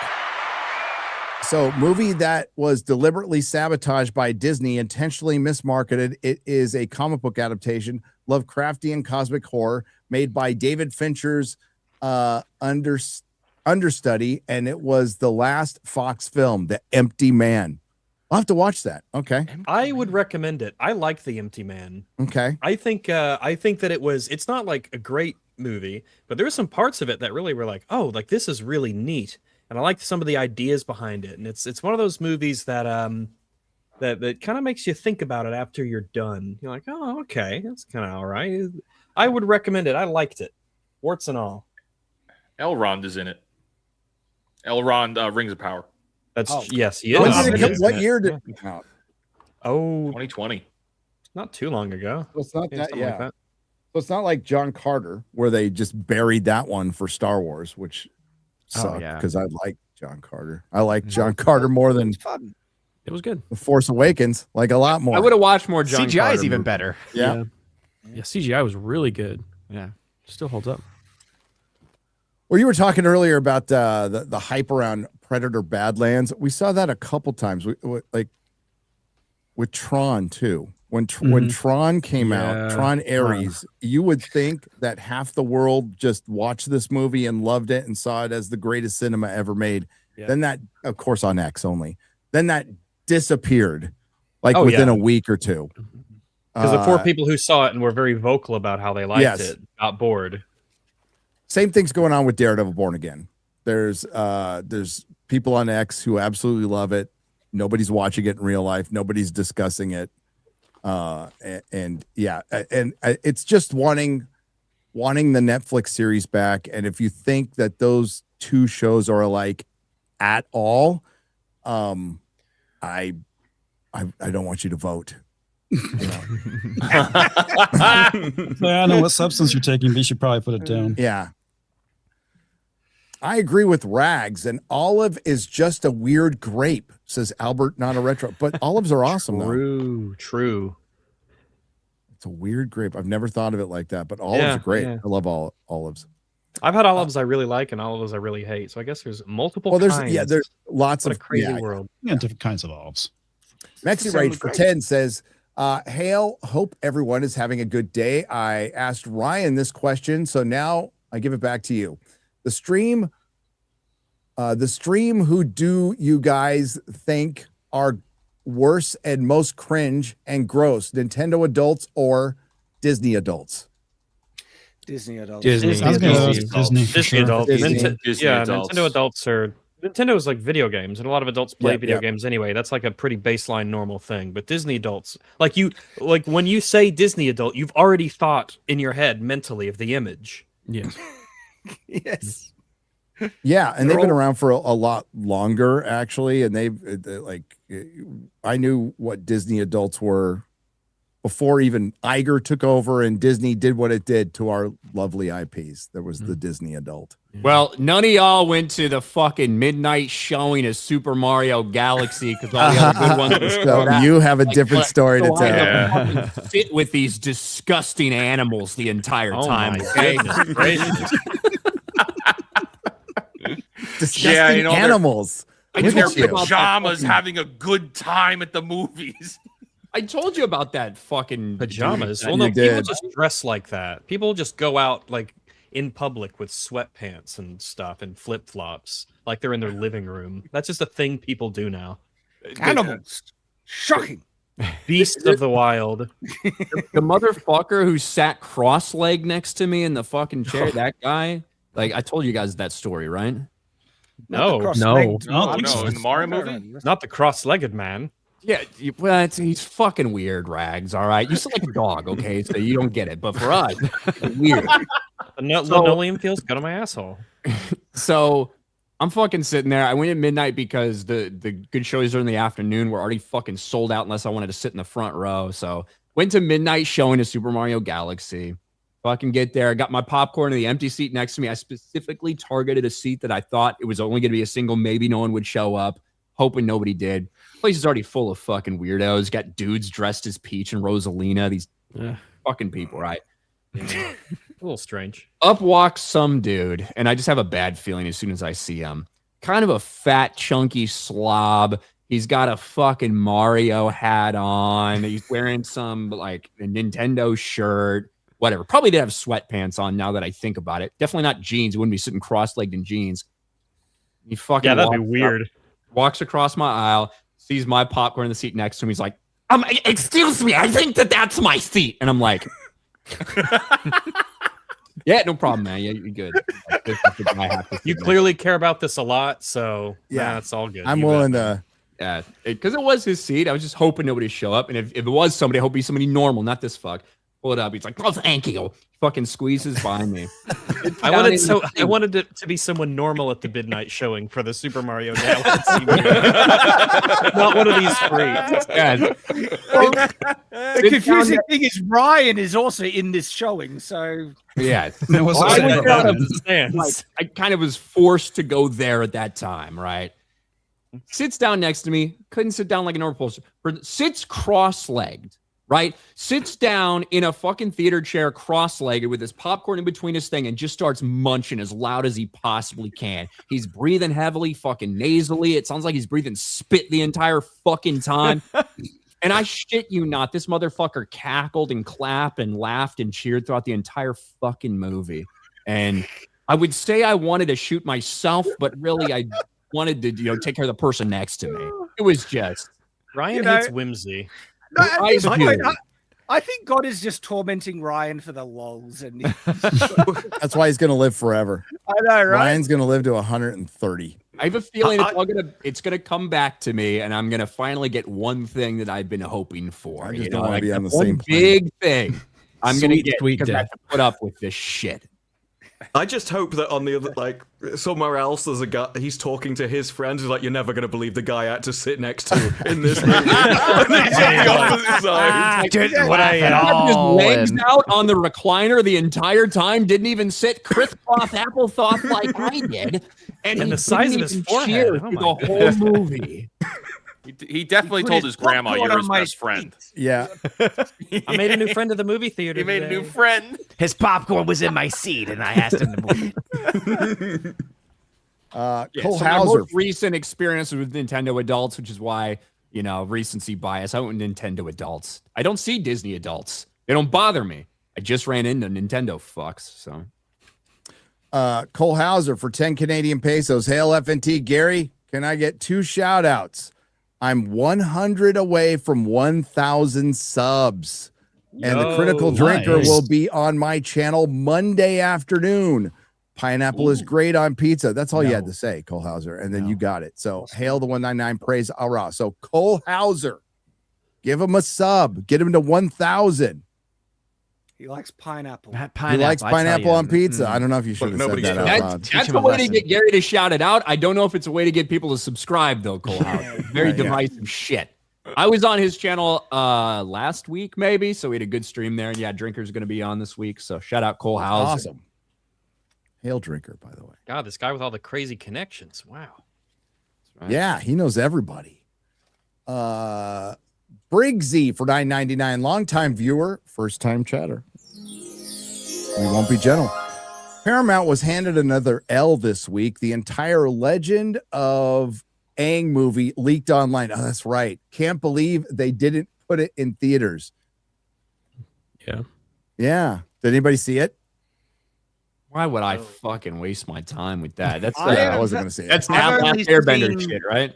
I've only seen comments of people being really annoyed with how some of the way they're depicting the characters being older, and it doesn't seem like it's positive with the choices that they've been making. I am honestly they recast the whole cast. Exactly. Oh, they did? Yeah. Oh, yeah. They recast the whole cast for representation. So now the blind girl is played by an Asian blind girl. Yep. Oh my God! For an animated show, it's an animated movie. So a black guy can play Sirius Black. A black girl can play Hermione Granger on the audio. A dude can play a woman, but we need to have authenticity with blind Asian women. Exactly. According that's actually the most I've heard about it is that they Yeah. didn't bring in the original voice actress for Toph, and they all of got them. I've Chat's all heard plays Toph, the gun. they made Toph like a single mum with 2 children from 2 separate dads, and that's only rumors. I'm This is passing on that shit. unconfirmed. Wasn't it that one fat Asian voice actor who started all this? No, it's not that guy. Perpetuate it. Okay, He might be in there though. Well, I mean, throughout the whole voice acting thing, right? Yeah. There's 2 of them. Oh, I forget. Yeah. This is really that comedian that started the Apu documentary thing that now every character needs to be voiced by the race or gender or whatever the fuck it is. What's his name? Like Frank But then it does. So it does or it doesn't. I am so Hank confused. Hank Azaria. Hank I don't think that was him. I think that was close. someone else. No, Hank Azaria is the guy No, that did the voice. He was the for voice. Apu. Apu. Yeah. Yeah. Real But life apparently Apu it made doesn't a matter documentary with Ari white people. Kondabolu. So, Ryan, Half Blood Prince is great. It is It is excellent. the It might be best audio. It's my favorite so far. I'm still on Goblet. Like Goblet is great, It is. especially because of Mad Eye and so much stuff. But Hugh Laurie's so good as Dumbledore that it's hard to not just really love how much Dumbledore stuff you're getting in the book. I can't wait. I wish they cast him in the live action that way. He would have been great. He would have been. Make him look, you can make him look a little older. He would have been perfect. Yeah. Hugh Laurie is an amazing actor. Dang. But as far as the full cast audio dramas go for Harry Potter, so far I gotta say Half Blood Prince is the best. It really makes such a difference when you hear motions and with the dialogue, particularly with going into the pensive and seeing nice. it's Everything about the production design. The production Well design. produced. Like little things in the background, like when you're at breakfast, you hear people just like clattering their plates. Dude, it's Dolby Atmos. So like if you have your like 3D Bose headphones, it's so good. Yeah, in the sound car, is- I feel that happens too, where it's like one side, like one speaker has the voices and this one has it. But oh man, the only one I really like, the only one like I have an issue with is older Harry at this point because it sounds too much like what Ron's supposed to sound like. They sound similar. They Yeah. do. Hard to tell. But other than that, it's like it's the smallest of nitpicks, like because everything else is just so phenomenal. And especially because like I feel like they've gotten better. Like Goblet to Order to now here, it feels like the audio dramas are better just because of how much shit's going on. And that's part of it. But yeah, I'm loving Half-Blood Prince. All right. We'll do a couple more. Just found out Justin Trudeau is not Castro's son. He was born in 1971, and the Trudeaus didn't meet Castro until 1976. So he's got no excuse for his fascism, says Albert, not a retro. There you go. That blows a lot of still internet happened. theories. It could have still happened. Have you seen the look pictures? remarkably side by similar. side? Yeah, maybe the dates are wrong. He is still dating Katy Perry, who Katy Perry.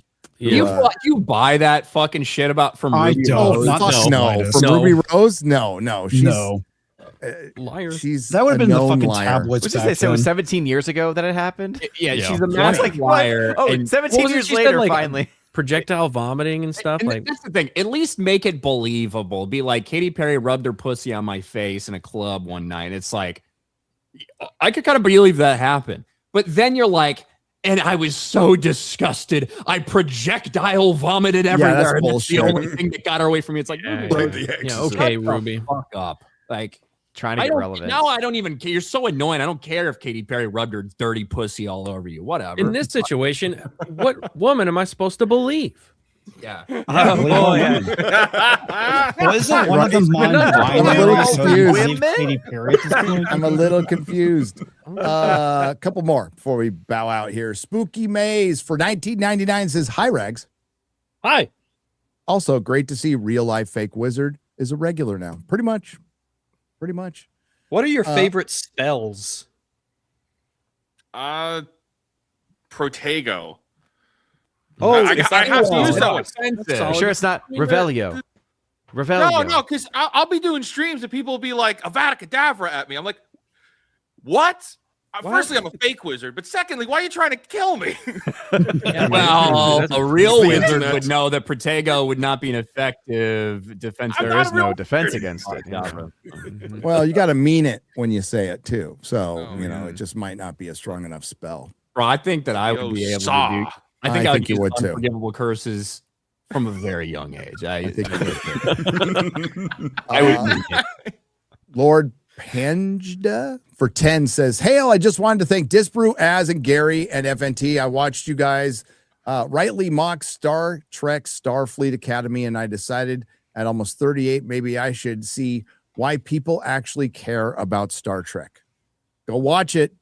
Oh, yeah. Go watch it. It's a wonderful show. It is a wonderful show. So good. All right, we're going to wrap it up there. We'll get the rest on Monday morning on Nerdrotic Live and on Rumble, 11 a.m. Central. We'll catch up on the rest. Let's go around the horn, see what everybody's going to be up to, starting with Odin. Yeah, OMB reviews over on YouTube and over on Rumble as well. Box office breakdown this Sunday. It's going to be interesting to look at those numbers. Project Hail Mary, I think, has a chance to break even theatrically, which has me very, very excited. So find out more this Sunday. I've only heard good things. Mm-hmm. Comics. I'm playing a game 9 p.m. Central. I'm still to be determined. I'm thinking about doing a real-time strategy game this time. So yeah, check that out 9 p.m. Central, and see you guys next week. All right, Garrett. Tomorrow, I'm going to be on Archcast on his show on Saturday. And on Monday, I'm starting a new game. I beat Fallout 2. It was awesome. Great game. And I'm going to play Mouse PI. Mouse PI? Nice. Oh, that looks good. Great, man. Yeah. I didn't realize that's out. I heard it's like a Doom style first-person shooter. So I'm down. We'll do that on Monday. Brilliant. Shad. Well, same as usual, video coming out on Shadiversity. Got my Night's Watch content and live streams. But the big news for me is that yesterday I finished my book. Nice. The opera? First draft done.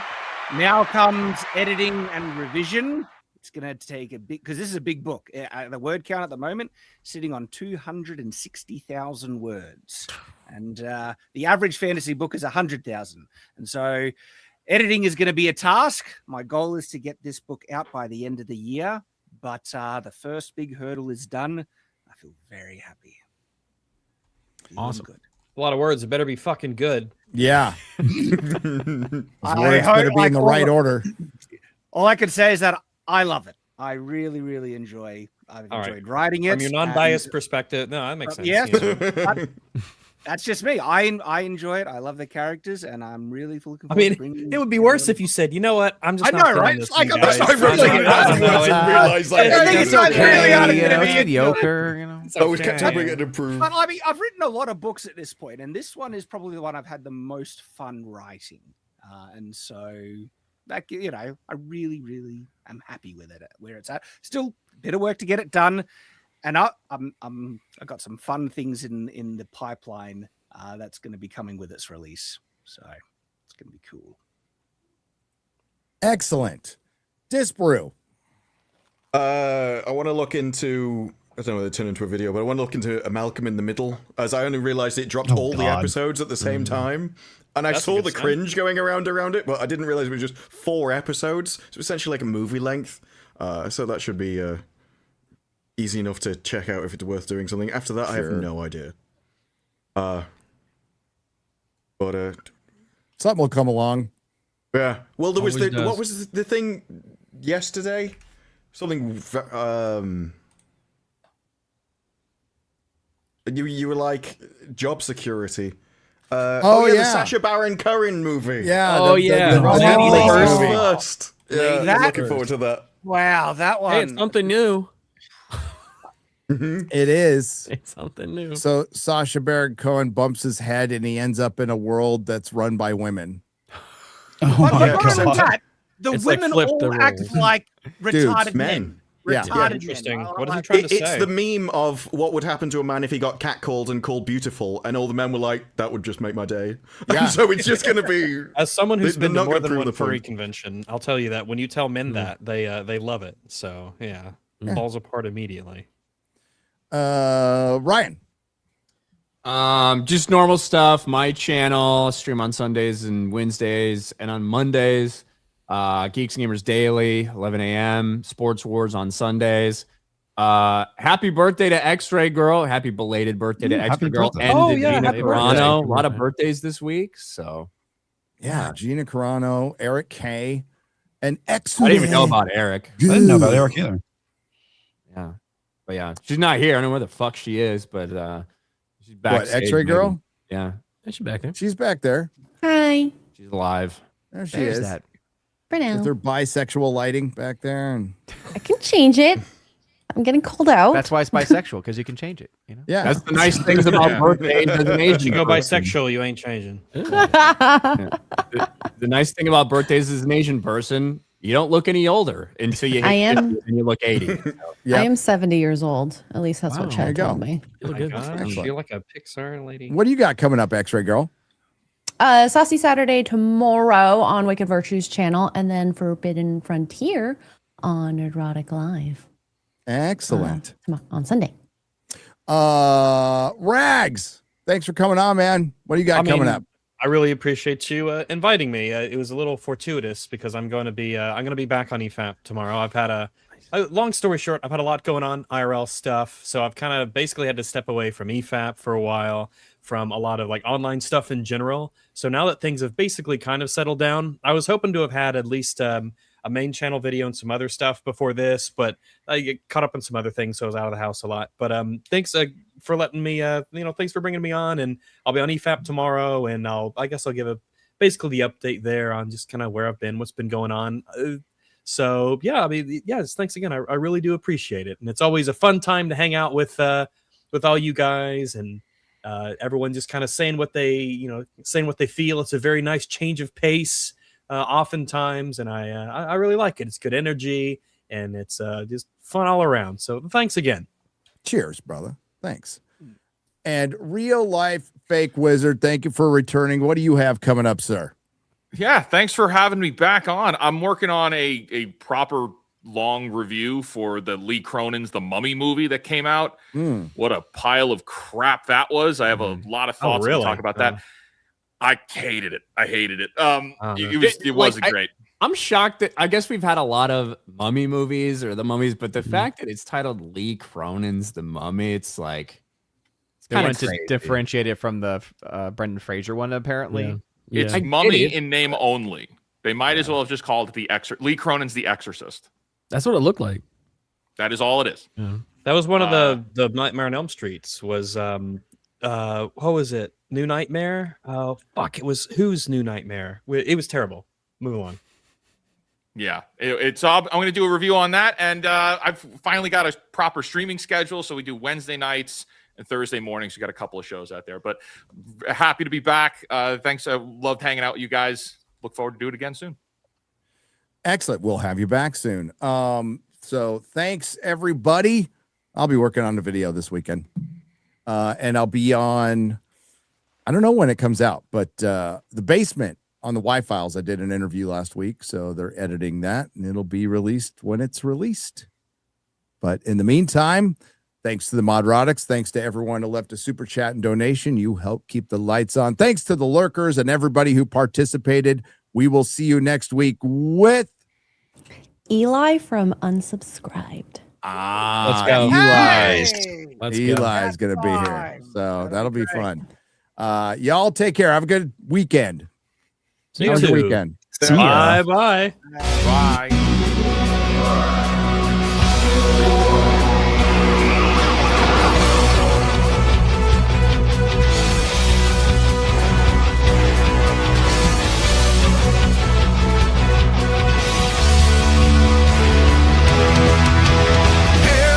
And the crowd cannot wait. Oh, hail Friday Night Lights. I apologize, cause I'm probably late. Oh, hail Friday Night Lights.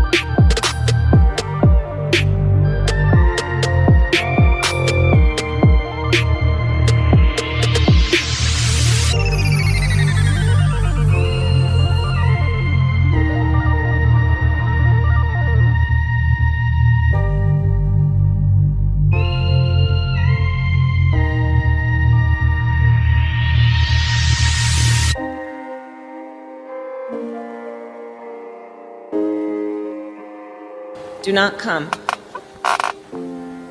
Do not come. I'm gonna come. Dame, dame.